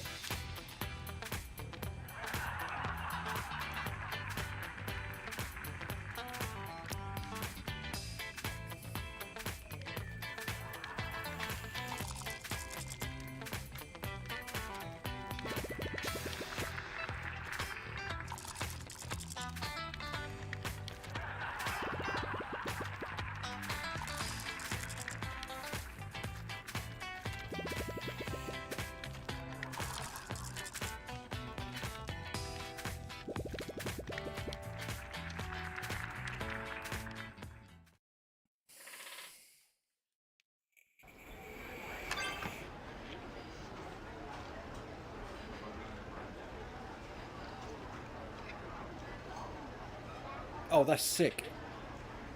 Yes, we need that.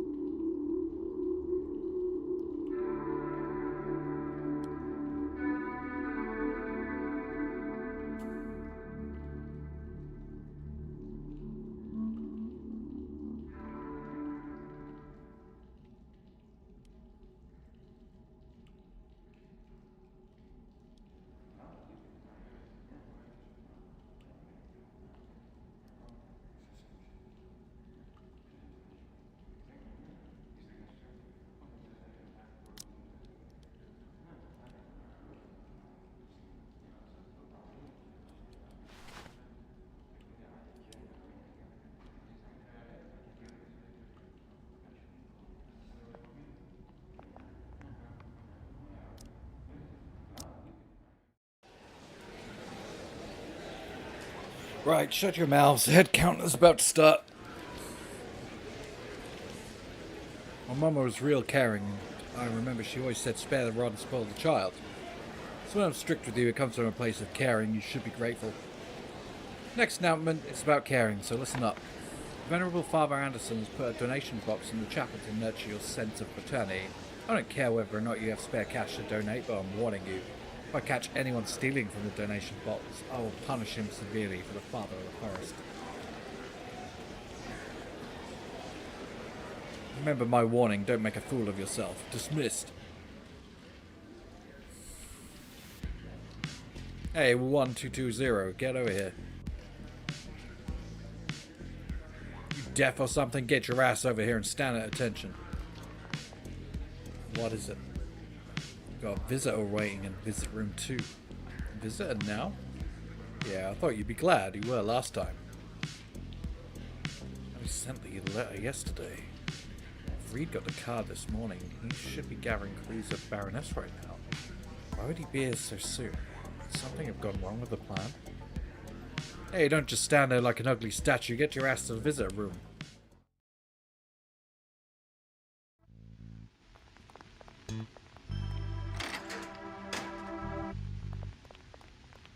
Stand at attention. You should know the visitation rules by now, so I won't go over them again. Go take your seat. The visitor will be here soon. Why am I waiting here like this, and why are there no guards on the other side? Something doesn't feel right. Who could the visitor be?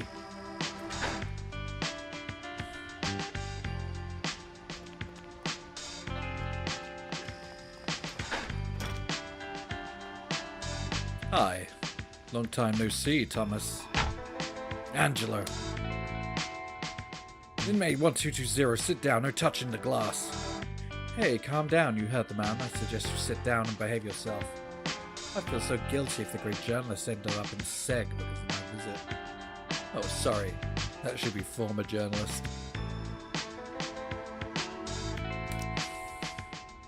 There's a good boy.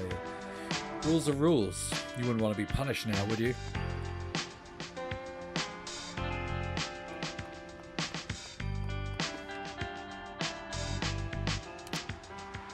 Doing here?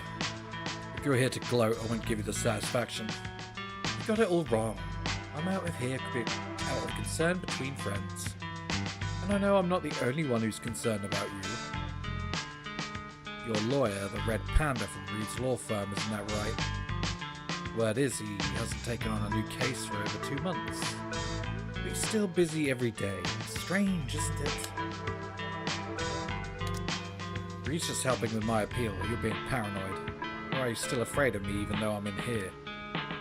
It seems that the infamous eraser is nothing but a coward. Thomas. Although we find ourselves in very different positions, I do admire your confidence. In my opinion, there should not be such animosity between us. We both care about our city. We just show it in different ways. Care about our city? Don't make me laugh. All you care about is money. Yes, we do it for the money, but isn't money the most important thing? As a journalist, you should know how many big projects the mayor has secured during his term. From the Hops Biotech Research and Development Centre to West Shore to the Black Marsh Chemical Plant in Skid Road. You don't need me to tell you how these things solve economic and social problems. You're conveniently forgetting all the exploitation and pollution. It's the poor that have been sacrificed for these so-called achievements. I don't know if you're stubborn or just plain naive. We're no longer wild beasts in the jungle. We've moved on. Look around you. Nothing comes without a price. It's just a matter of learning to pay the right price at the right time. Sorry, I'm not interested in discussing your warped ideas about the city. It's just an excuse for the many evil deeds committed by you criminals who lack any sense of morality. Fine. Seems we can't see eye to eye, just like back at the cafe. It's a real shame. We shouldn't have expected anything else. We have nothing to talk about, let alone reaching any kind of deal. Oh, Thomas, don't be so closed-minded. Let me remind you I'm friends with the city prosecutor, and the little bird told me you're applying for a retrial.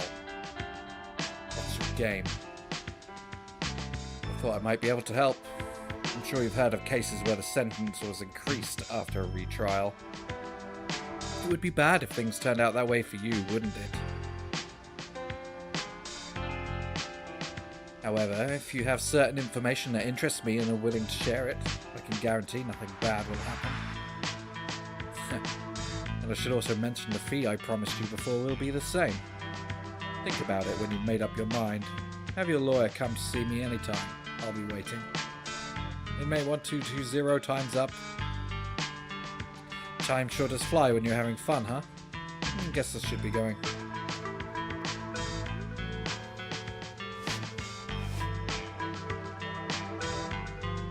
You think good and hard about what I just said. Have a good day now.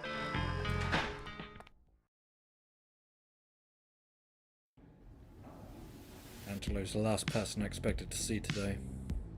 Lucky I was calm enough not to let him get under my skin and make me say something stupid. It looks the fact that Reed and I are continuing to investigate has gotten his attention. I doubt his underlings have been able to dig up any key clues like anything with the Baroness.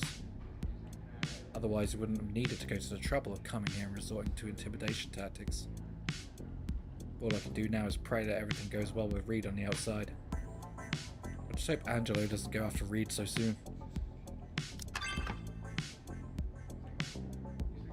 Oh, nice. When you re-roll the difficult points to roll, challenge -1. Keep you cool when Angelo visits. Lovely. That's an awesome skill as well.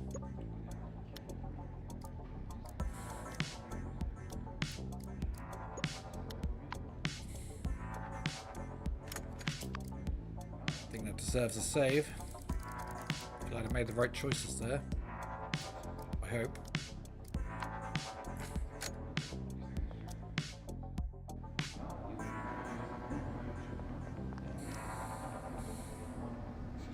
Is John really as good as the rumors say?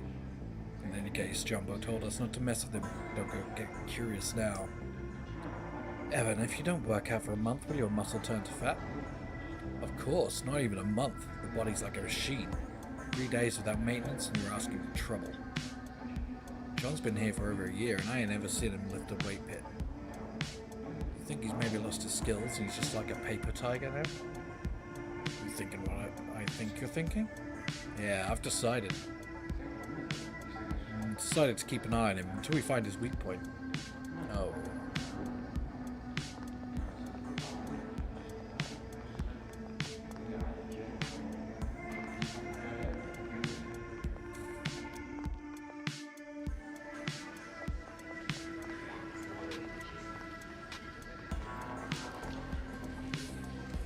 Your payment? Huh, thought you already got it from Jumbo.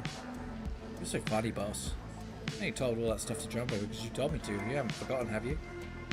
Tell him the Sharptooth gang will stay neutral and then split with the prison and win in the dust settles. So he really believed what you said? I think so. After all, people believe they want to believe, even smart ones like Jumbo. Do you believe what I said? About staying neutral? Of course. Did you hear anything coming out of cell B108 last night? Not a sound. But I sensed a wave of energy. Could I have been mistaken? I don't know what you're talking about. But I have to say, it's almost as if it was too quiet. What do you mean? Not so much as a burp, fart, or a cough. Not even any snoring. Almost as if the cell was completely empty. Empty.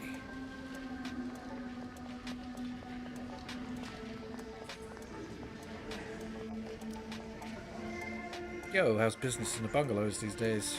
Hey, what do you mean it's none of my business? You know nothing, piece of shit! This here's Vincent. I'ma be running that territory when I get out in 2 years. So I need to know how business is going. It's called professionalism, dumbass. What the? The boss gave the bungalows to that fool Dee Dee? But, wait, I get it. The boss must have thought the bungalow's too small for me. What, with all my prison connections and all, I'm big fish now. Big fish needs a big pond. Tell the boss I can handle it. Even if he gives me the territory with all the bars and clubs, I'll be able to take care of business. Oh, you fool. Right, we really need money. I hope the staff block pays well.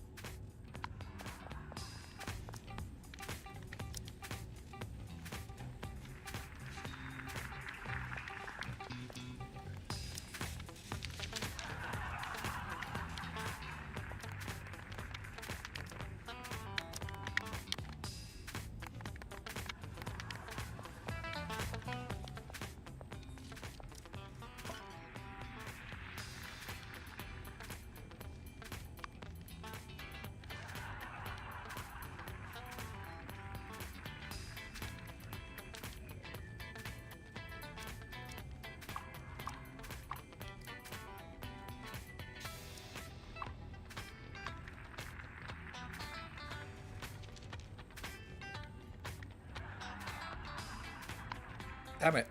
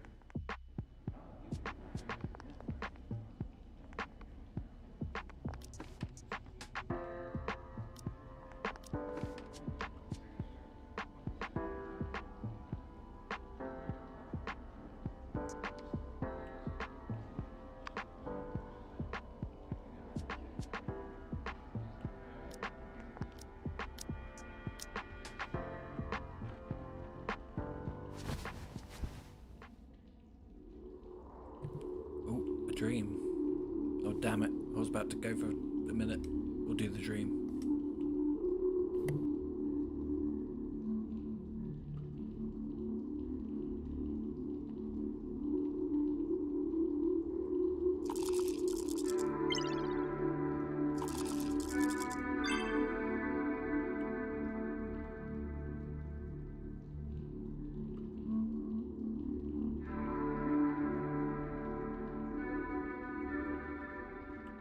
Okay, I'm just going to take 5 minutes and make a coffee.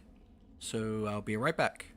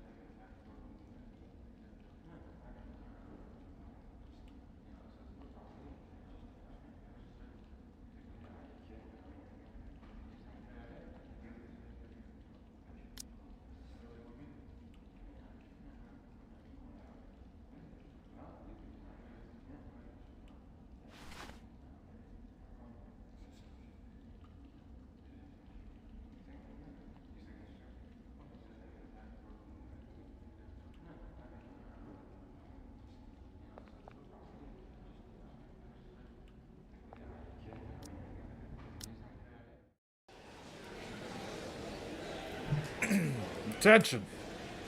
Quiet, assholes, it's count time. Today's my lucky day. A 4-leaf clover is growing in the pot of my desk. So any shit you're planning to pull today is doomed to fail. Don't say I didn't warn you. Now, today's announcement. Because of the recent increase in variety of lunch dishes on offer, the cooks have been complaining to me about insufficient staff. So starting from today, we'll be recruiting more inmates to work in the kitchen. Inmates will be required to work under the supervision of guards and cooks. Just so you know, there are cameras all over the cooking room. Any stealing of ingredients or utensils will result in immediate revocation of your work permit. If you want to work, see me later. Dismissed. Now, I gotta say, Fish, I'm starting to regret it now. Regret what? The priority visitation privilege. Maybe I gave it away too easy. If I'd known you'd be getting more visits than I have fleas in my boots, I'd have asked for more. Do you mean I have another visitor today? Yep, that's 2 days in a row. You're a popular guy. Is it my lawyer or someone else? It's not my job to give previews. Just pray it's someone you want to see.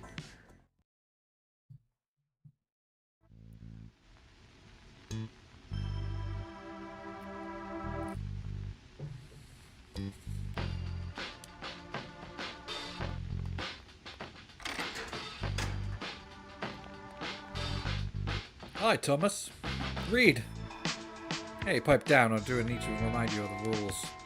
Sorry, sir. I'll follow the rules. Glad to hear it. Now sit down. Don't give me any trouble.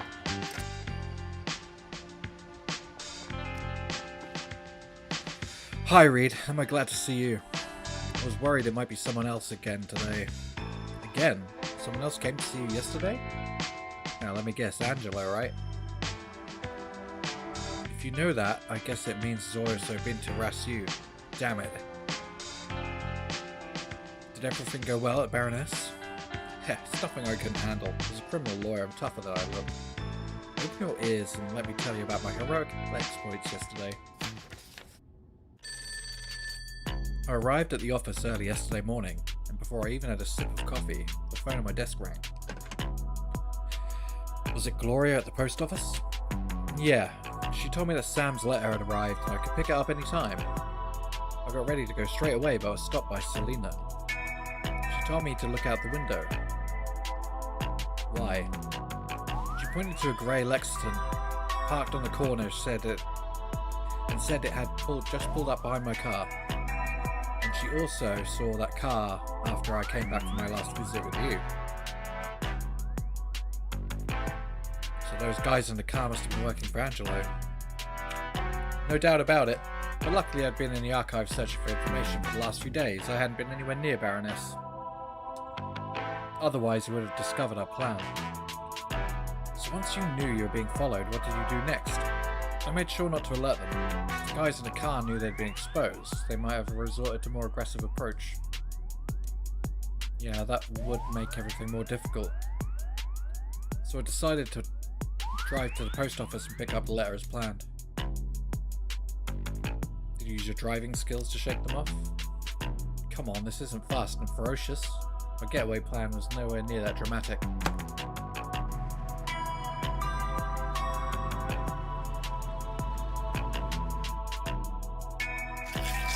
The main entrance of the post office at North Point opens into an intersection that's busy with a lot of pedestrians. That's good news for us. At least the guys following you wouldn't dare make a move in public. Gloria had taken care of everything in advance, and the process of picking up the letter went smoothly. Your idea of writing to Sam really worked. Judging from the envelope, the guards didn't even open it. So you got the card? Yeah. The pattern was clear and intact. The next step was to lose the guys tailing me and get to the Baroness. So this is the part where you made your getaway. The wheels were already in motion. After collecting the letter, I deliberately spent more time in the post office, made a few calls and sent postcards to some relatives. By the time I got back to the car, it was almost lunchtime. I glanced at the rear view mirror and saw that two guys following me were yawning.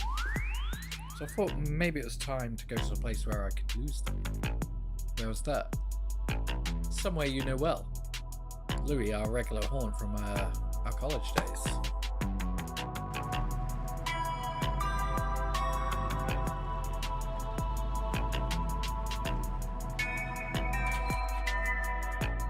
you remember how he got out of Sullivan's Sisters crisis? Sullivan's Sisters doesn't ring a bell. Now, I don't blame you for not remembering. You were seriously wasted. Let me jog your memory. It was our first and only night out with the girls from the neighbouring college's photography society. We were really looking forward to it, but it turned into a nightmare. All because the Sullivan sisters look nothing at all like their photos and they were way too enthusiastic. First they got us seriously drunk at the dinner, and then afterward they insisted on coming over to our apartment to play Perilous Odyssey. Oh, it's coming back to me. Nothing we said or did would disturb them. Lucky for us, the owner Brooks distracted them so we could escape through the bathroom window. I think I know where this is going. You used the same escape route, right? Exactly. Remember I mentioned earlier that I made a few phone calls at the post office? Well, one of those calls was to Louise. I told Brooks that I was being followed and asked him to set the restaurant's fire alarm to manual. She had it planned all along. I went to the bathroom not long after entering the restaurant. Sure enough, the two guys tried to follow me in, but luckily Brooks pulled the alarm just in time. The whole place was chaos. As the customers rushed for the door, I slipped out of the bathroom window amid the confusion. What I think I could do with losing a little weight though, my butt almost got stuck. Wow, I have sweaty palms just listening to all this. So, as a journalist, would you say my daring escapades are newsworthy? Make a great movie. Thank you very much, but the show's not over yet. After that, I went back into the back alley and held the cab on the other side of the intersection.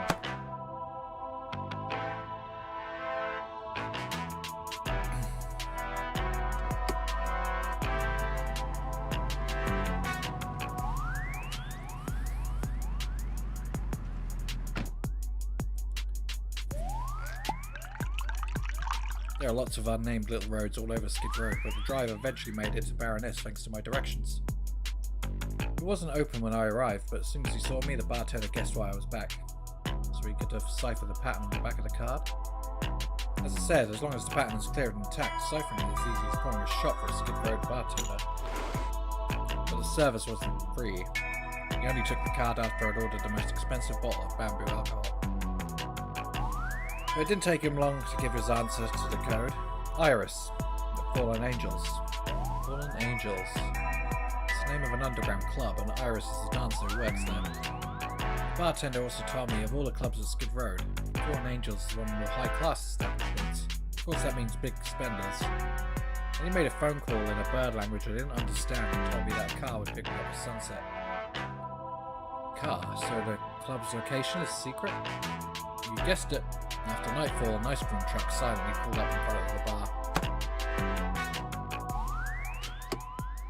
The freezer in the back had been modified into a space with sofa and cushions. It was very comfortable, but completely isolated from the outside. Once we got moving, we took a route with lots of turns. After only 3 intersections, I completely lost my sense of direction.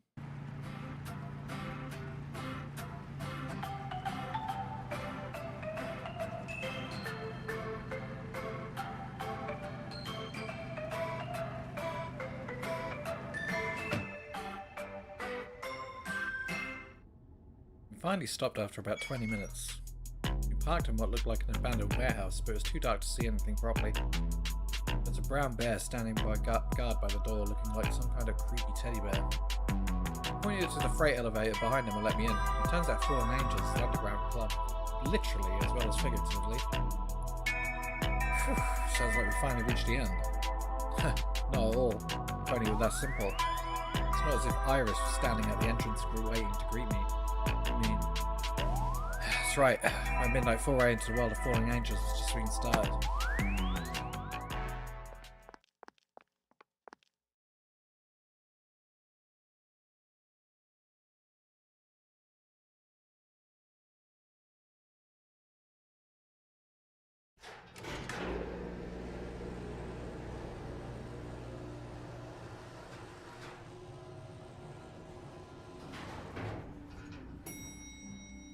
We're here, and you go.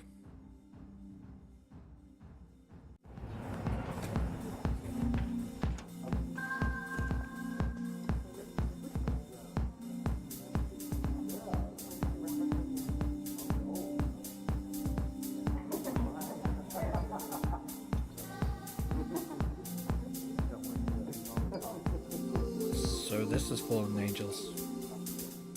can't help feeling a little underdressed. Hopefully it means I won't attract anyone who wanted attention. I should hurry up and find which girl is Iris.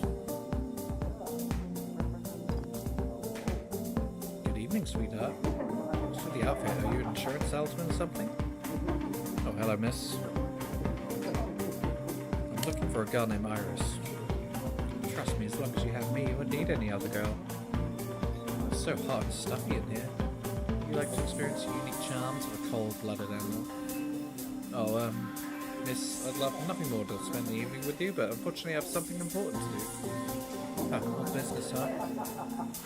And you didn't come here for pleasure? That's just, I can't spare the time right now. Too bad. You better stand aside, I have customers to attract. The daily rate this place charges isn't cheap. I don't have time to chat with you. Before I go, can you tell me which girl is Iris? It's not verbal. I'm standing near the door, but I'm not a guide. All I can say is I'm not her. Stop pestering me, I have to get back to work. Looks like I won't find out anything more from her. But at least I know she's not Iris. I guess that's something. Bartender must know Iris. I'll ask her. Hi miss, can I borrow you for a moment? Hey man, can't you see she's talking to me? Get in line. Hey Jeff, come on, that's not very gentlemanly of you. Hey, if anything, I'm too much of a gentleman. That's why my beloved ended up being stolen by another man. Well, tonight I ain't gonna be no goddamn gentleman. No one's gonna take advantage of me. Hey, as you can see, the guy next to you is in a pretty bad mood. He's just had his heart broken, poor guy. I recommend you take a look around, find a pretty girl and have fun. And then come back to see me later. Maybe you'll be in a better mood by then. Anyway, stop talking to him. I haven't finished reading my fortune yet. You have to tell me, will my Monica see sense and change her mind next month? Can't stop thinking about her. Oh, open me a bottle of Fleeting Moments. I need to drink some more. You got it. Whatever you say. Looks like I won't be able to talk to the bartender for a while.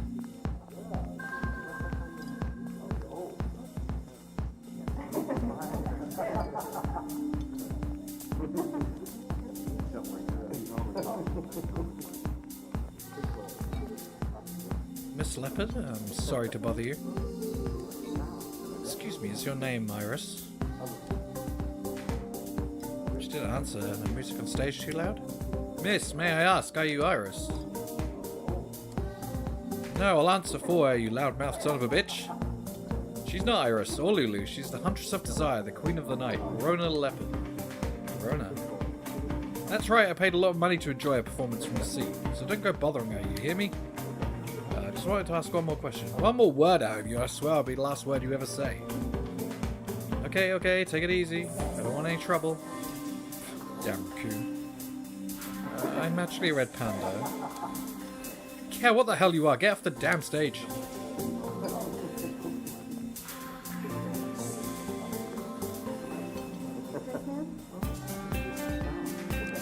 Hello, miss. Can I have a minute of your time? Oh, Hank, did you hear that? This thing's gonna have me for a minute. No one messes with my girl right under my nose. Him, this little furball. No, it's a misunderstanding. I just want to ask a question, that's all, and then I'll be on my way. Don't play dumb with me. I know you can't resist Sophie's charm. It was first come, first served, and tonight Sophie's mine. If you won't take no for an answer, I'll happily peck your damn eyes out. Oh, Hank, I feel so safe with you around, especially with that big, strong, powerful beak of yours. Don't worry, baby. Tonight I'm devoting every second to you. Oh, my sweetheart. Oh, my hero. Better stay away from them or I'll end up throwing up.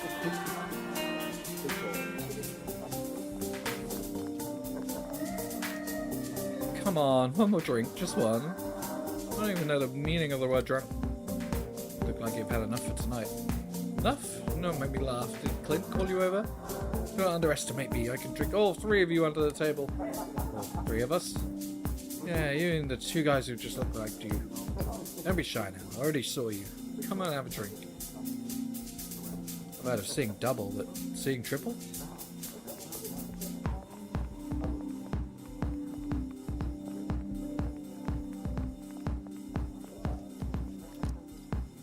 Hello, sir. Sorry, I'm a little nervous. It's my first day working here. Not many customers today. I just sit here for now.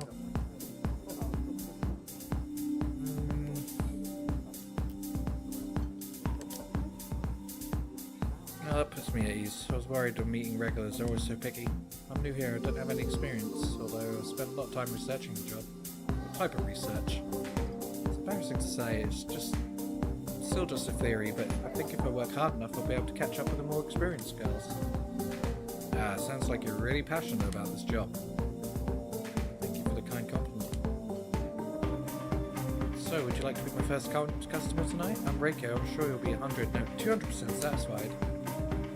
Reiko is deeply regretful, but I'm afraid I must decline tonight. I knew I'd be turned down. Am I lacking charm, or I'm just not trying hard enough? I seem to have knocked his self-esteem. Reiko, you're really bad at this. Forget it. It's her first day working here. She probably doesn't even know anything about Iris. I'll try someone else.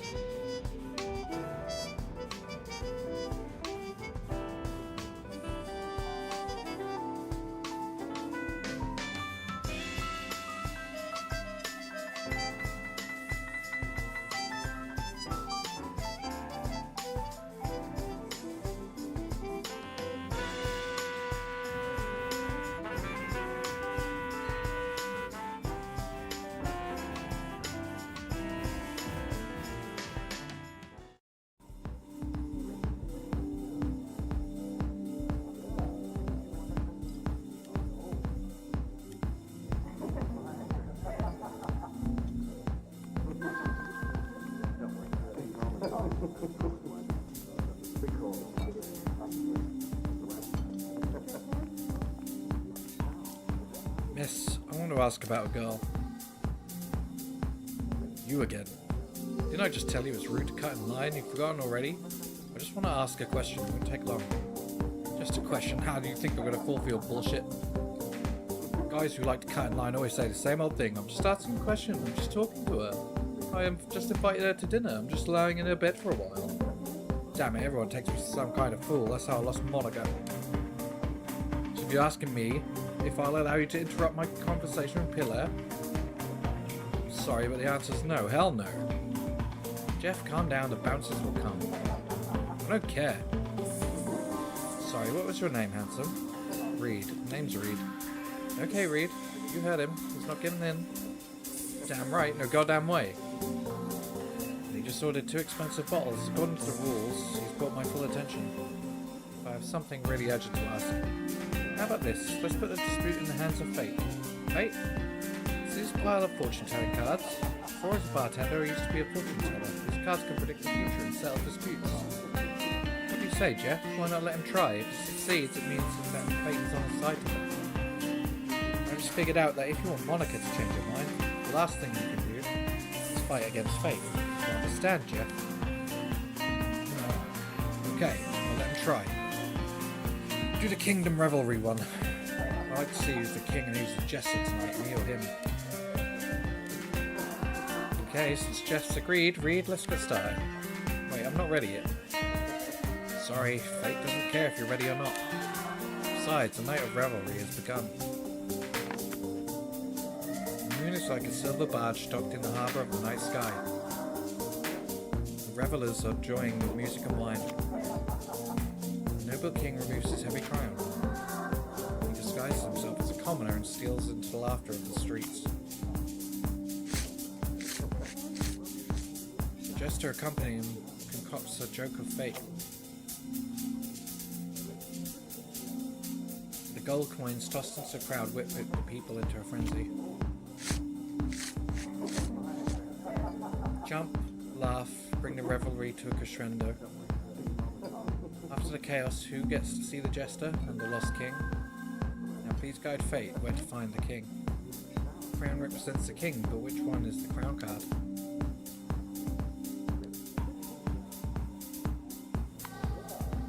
I have no idea, and I can't save. Wrong guidance to bring chaotic end.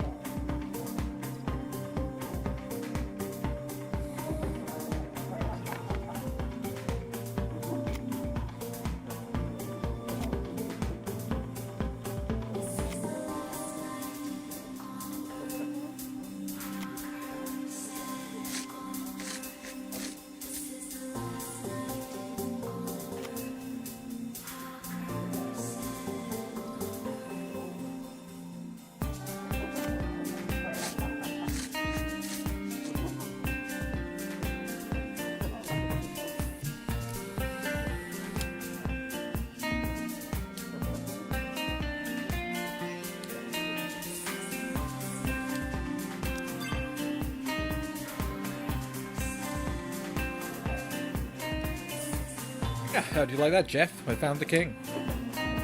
Lucky son of a bitch. Stop complaining about fate now, Jeff. I might start teasing you instead. Fine, I'm willing to admit defeat and not pay. I'll drink by myself. You better be done talking by the time I finish. So, Reed, hurry up and ask your question. Hopefully I can be of help. Finally, I'd like to ask you about a girl named Iris. She should be one of the dancers here. Oh, Iris. She's not here today. Actually, I haven't seen her for almost a month. A month ago? It's about the time Thomas got the call. She's a white sheep. But there are rumours that she's actually dyed her fur. Also, she's not tall, but she has ample proportions in all the right places. Exactly my type. Rumour has it that she entered the country illegally from Maslovia. Studied musical theatre for a few years as a child. I don't really know anything else. It's not good to ask people about their past in this place. After all, most of the people who come to work here are the types who want to escape the past but can't find a future. Of course, that includes me. Sorry, I have to stay at the bar during work hours, so I don't know her that well. As for why she hasn't come to work, I have no idea, but you might want to ask Rona. Rona? The leopard who was just up on the stage? Yeah, if I remember right, it was Rona who introduced Iris to this place. They've always had a good relationship, at least until Iris disappeared. So she might know where Iris is, or at least have some idea, but...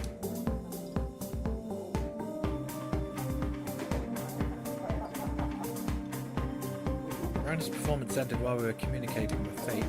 Right now, I'm sure she's resting in the dressing room backstage. Thanks, Wheeler. That's all I wanted to ask about. You're welcome. Even if you wanted to know more, I wouldn't be able to help. One more thing. How do I get to the backstage? I'd like to talk to Rona. Like you said, hopefully she knows where Iris is. Oh, the entrance to the backstage is behind the curtain on the left of the fish tank. Thanks, I'll definitely come back and order a bottle of some good stuff while I get things sorted out. No need. The guy next to you has already filled my quota for tonight.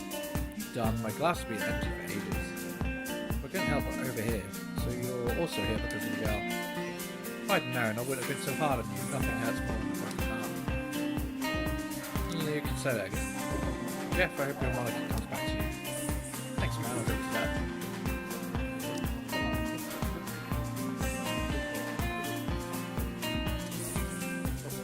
Curtain to the left of the fish tank. I should be here.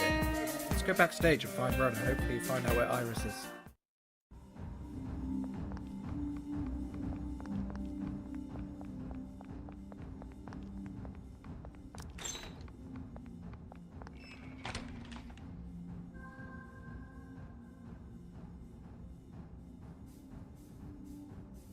Is there someone at the door? Ah, the door opening. Damn, it's the bouncer. Hey, guy in the suit, I'm talking to you. Don't try to act like you weren't there. I saw you. You what? What are you doing here? Customers aren't allowed backstage. I'm actually an insurance salesman. I've arranged with Mr. Owner to discuss business in the dressing room. Yeah, that's it. Insurance? Let me tell you, backstage, don't no one need no insurance but me. You think you can fool me with that bullshit? My eyes ain't so good, but my brain ain't stupid. I throw out 24 guys a week that try and get close to Rona with lame-ass excuses. So save your breath. Don't no one but performers get near the dressing room. But take a hike if you know what's good for you. Unless you want me to toss you out with the trash. No, that won't be necessary. I'm going.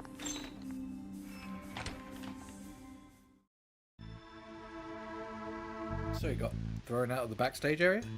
Yeah, I never expected to be gassed by a fierce wombat. He was a real stickler. Said that only performers could enter the dressing room.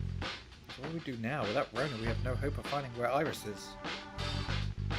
Listen, man, I know you're desperate, but calm down. But it's urgent. Since I'm here today, it means everything went well. Really? But how did you get past the bouncer?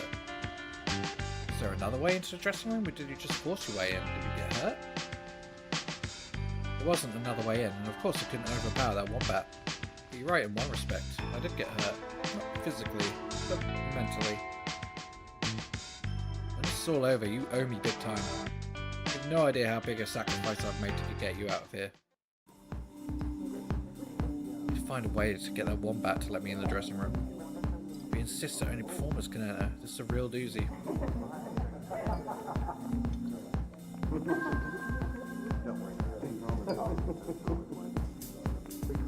Oh, we probably need the costume, right?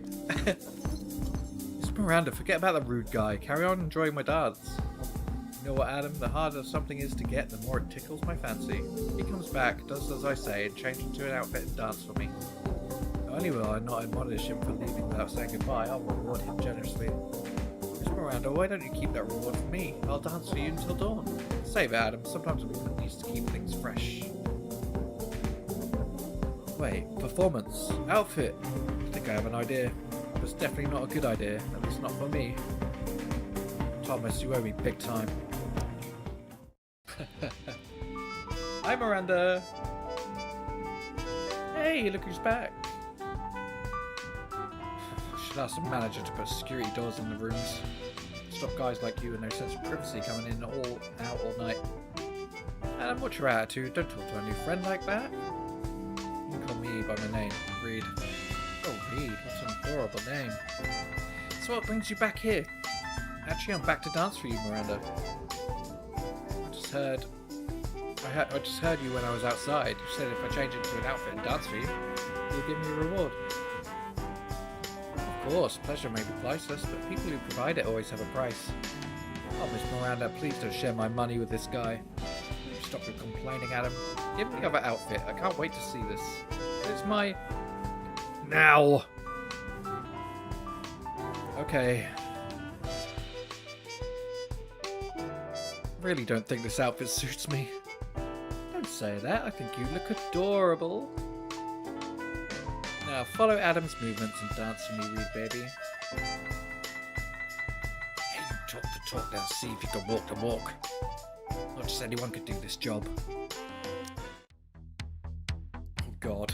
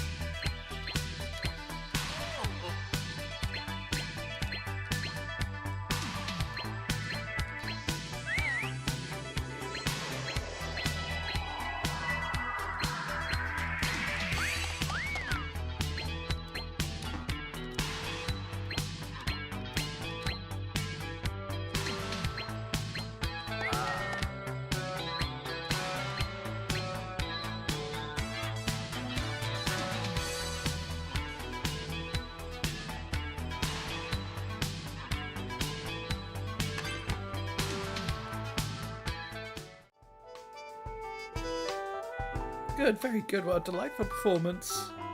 Didn't expect you to dance so well. Looks like you can walk the walk after all. Maybe the two of us can form a dance duo. It's a great idea, but first I must fulfill my promise and reward read. Tell me how much you want. Don't be shy, name your price. Actually, what I want is the money. I'd like to borrow this outfit for a while longer if I can. Also, I need to ask Adam to do me one little more favour. Me a favour? Ha, well done. So, you feel like a new man? Thanks, Adam. This is way better than I expected. When it comes to makeup skills, I put all the girls to shame. If you wanted to be someone else tonight, you've certainly achieved it. Trust me, not even your own mother would recognise you. In that case, it's showtime.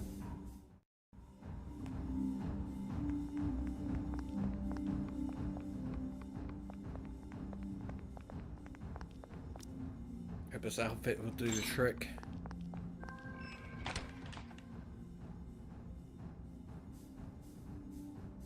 You? Me? Are you a new performer? He doesn't seem to recognise me. Hi, I was recommended by Adam. It's my first day. Customers were so enthusiastic, I got all sweaty. I need to go to the dressing room and freshen up. There's always some customers who don't know how to behave themselves, but with me around, you don't need to worry. Oh, Brody, I feel so safe with you around. Ha, you're welcome. It's my job to keep you safe, and I love my job. I'll go fix my makeup. Talk to you later. Just a second. Oh, something the matter? Just call me Brody. How do you know my name? Oh, Adam. That's it. He was just talking about you. Is that so? I thought you didn't much like me. That's surprising. Since you know my name, it's only fair I know yours too, don't you reckon? Yeah, that makes sense, I guess.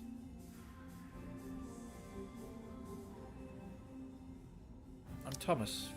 Pleased to meet you, Thomas. How'd you like to join me for a drink after work? Drink is a bit sudden.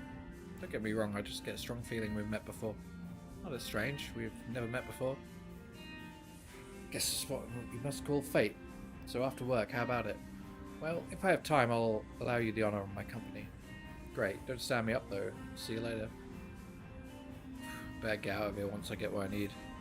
Dressing like this is way too dangerous.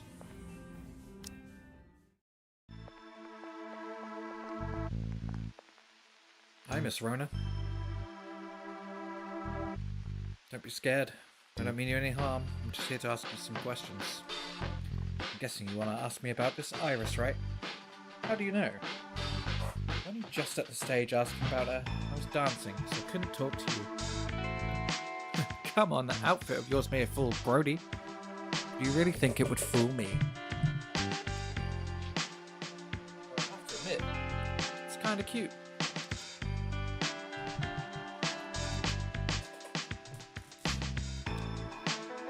Oh, really? What do you know about Iris? I'll tell you as much as I can. I'm a complete stranger. Aren't you worried I might mean no harm? See, you do all types of people in this line of work. I can tell straight away who are the good guys and who are the bad guys. What's more, a bad guy would never think of using such an adorable way to get past a bouncer. When they want to know something, they just shove a gun in someone's face. Well, in that case, I'll cut to the chase.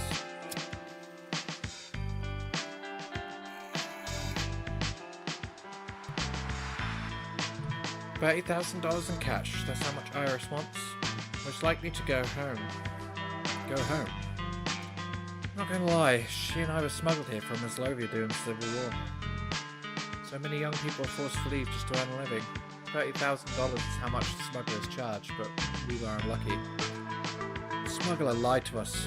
When we got off the boat, we weren't given the legal status they were promised. I didn't want to starve, so I was forced to go into the line of work. Iris joined soon after. What happened next? Well, it was a tough few years, but we gradually got used to it. That was until last year, as you said, Iris got to know some big shots driver. They really hit it off. Couldn't get enough of each other. I thought he'd be a ticket to staying here legally. But oh fate, she is a cruel mistress. 6 months later, the driver suddenly disappeared and Iris became really on edge. I could sense she was in trouble, but we don't pry into people's private lives in this business. It wasn't long before she stopped coming to work. I haven't been in contact with her since. Do you have any idea where she could be? After she disappeared, the manager of the club asked me to look for her a few times. It was clear she was hiding stuff from something. Couldn't find her at her apartment. I do have a clue where she might be. Should give you something to go on. When she first came to work with me, there was one customer who liked her so much that he only ordered her every time he came. Although he was very generous, he was a real oddball. He never wanted Iris to dance or drink with him. He just had her dress up as a nun and recite poetry in the room. I met him a couple of times. An unassuming collie with a scent of church candles about him. Probably some repressed clergyman coming here to act out his fantasies. Can't say I'm surprised. This place is called Fallen Angels after all. It's only natural it would attract guys with this type of fetish. What does a strange custom have to do with Iris's whereabouts? I was just getting to that. The last year Iris had a birthday. Next year Iris had a birthday. Of course it was just a fake one that we dancers give. That customer rented a house in the suburbs for her and paid 5 years rent up front. He said he wouldn't bother her there on weekdays and that he just wanted to give her a better life. Did she accept it? Of course not. Being kept by a customer is a big taboo in our business. Plus the guy had a really bizarre fetish. But Iris reluctantly accepted the key and put it in her jewellery box so she wouldn't hurt his feelings. Later, when she got to know the driver, that collie didn't show up here again. It could be that he admitted defeat, or that he was warned off, who knows. So the key you just mentioned. Yep, you're a sharp one. After Iris left without saying goodbye, I looked for her jewellery box and the key was gone. So you think that she went to the house in the suburbs to lie low? No one knows about it. It's a great place to hide out. That's all I know. As for the location of the house, you'll have to find that out yourself. I really hope you find her. After all, we arrived in this place together. I don't want to see anything bad happen to her. She's already had enough misfortune in her life. Well, it's my turn on stage again. No rest for the wicked. The customer that Rona mentioned, the collie who might be a clergyman. Could it be? After leaving the club, I spent the night going through the city's religious archives of Selena. There's only 2 male collies registered as clergymen. One is Bailey, a 70-year-old pastor of Sparrow's Nest. But he's suffered a stroke 2 years ago. He hasn't been able to take care of himself since then. He's too old to be our guy. So only leaves Anderson. Oh my god.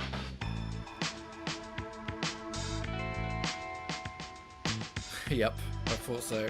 Oh shit. That is a huge coincidence. Not really a coincidence, there's a shortage of clergymen in Skid Road.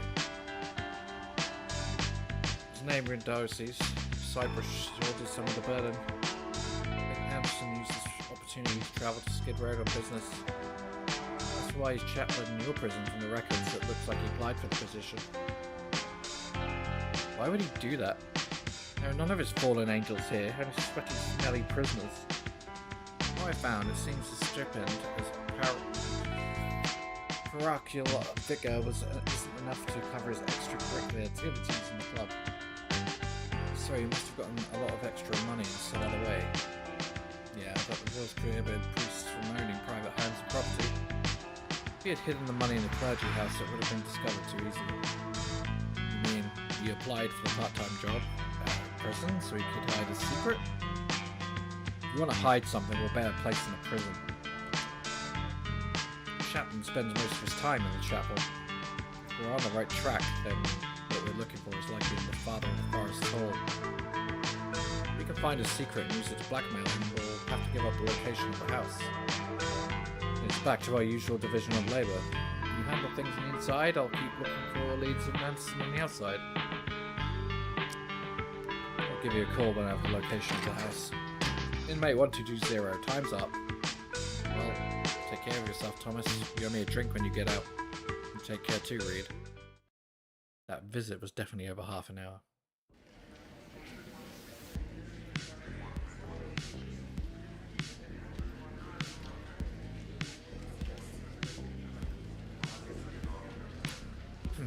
Father Anderson.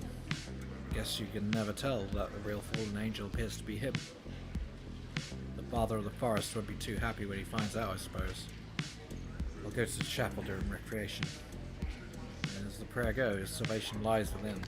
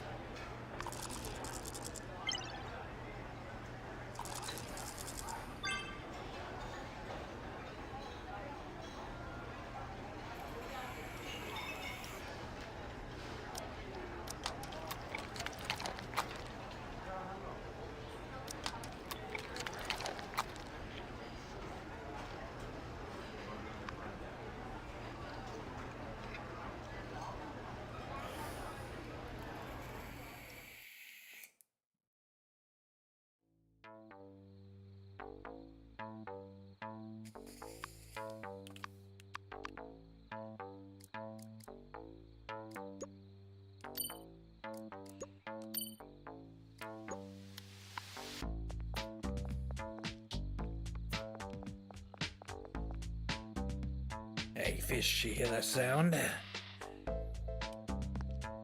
What sound? My stomach rumbling. I can never get enough to eat on Mondays. Not having enough to eat puts me in a real bad mood. Wait, you don't mean... Yep, I want you to help me again. Hand over the money. Usual rules. Only want half. Crunchy, are you sure you want to do this? Trust me, it's not a good idea.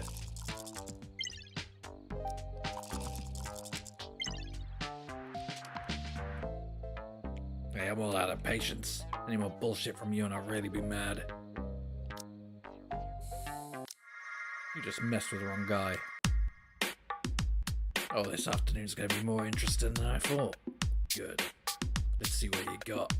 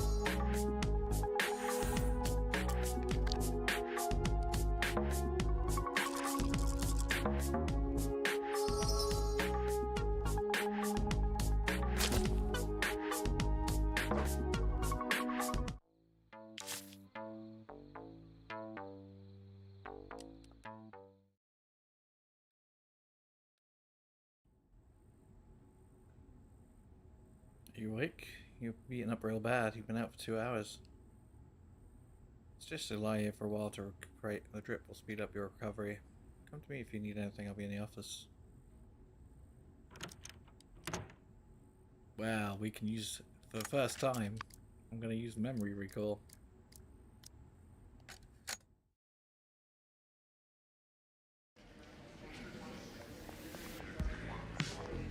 Hold on. How far back are we? Okay, yeah, I think...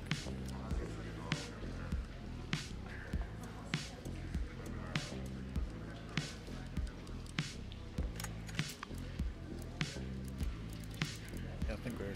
That's right, I did save, right?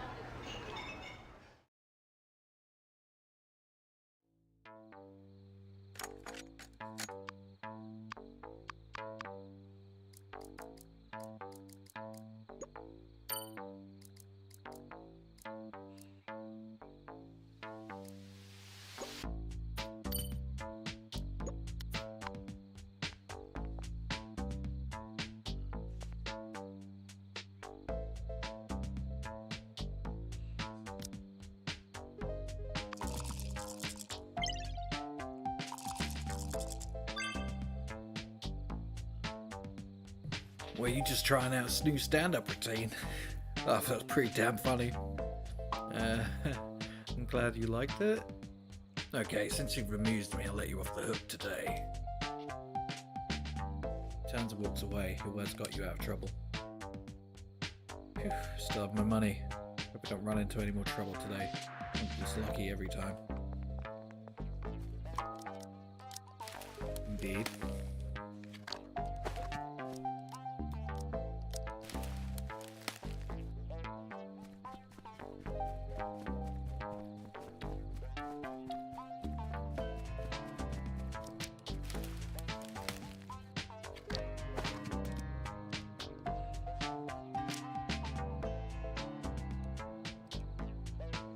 Muttering about just trying to decide my numbers for this week's lotto.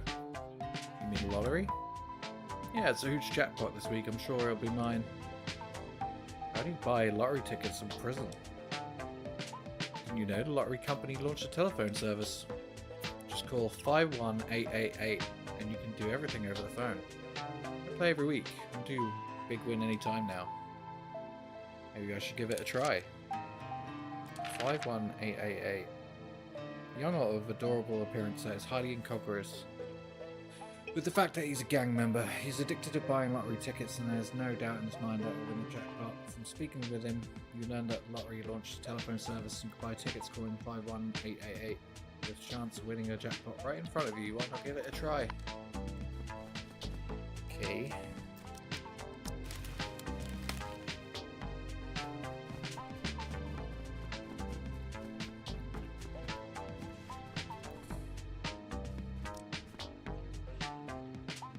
Nuisance layer on the table of your cell.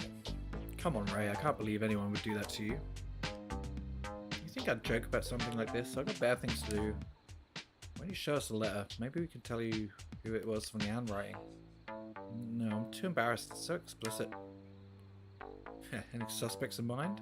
A few. I'm not sure yet. Like who? Like some guys always sneak up close to me but too shy to say anything. There's just one.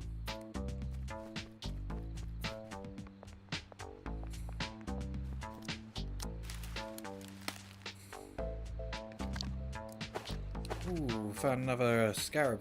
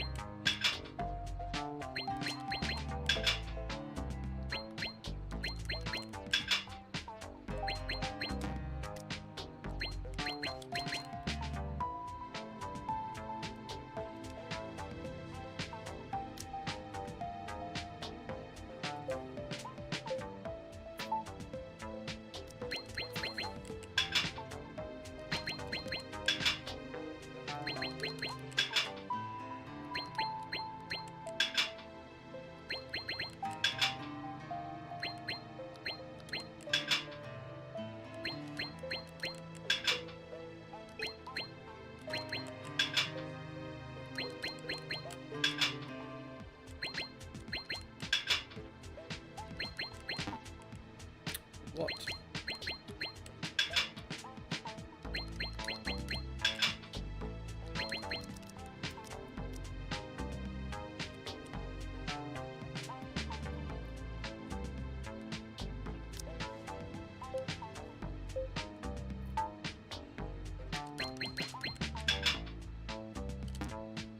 Bollocks.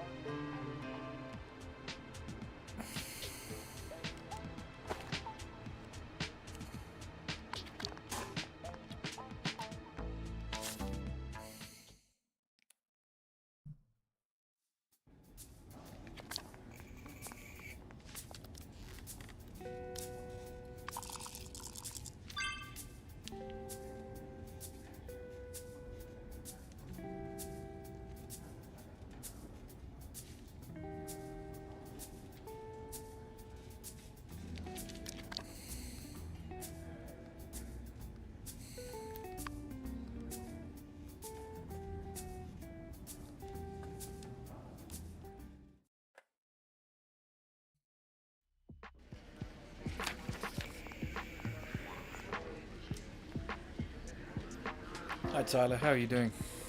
I'm great. I'm in peak physical condition, physically and mentally. Feel like I'm ready for the first fight and I'll get out of here. The opponent's fee is a bit of a headache, but I'll work it out. I used to be the champion. Aren't there any fighters who'll take me on for free? What? What kind of bullshit is that? Ain't my fault I'm so good. If you're afraid to lose, I have no business calling yourself a boxer. No, Tyler, that ain't happening. I swore I'd never throw another fight, not even one. I'll get the money and offer those cowards a price they can't refuse. You just keep trying to find me an opponent. The higher the ranking, the better.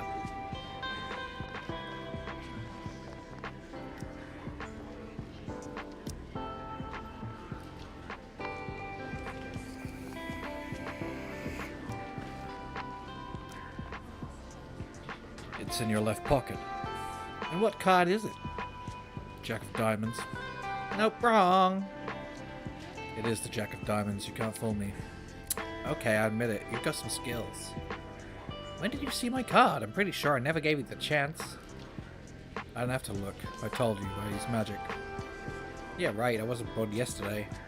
Wait and see, I'll figure out how you did it. I'm the best magician in this place.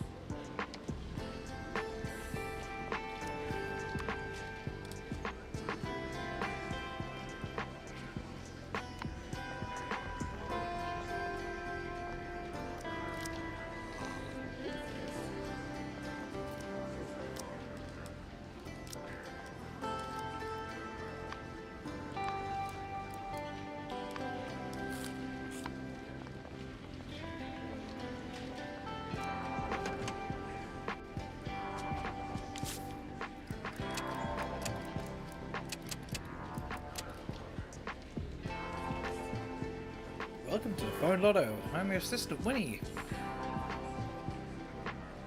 I heard from a friend that can buy tickets online. You've been referred to by one of our customers. In that case, you'll get 20 betting points as special reward. Lucky you. Let me take you through the Phone Lotto rules. Phone Lotto follows a 5-number format. Simply enter 5 numbers from 1 to 9 on your telephone and press hash to confirm. This will generate your lottery numbers. After the draw, compare your numbers with the winning numbers. The more matching numbers you have in the same positions, the more you'll win.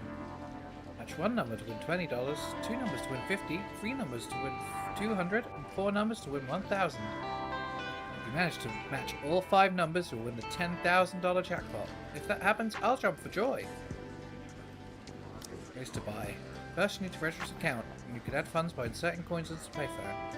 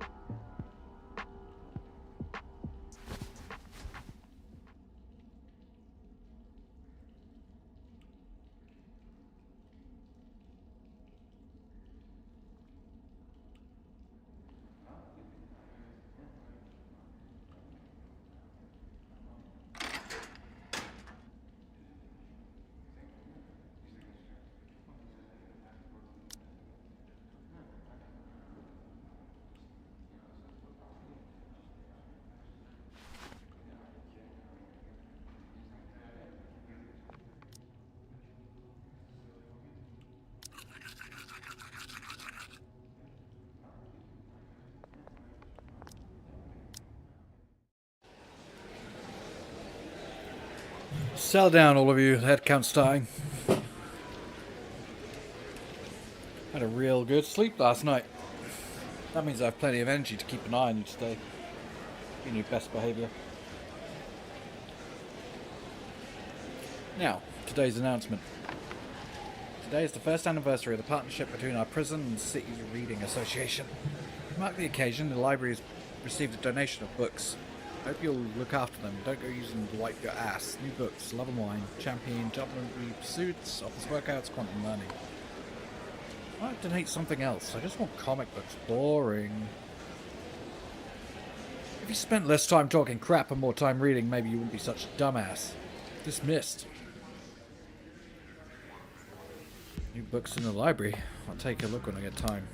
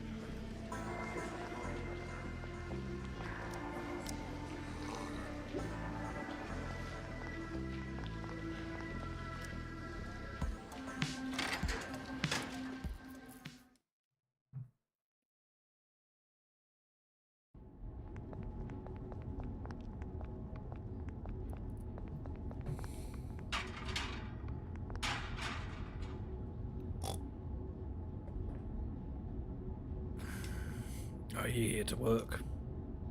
Yes, chef. Name's Sticks. My big brother left me in charge of the corridor, so I'm in charge of the corridor. I'm sweating too hot in here, I ain't too hot. It's not hot because of the heat. Let's talk about the kitchen work. Fine. My big brother told me I can give you 3 jobs to choose from. First is peeling potatoes. Everyone likes potatoes, but don't know one like eating the skin, me included, so the first job is peeling potatoes, right? I think I got it. The second job is pickling cucumbers. Everyone likes cucumbers, but no one like fresh ones, so guess we need to make fresh cucumbers into pickled cucumbers, right? And the third job... Wait, how can you guess what I'm gonna say? Maybe we have some kind of connection. Oh, I didn't know that was possible with me, not even with my brothers. When I was little, I suspected the 3 of us weren't really brothers, so I looked like them. Still, I admire my big brother, even though he's real short-tempered. He'll explode at the slightest thing. Okay, by the way, you mentioned a third job. Is it related to cooking? Nah, the first job is washing dishes. All the cooking has to be done in the cooking room, but my big brother's in charge of the cooking rooms. It ain't easy working there unless you got basic cooking skills. I need basic cooking skills. But if you have the brute strength, you can go for the food storage room and see the guard Shibata. He should be able to give you the job of carrying ingredients. Ain't for me, but maybe you'll like it. Okay, now go do some work. My big brother, I don't like having no lazy guys in the kitchen. I'll be keeping my eye on you for him.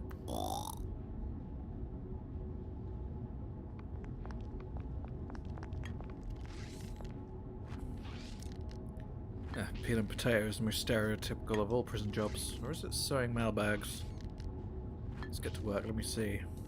I expect them to provide the best tools. This peeler is way too blunt. I'd be better off using a spoon. If I find something sharp myself, but this job will take me all night.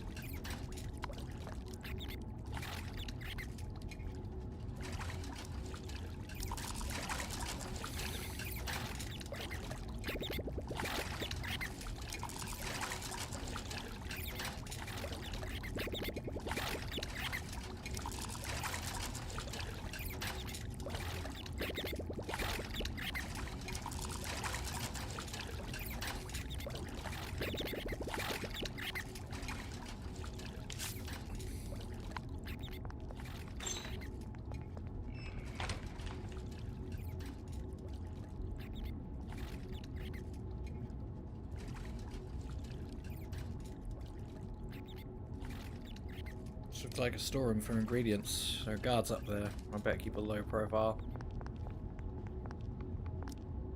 Oh, you want something? Just ignored me. Might you rob the chapel guard?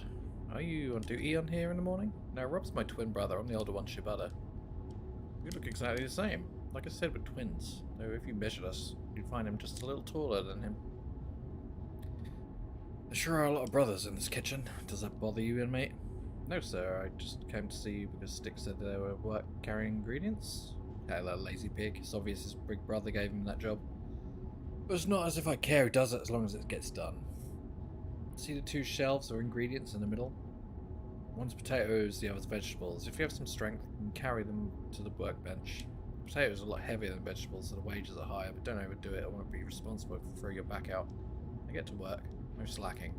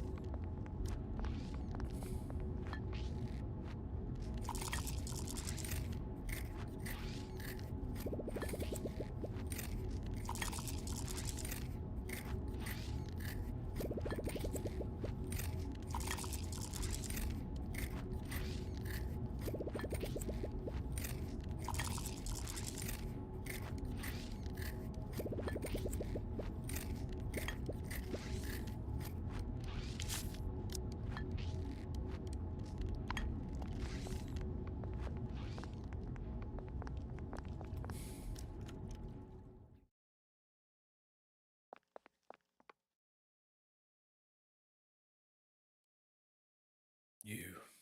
Me? You bringing the flour down or what? I've been waiting ages. Yeah, come on. Where's the flour then? Is it invisible? I just wanted to ask, do you need anything else, like yeast? No, just flour, nothing else. Now go get it. Don't come out empty-handed again. You can't find decent help these days. I want to go down the cellar. It looks like I need to find out where the flour is first.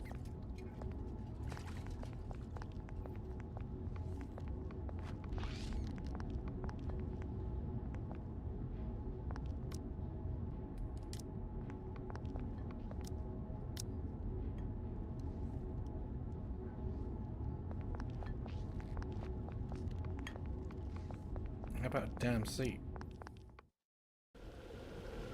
Is this the cooking room? Look at all the food. No wonder the inmates all want to work here. Hey, you there. What are you doing in my cooking room? I just wanted to see if there's any work to do here. Didn't Sticks tell you? No inmates are allowed in here without my permission. That blockhead can't even guard the door properly. So is there any work to do here? Quit your arming. Not everyone has what it takes to work here, you know. I know, but I heard that if one has basic cooking skills... What? You a good cook then, eh? Not really, but I'm willing to learn, and I'm a quick learner. You shitting me right now. This ain't free cooking school. You got 3 seconds to get out of my sight or I'll confiscate your work permit. Okay, I'm leaving. Looks like if I want to work in the cooking room, I need to prove my cooking skills to Straw. But who could I learn such skills from?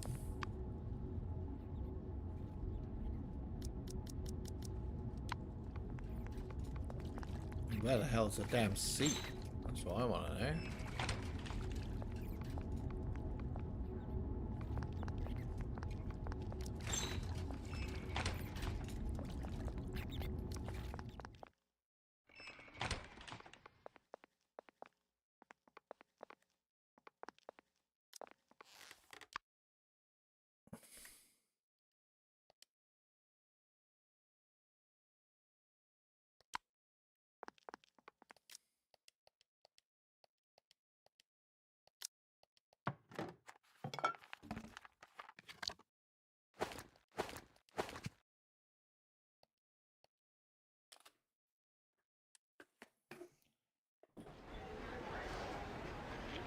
Who was the chef? I'm sure one of the inmates was a chef. I just can't think who it was.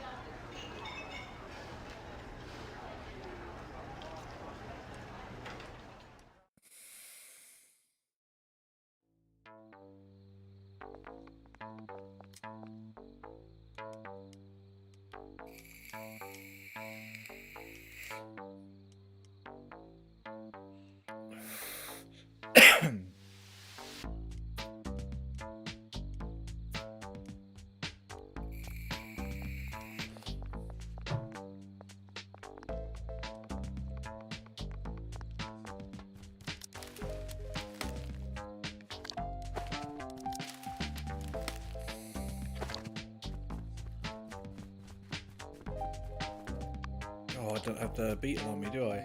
Shit. I was going to sell that. Maybe we'll find one.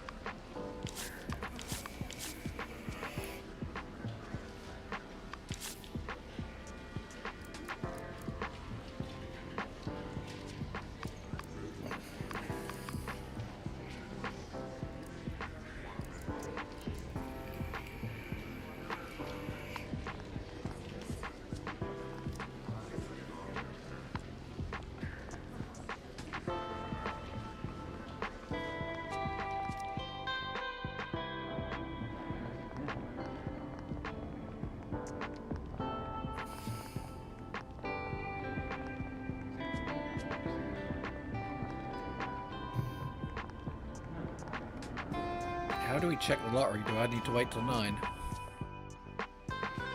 second.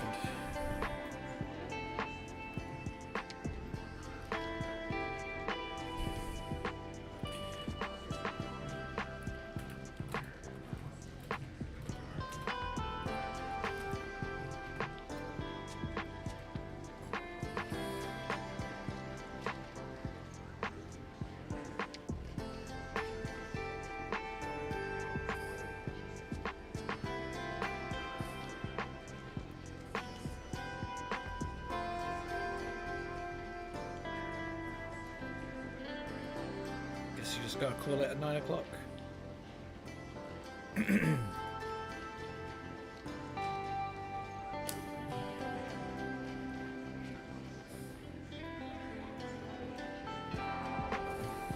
We'll try that then.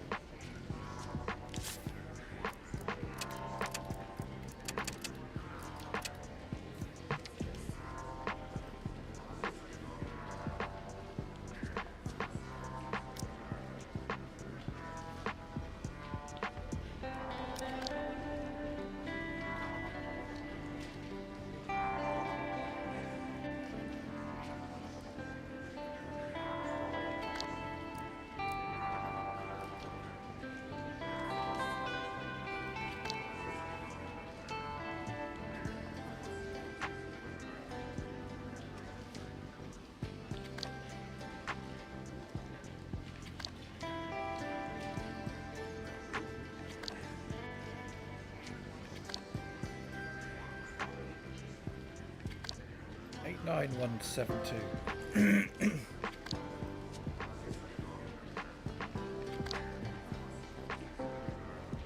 Oh, nice.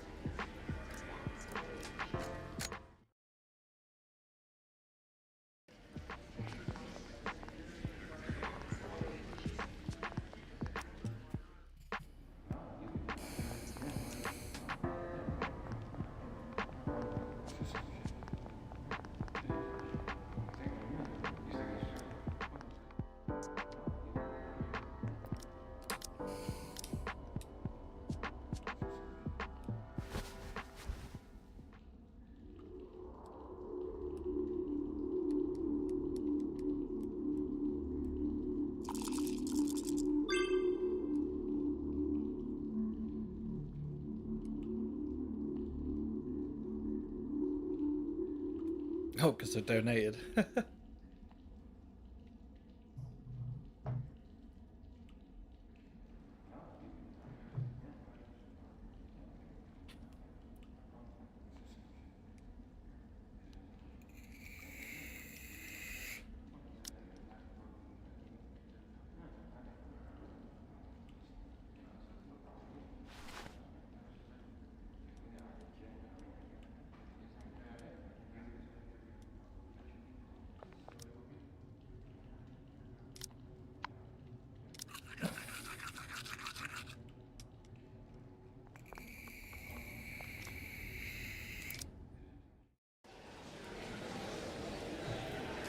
Quiet, assholes, it's count time.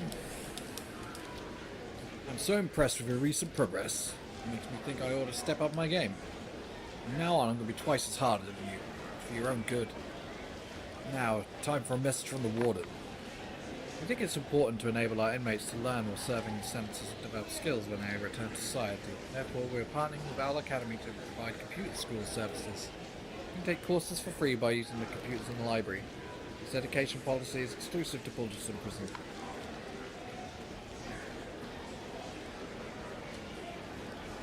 If you don't give it a try, you'll never know how stupid you really are. Computer school, huh? You might learn something useful.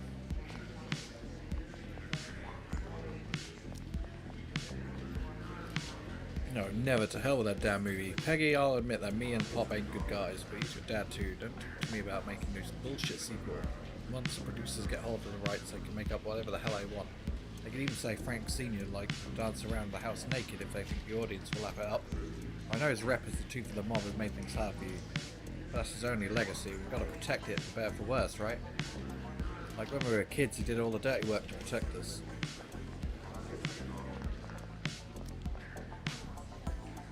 Pigman, those red patches on you, are you allergic to something you ate?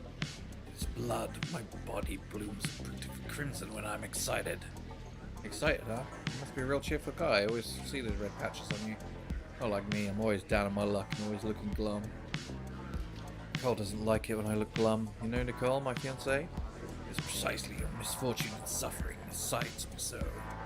They give me boundless inspiration. This prison is a studio and you are all paintings waiting to be finished. Wow, painting waiting to be finished. What a great metaphor. I can use it in my next letter to Nicole. She'll love it.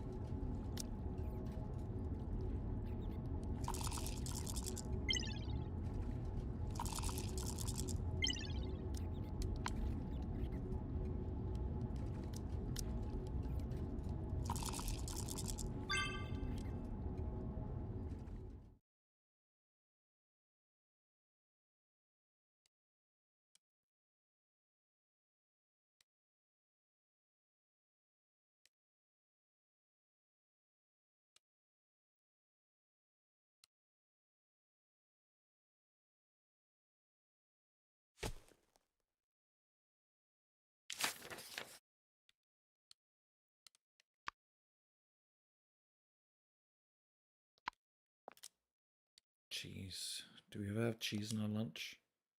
Are these the only ingredients that guards get to eat?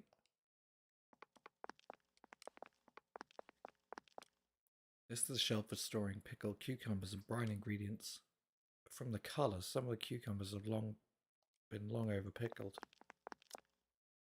Compartment surrounded by steel frame and wire mesh. Probably like it's an anti-theft lock. Looks like there must be a lot of good stuff inside. Hey, stay away from the door. Stop looking around. When you're done with your work, go upstairs, you hear me? It's no good, he can see my every move here. Looks like I need to wait until Bricks isn't here to go and check. This table is probably used for something other than making bread. A ladder? Could it be another way out of the cellar? Hey, while you're still here, I was just about to go upstairs and get a move on.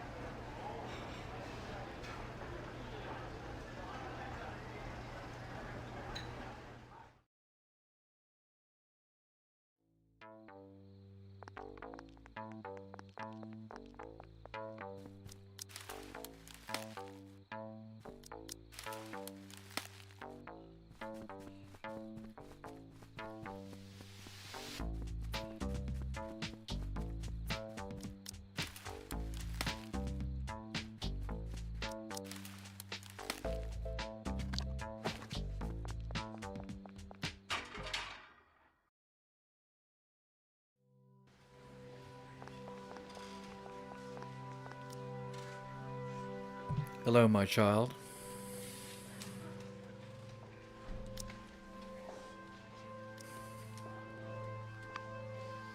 My main quest, though, investigate the chapel, find out what secret might be hidden. Hey, get away from the door. The fact that it's so heavily guarded must mean there's something interesting behind this door. Maybe I should find an excuse to ask around. So, what about the door on the right? I really need to piss. If that's the toilet, can I use it? It's the inner hall, not somewhere for prisoners to take a piss. No one goes in without the chaplain's permission, including us guards. Stay away from that door unless you want trouble. Give the chaplain's permission to enter. I guess this inner hall must be a place I'm looking for. Father, the door on the right leads to the inner hall, right? A closed door does not prevent a divine call. You are correct, my child. So, can you show me to the inner hall? I'd like to know more about the chapel. I'm sure it would help me better understand the Father of the Forest. It's a good thing that you're inspired, but faith is like a seed. It must first grow roots before sprouting shoots. It might be a good idea for you to start with the basics of daily prayer. When the time is right, I will explain you to profound doctrines symbolized by the inner hall. This is my role as a guide on your journey of faith. Damn, he got out of it. Seems defensive about the inner hall. I need to earn his trust first.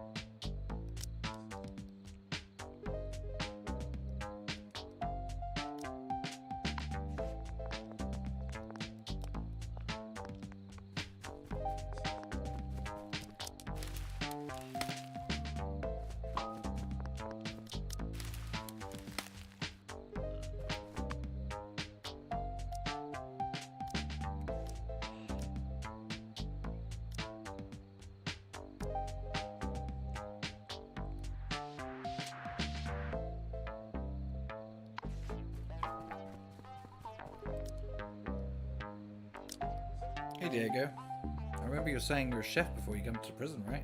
That's right, man, still am. An amazing magic chef. Oh yeah, I know your magic's so cool. But I just wanted to ask you about some general cooking tips today. Oh, why the sudden interest? You ain't trying to steal my job in the cooking room, are you? Oh, no way. I've just gotten really interested in cooking since working in the kitchen. Plus the ladies always say they find it really attractive when a man knows how to cook, right? Oh, right, I couldn't agree more. So how about helping me become as attractive as you? I can do that, but let's Serve a little something in return, right? You know, back when I was apprentice chef, I had to pay out my ass. So what do you want in return? Let me see. I ain't got enough mushroom powder in my spice rack, because whenever I pick a mushroom, I just can't help but eating it right up. If you get me 10 portions of mushroom powder, I'll teach you my cooking trick. Diego's secret recipe, fancy cheesecake. Ha ha ha.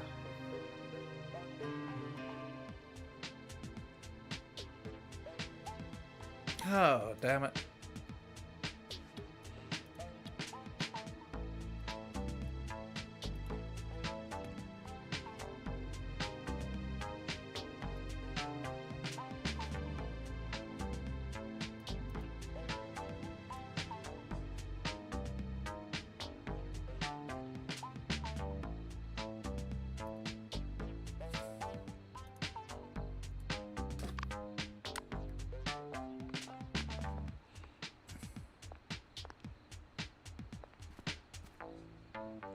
Why'd that reload?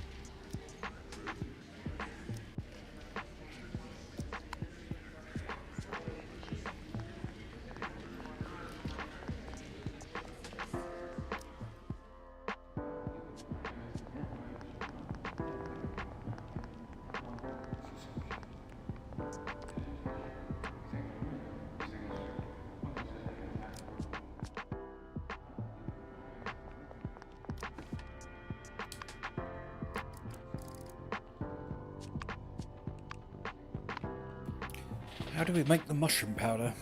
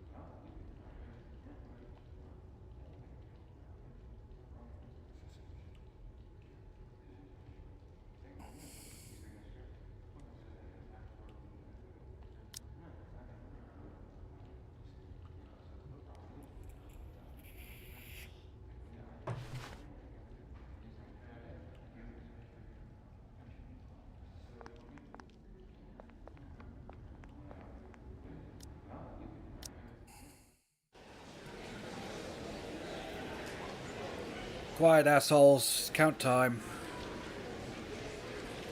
Well, looks like today's going to be a beautiful day, so you better not pull any shit and ruin my good mood. Now, today's announcement. To mark the upcoming 30th anniversary of the refurbishment of Alderton Prison, Warden Clark has decided to hold an essay contest. As inmates, you can write about what you're thankful about when it comes to prison, the warden, or us guards.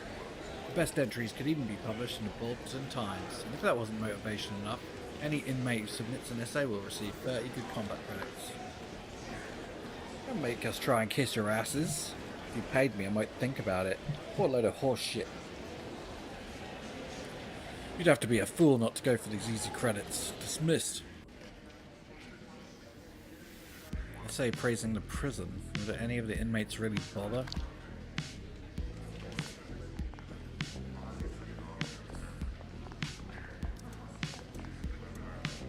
Hey Nick Jr., you grown up big and strong? Let's have a arm wrestling competition when Uncle Max comes to visit you. Oh, hell no. I was just calling to see how you and Nick Jr. are doing. Sorry, Nick's death was devastating. Damn it, do you think I feel any better about it? We were like brothers. I had no choice. Him and Michael were out their minds. Please don't tell Nick Jr. the truth. Not because I don't want him to hate me. Because I want him to always to look up to his dad. Thank you, Helena.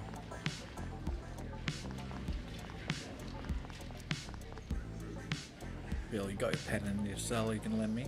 What do you need a pen for, huh? You ain't thinking about writing a stupid-ass kissing essay, are you? Hell no, I'd never do something that dumb. That's why the pen. Picking your nose? Nah, someone real important's coming to visit. I'm gonna write down what I'm gonna say so I don't get all nervous and mess up. You could make a guy like you nervous. Got yourself a lady friend? Cut the crap, can I borrow it or not? Nah, I'll lend you one, but I ain't got one. I only use it with my fingers to pick my nose.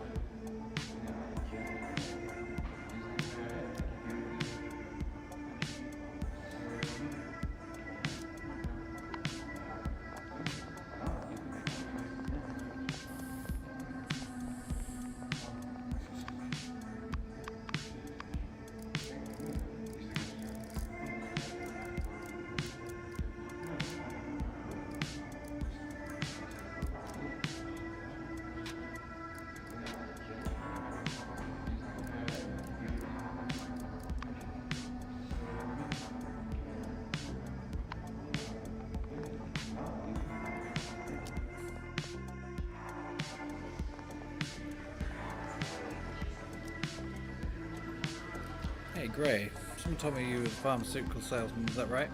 Yeah, that's right. I find it hard to believe. I just thought salesmen need to be articulate, but with your amphibian accent. Oh, I get it. I do have a pretty strong accent, but my territory was the worst neighborhood in Skid Row. Gangs and poverty were rife. I see, I guess there are quite a few amphibian immigrants living there. That's right. My linguistic advantage let me get close to them. It cost me to help with their medication. Sounds like a win-win situation. No, it was a lose-lose situation. Cops dismantled the city's black market for drugs and they couldn't afford to buy genuine ones from my company, so I took my position as pharmaceutical salesman to cover smuggling generic drugs for them. That's why you ended up in here. Man, if only the black market hadn't been busted, you wouldn't have had to risk everything to help those people. Gray, I think I need to apologize for the disappearance of the black market. Why do you say that, Walter? Does it have something to do with you? That's another story.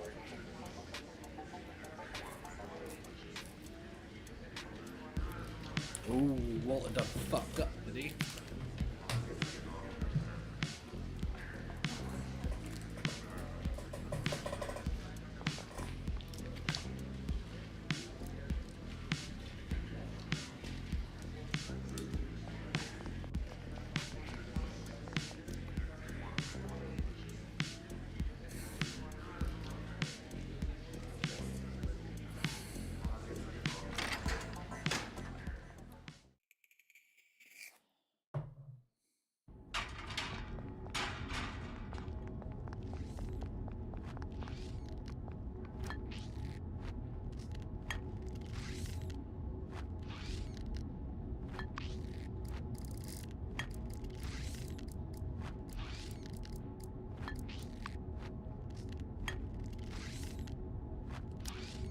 Kevin, have you paid the Black Claw gang back yet? Shh, keep it down. If no one says anything, maybe they'll forget about it. Come on, they've got it all written down. The only one who'd forget is you. What can I do? My life here ain't cheap. How am I supposed to get the money to pay them back? But here you got money to buy Play Pup from Billy? Hey, not so loud, someone might hear. It's just being in debt is so stressful, I need a way to unwind. Relax. I just want to give you a piece of advice. If you're going to buy the magazine, you're better off buying from Tony. What difference does it make? Neither one will give me a discount. The way I see it is that you pissed off the Black Claw gang. Why not get in with the members of the Bigfoot gang? who knows? If you get in trouble one day, maybe Tony will help you out for being an old customer. When you put it like that, it does make sense. Lend me a few bucks. I'm going to buy it right now. I'm just giving you some advice. You need to come up with the money on your own.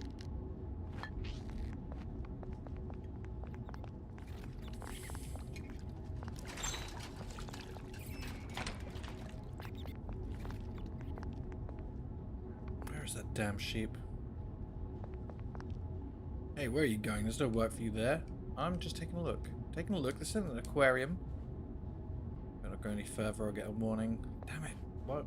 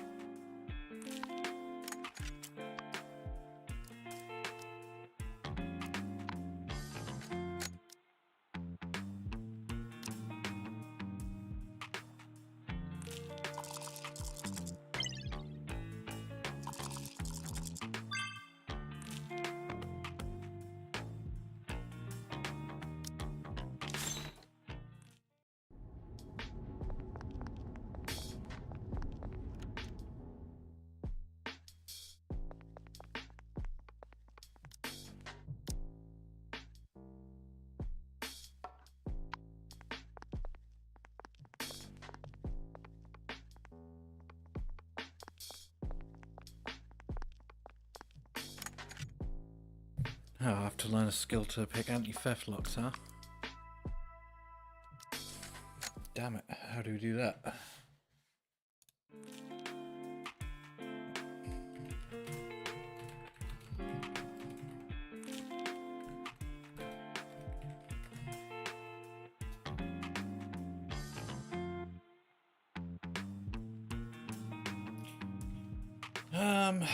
One second.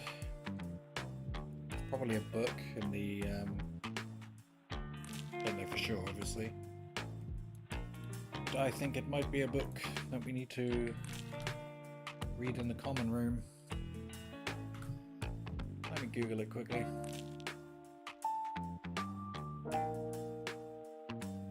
The agility specialty.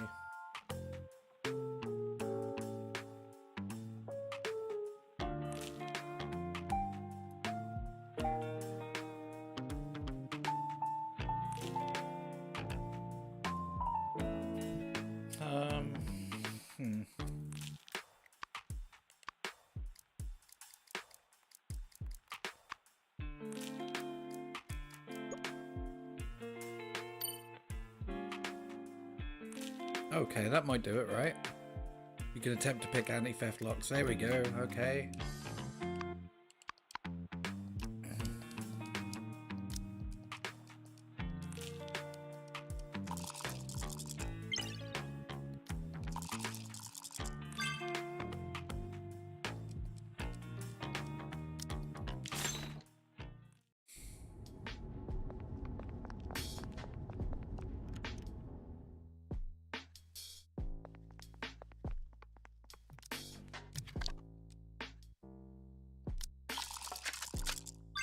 Oh my god. How lucky was that?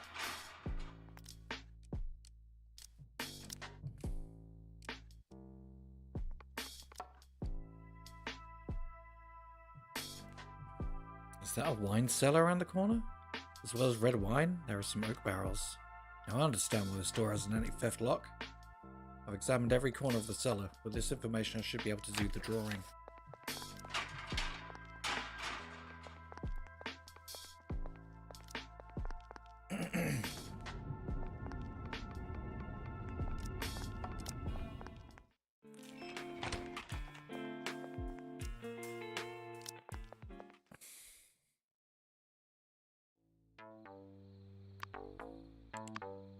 Okay, I didn't notice these specialties are actually different from skills, so I've got a lot of experience that I could use.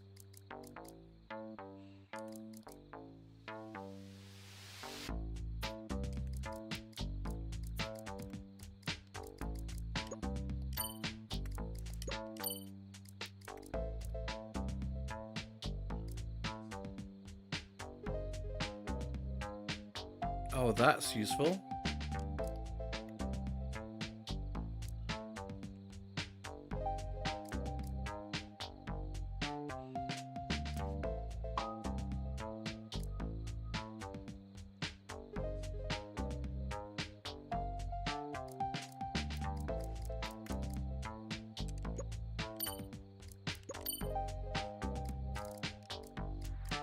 Successful failure.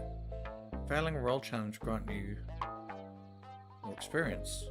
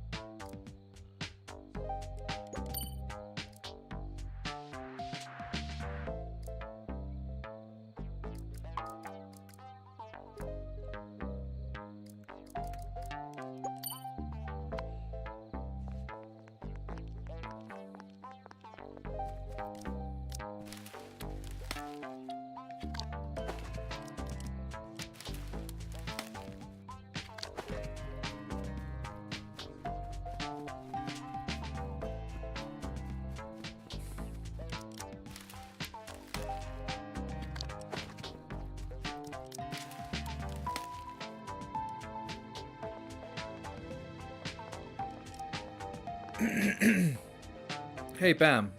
I don't know how you cheat, but I admit you're good at it. You didn't come all the way here just to compliment me, did you? No, I came to discuss a big plan with you. A plan that can only be realized with your special talent coupled by my casino skills. Oh, really? The Golden Goose is the biggest casino in the city. Do you know what gamblers there obsess over and fear the most? Poker, roulette, slot machines. Sorry, I don't go to those places. There's a giant coin pusher called the Desert. It's like a monster that hasn't been beaten in 10 years. The jackpot has reached $1 million. That must mean a lot of people play it. How come no one wins? You can't just rely on luck. There's a mechanism blocking the opening. You mean the casino tampered with the machine? Exactly. They secretly installed miniature air nozzles that blow away any coins that get close to the jackpot opening. They're well hidden, but I discover them with my keen insight. So you want me to help beat the mechanism? That's right, you just need to use your skills to make the nozzles disappear for a while. After that, I can use my unbeatable coin technique skills to get the coins into the jackpot opening. We'll be millionaires just like that. The million in the desert is pretty tempting, but there's another million that's even more important to me. Another million? What do you mean? All the people in the city. What the? Are you a tax collector or something?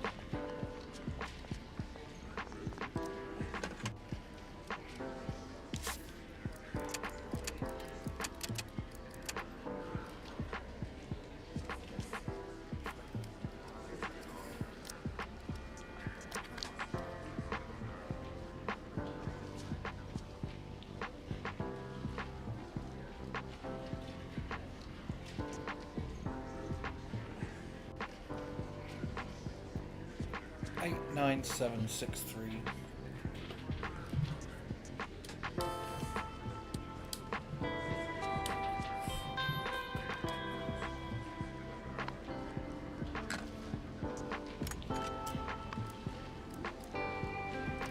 Time for an experiment, even though I got pretty lucky then, to be fair.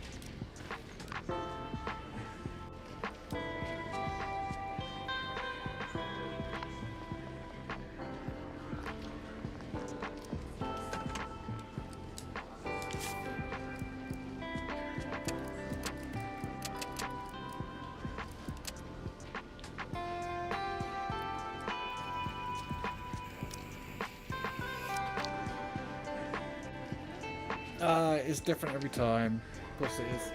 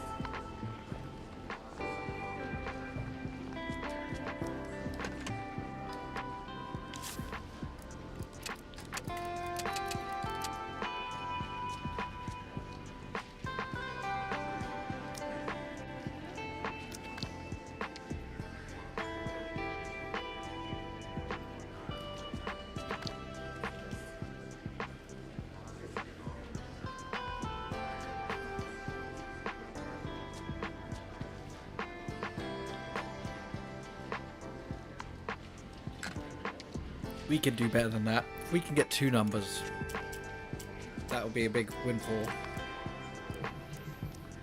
And I need to change some batteries and stuff anyway, so...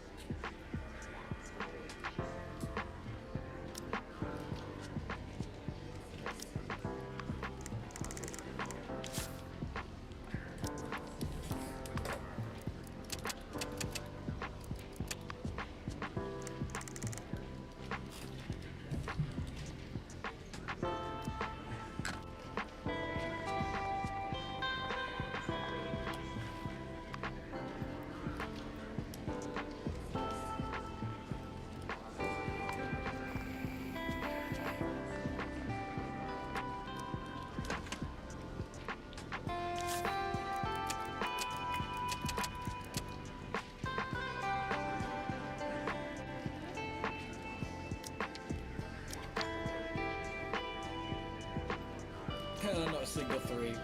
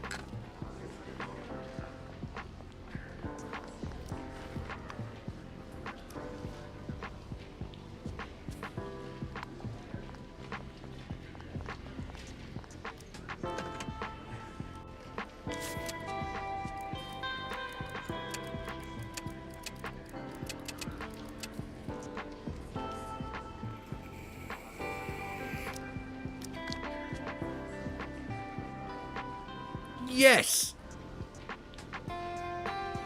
Lovely. We got 2. That'll do.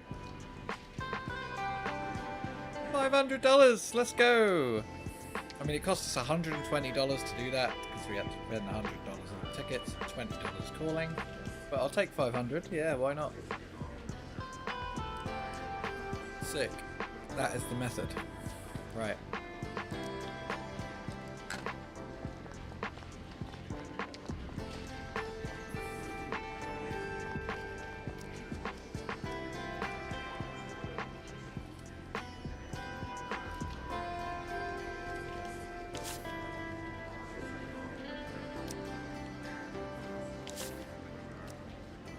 And that was a rip-off.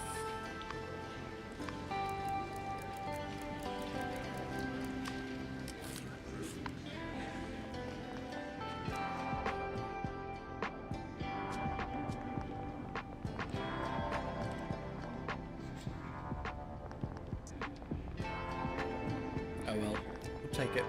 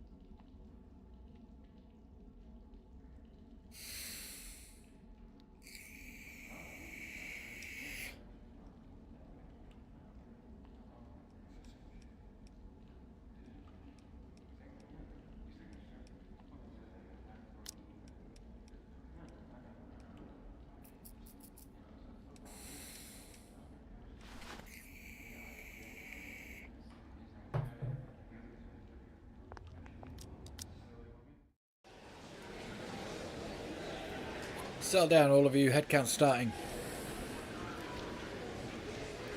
Now, I know it feels good to piss up a wall, but it's making our beloved prison smell like a goddamn outhouse. So don't do it again. This is my final warning. Now, today's announcement. To further enhance the motivational effect of the Good Conduct Credit Program, the warden has announced that starting today, expend Good Conduct credits to get a fresh apple when you pick up your dinner. Availability is limited. Nothing's ever good enough for you scumbags. Dismissed. Well, how much credits an apple costs? I hope it's not too much. Doesn't look like my mail is here.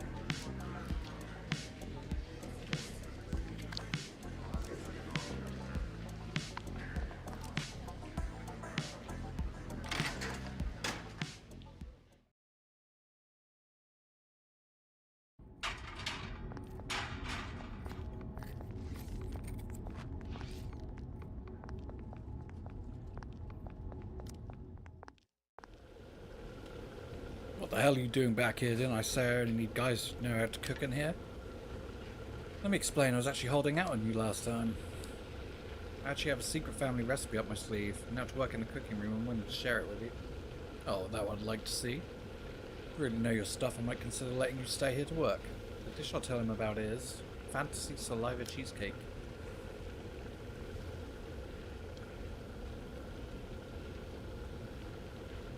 Leaven the dough with saliva? Damn, I knew Diego was messing with me.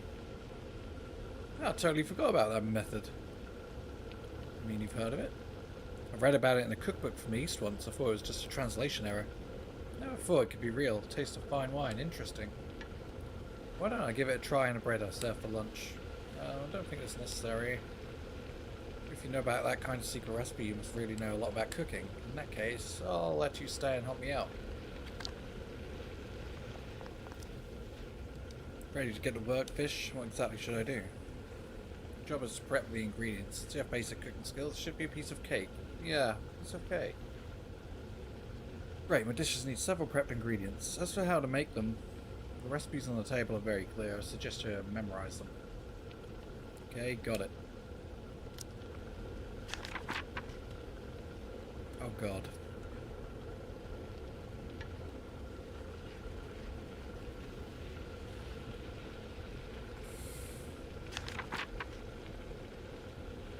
Oh god. I never thought there would be so many dishes on the menu. Each dish needs at least 2 or 3 prepped ingredients. That's a good thing there's only 4 processes needed for prepping. Cutting on the cutting table, stewing in the pot, kneading on the dough table, and grinding with the grinder. If I don't get them all mixed up once I get started, I'm already fucking lost.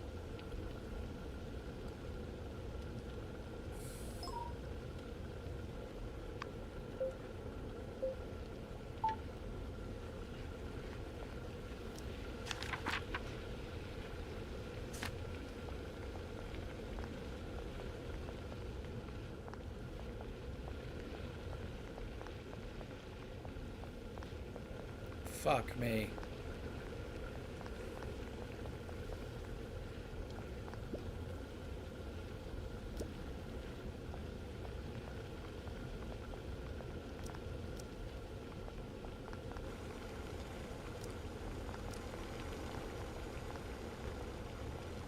Where's the pumpkin? Oh, there's pumpkin.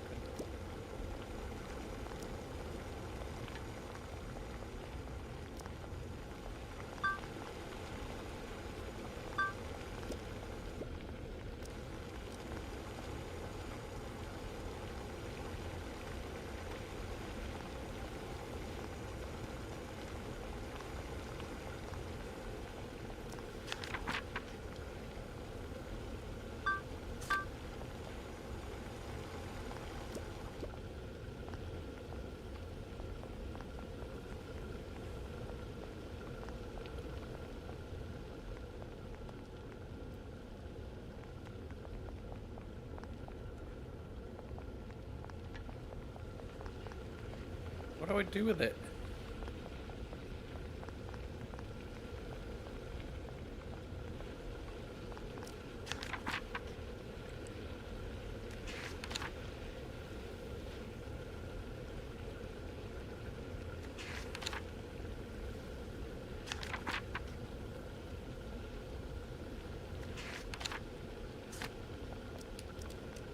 How do I mix it all together?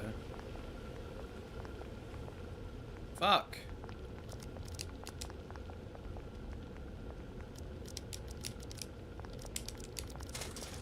No, don't chuck it in the bin.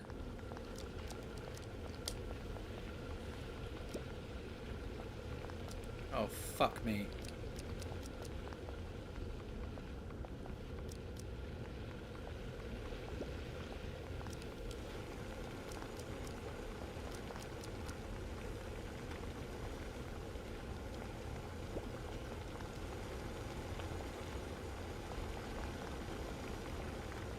How do I combine it?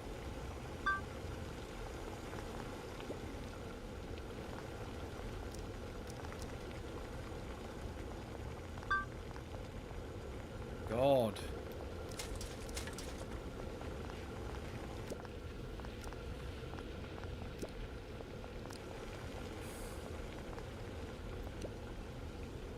Oh, that's how you do it. Oh, that's some bullshit.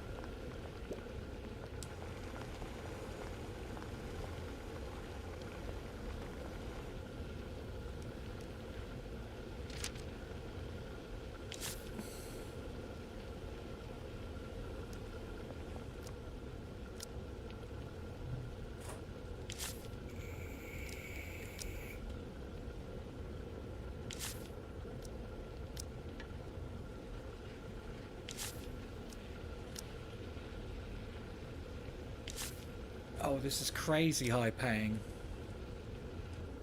Damn.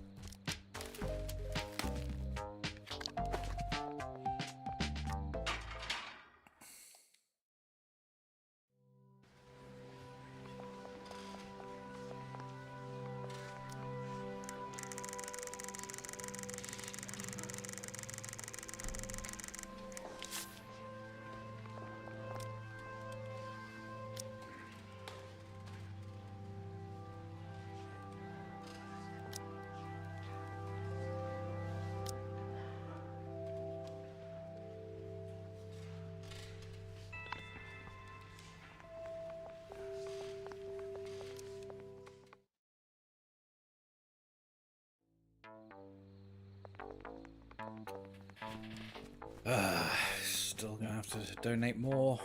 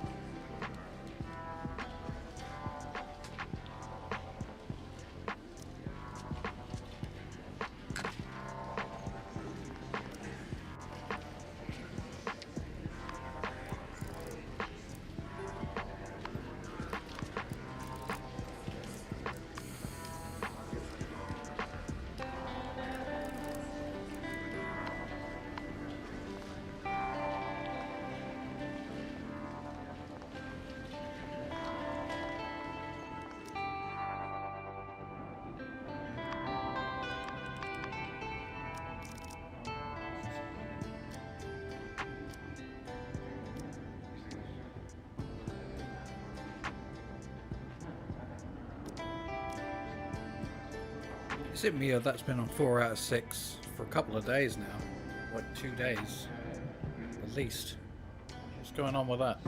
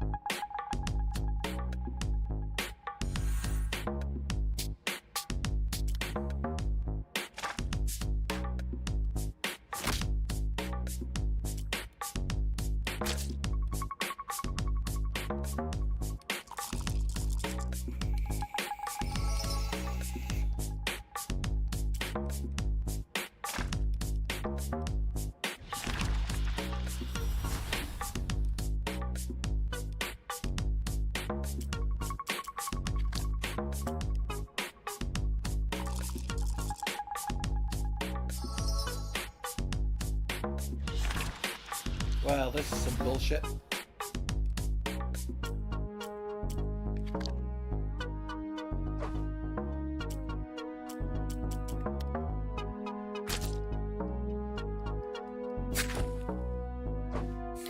Fucking hell.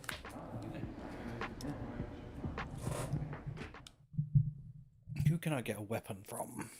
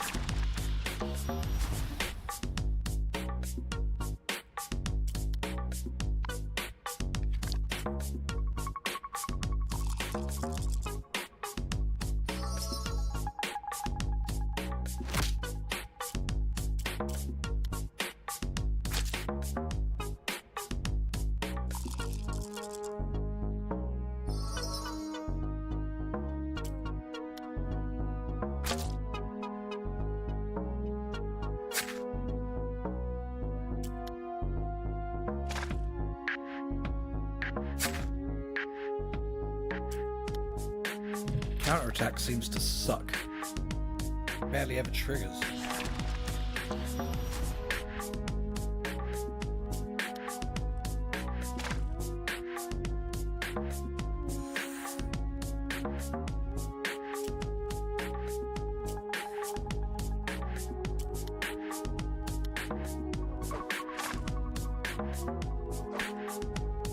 Yeah, I'm dead.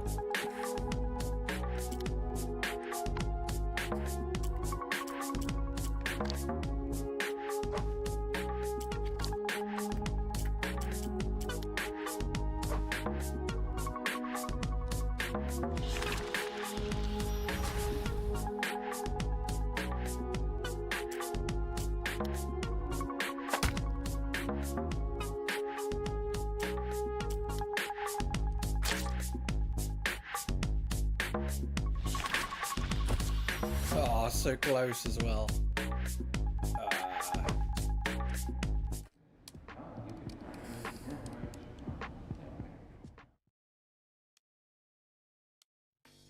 If I didn't enable counterattack, waste a turn on that, I would have had him.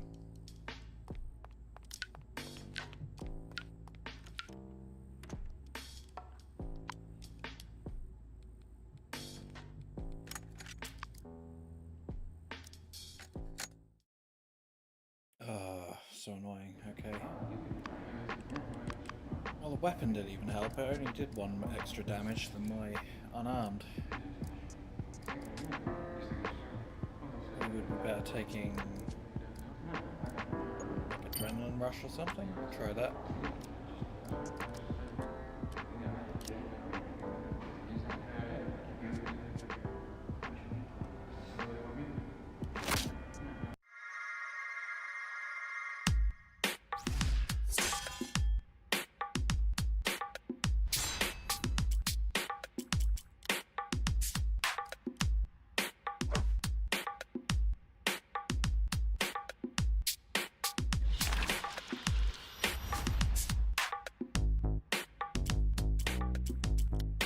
Get him to use his heals first.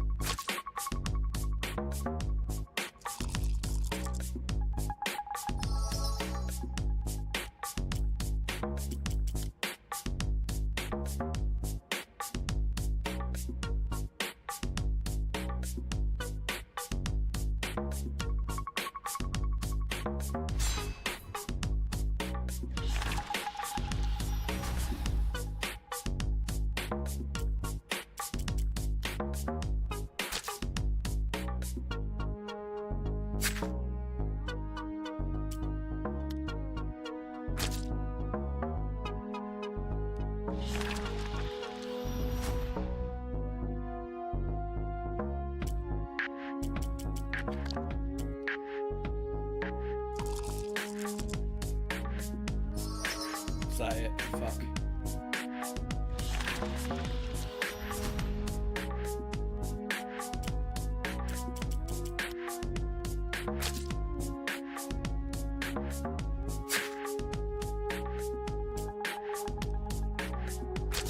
Surely have it this time.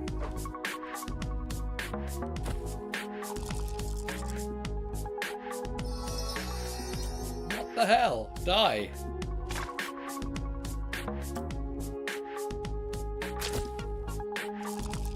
What?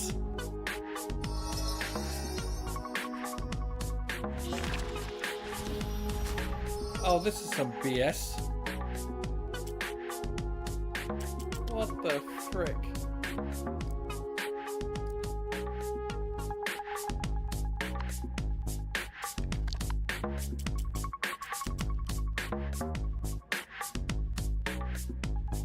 Oh my days.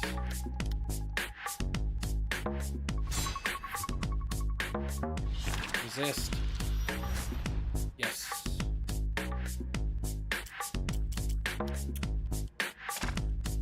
No. Really?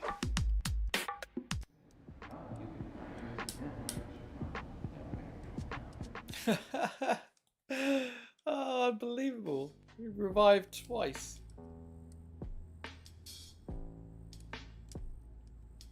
Didn't even get a decent dice roll for it. Maybe I have to think of an alternative then. Try and poison this food. Oh, we just wanted one fight where I win, right?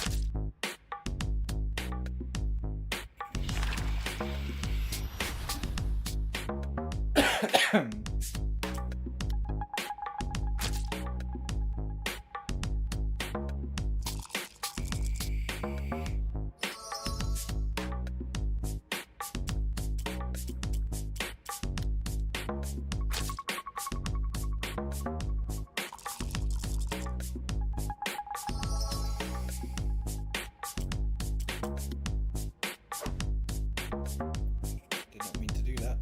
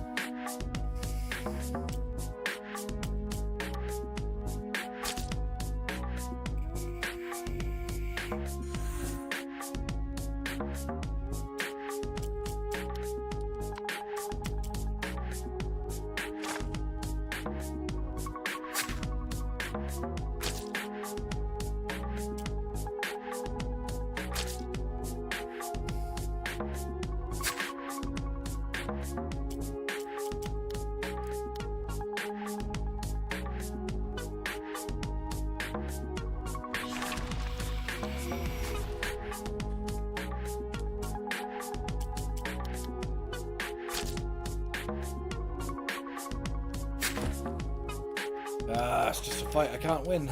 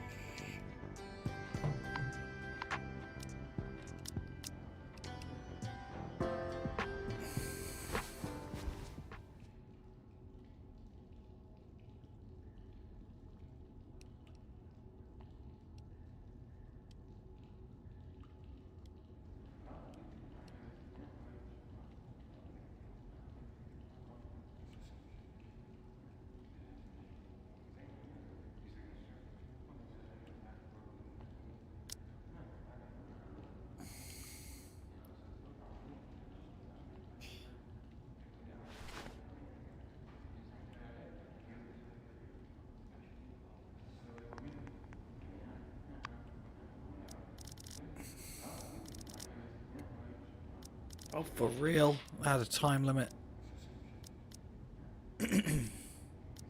What was it possible for me to do then? God dang it.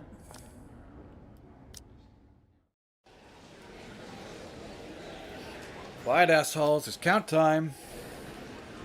Yes, someone is trying to snitch on me to the warden. Let me just remind you that the warden only works during the day. I can be 24 hours a day. I'm sure you understand. Now on to today's announcement. A few days ago, after lunch with a psychologist, the warden made a decision. Starting today, our prison will implement a prison buddy program to help rehabilitate inmates. Simply put, you can see me to exchange good conduct credits for a tank of goldfish. Fish? I'm not that bored. Can I eat the fish? I don't get the point of this. All I know is whoever causes trouble with the fish bowl is for a world of hurt. Dismissed.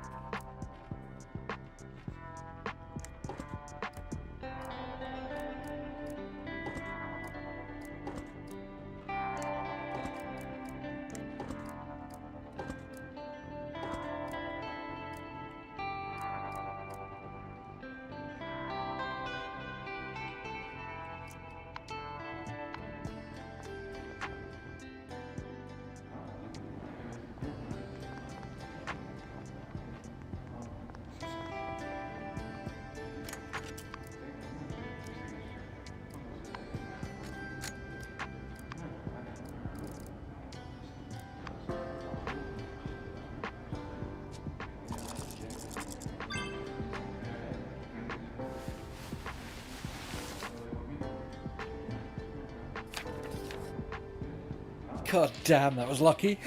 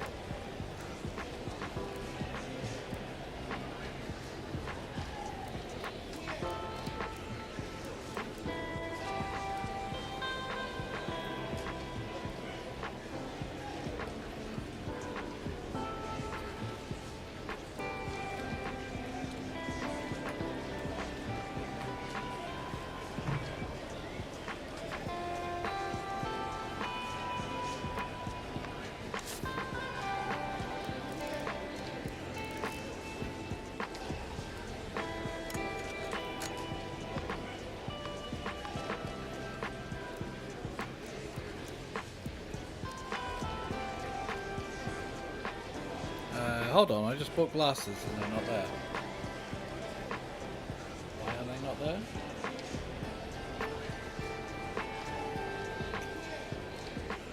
What?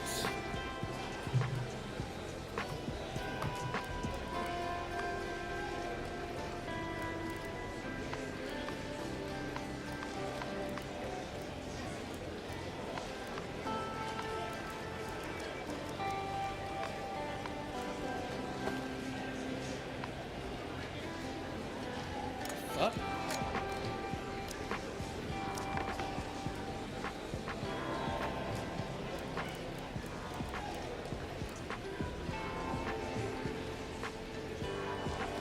Oh, items that you order will appear under your bed after head counter next morning. Okay.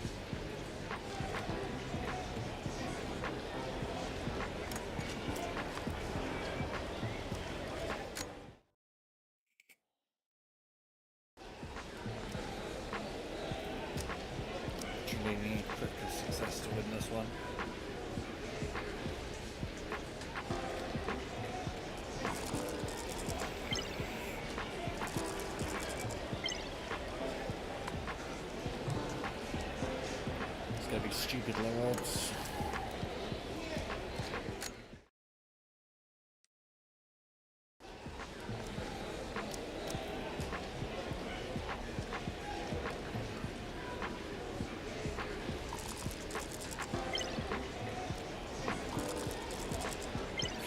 I literally need double sixes or a critical win. Some sort of double.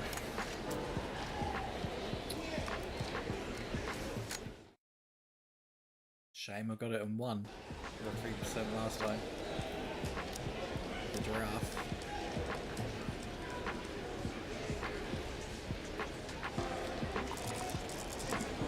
I have a feeling platypus is going to be a pain in the butt.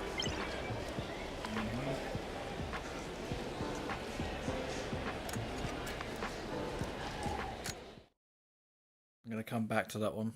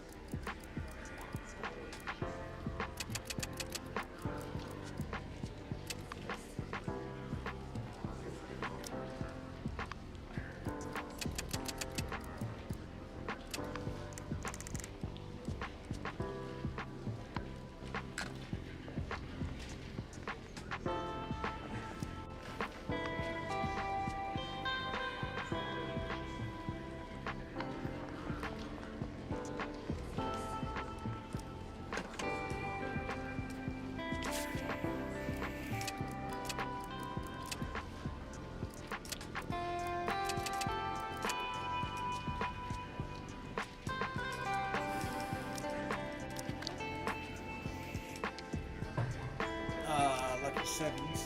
Within 7 all day.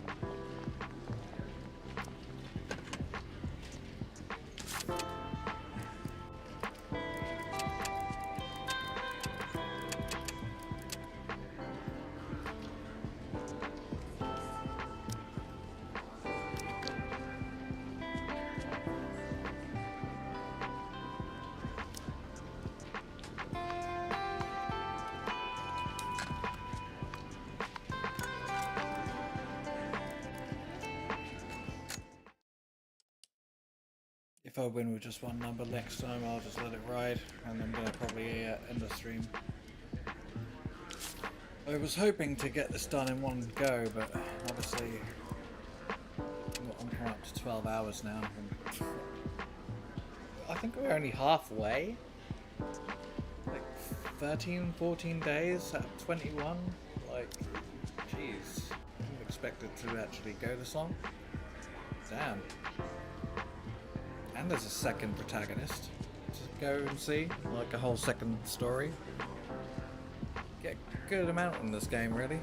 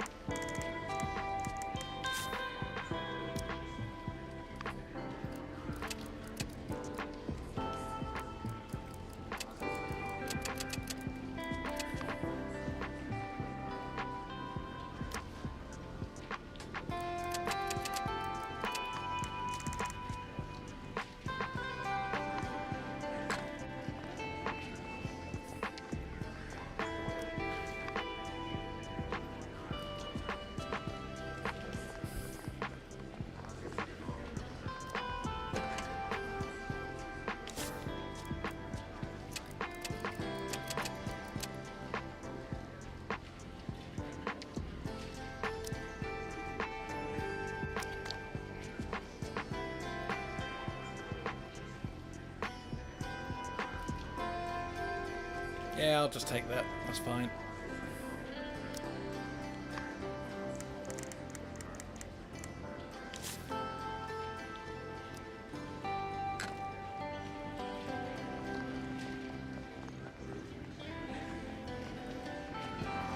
What was the pizza place number?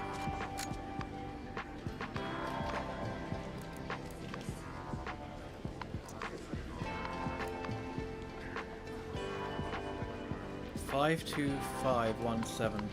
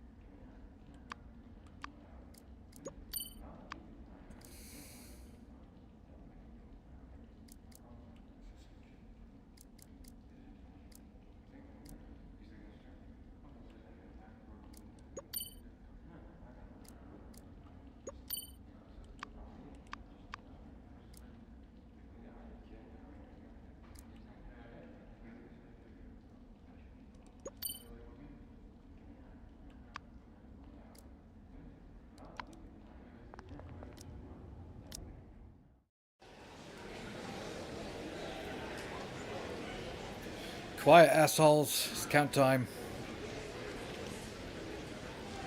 I have to admit, you guys have been behaving well lately. So I brought you a little gift. It's a holiday message from the warden. Today's the annual honey festival. I do hope our inmates are not forgotten. Although you've temporarily lost your freedom in order to correct your mistakes, the Father of the Forest still loves you deeply. To celebrate the holiday, all dishes will be free at lunchtime today. Doesn't feel like much of a holiday. Why don't you just let us go out for the day? Totally forgot. What? No entertainment? Enough. Don't make me swear on this special day. Dismissed.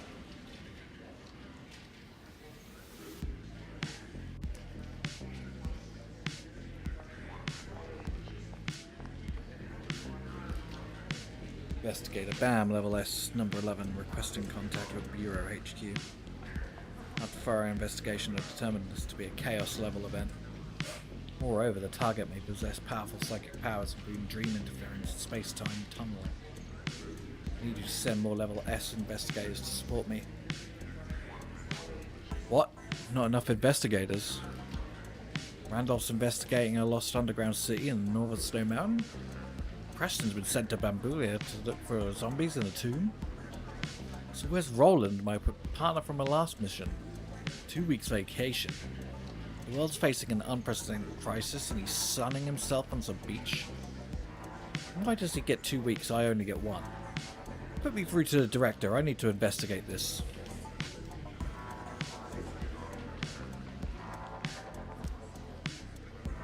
Harry, you mentioned a miner that stole gold bars from Treasure Island. Was he a whale?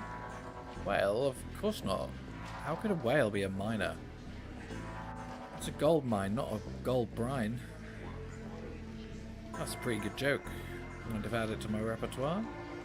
Go ahead, it would be an honour. What's the matter, Eddie? Don't you find it funny? Heh heh heh heh heh heh.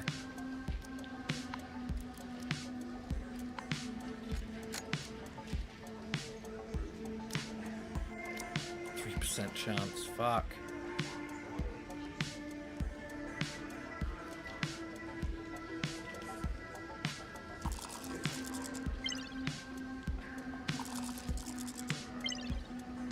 There's just no way.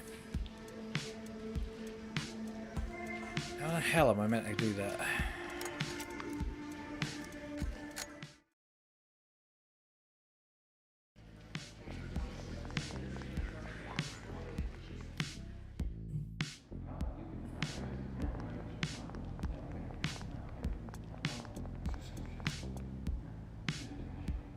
I'm an inventor, not a magician.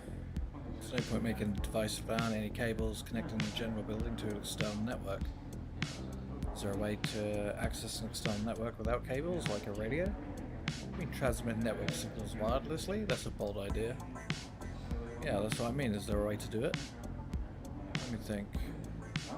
First of all, technical difficulties that need to be addressed here. These and these. Of course, that one's particularly tricky.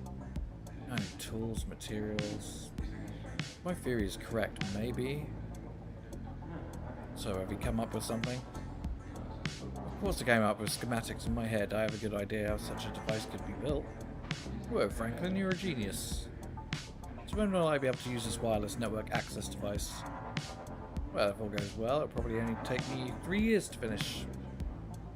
3 years. Yeah, and you'll have to cover all the research and development costs, which I estimate could be $1 million. Hold on a sec, my blood pressure just shot up. I should go to the infirmary. I need to refine the schematics. This is going to be a great invention. Yeah, maybe I should go to the infirmary for my insulin shot. Wait, the infirmary?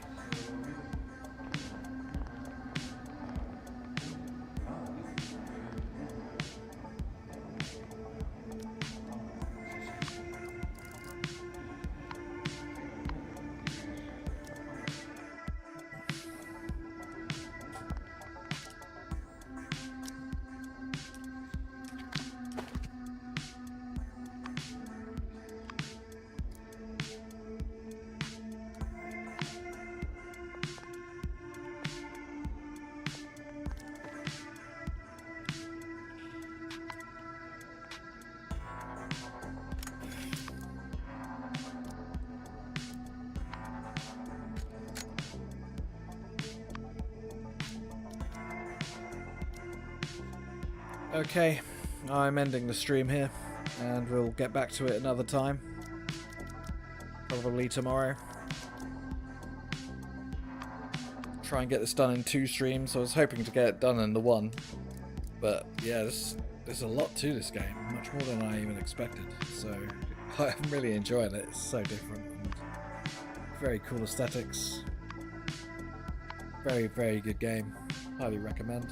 And we've got a whole other protagonist and story to do after this as well. So we've got another character, which is is it Bob?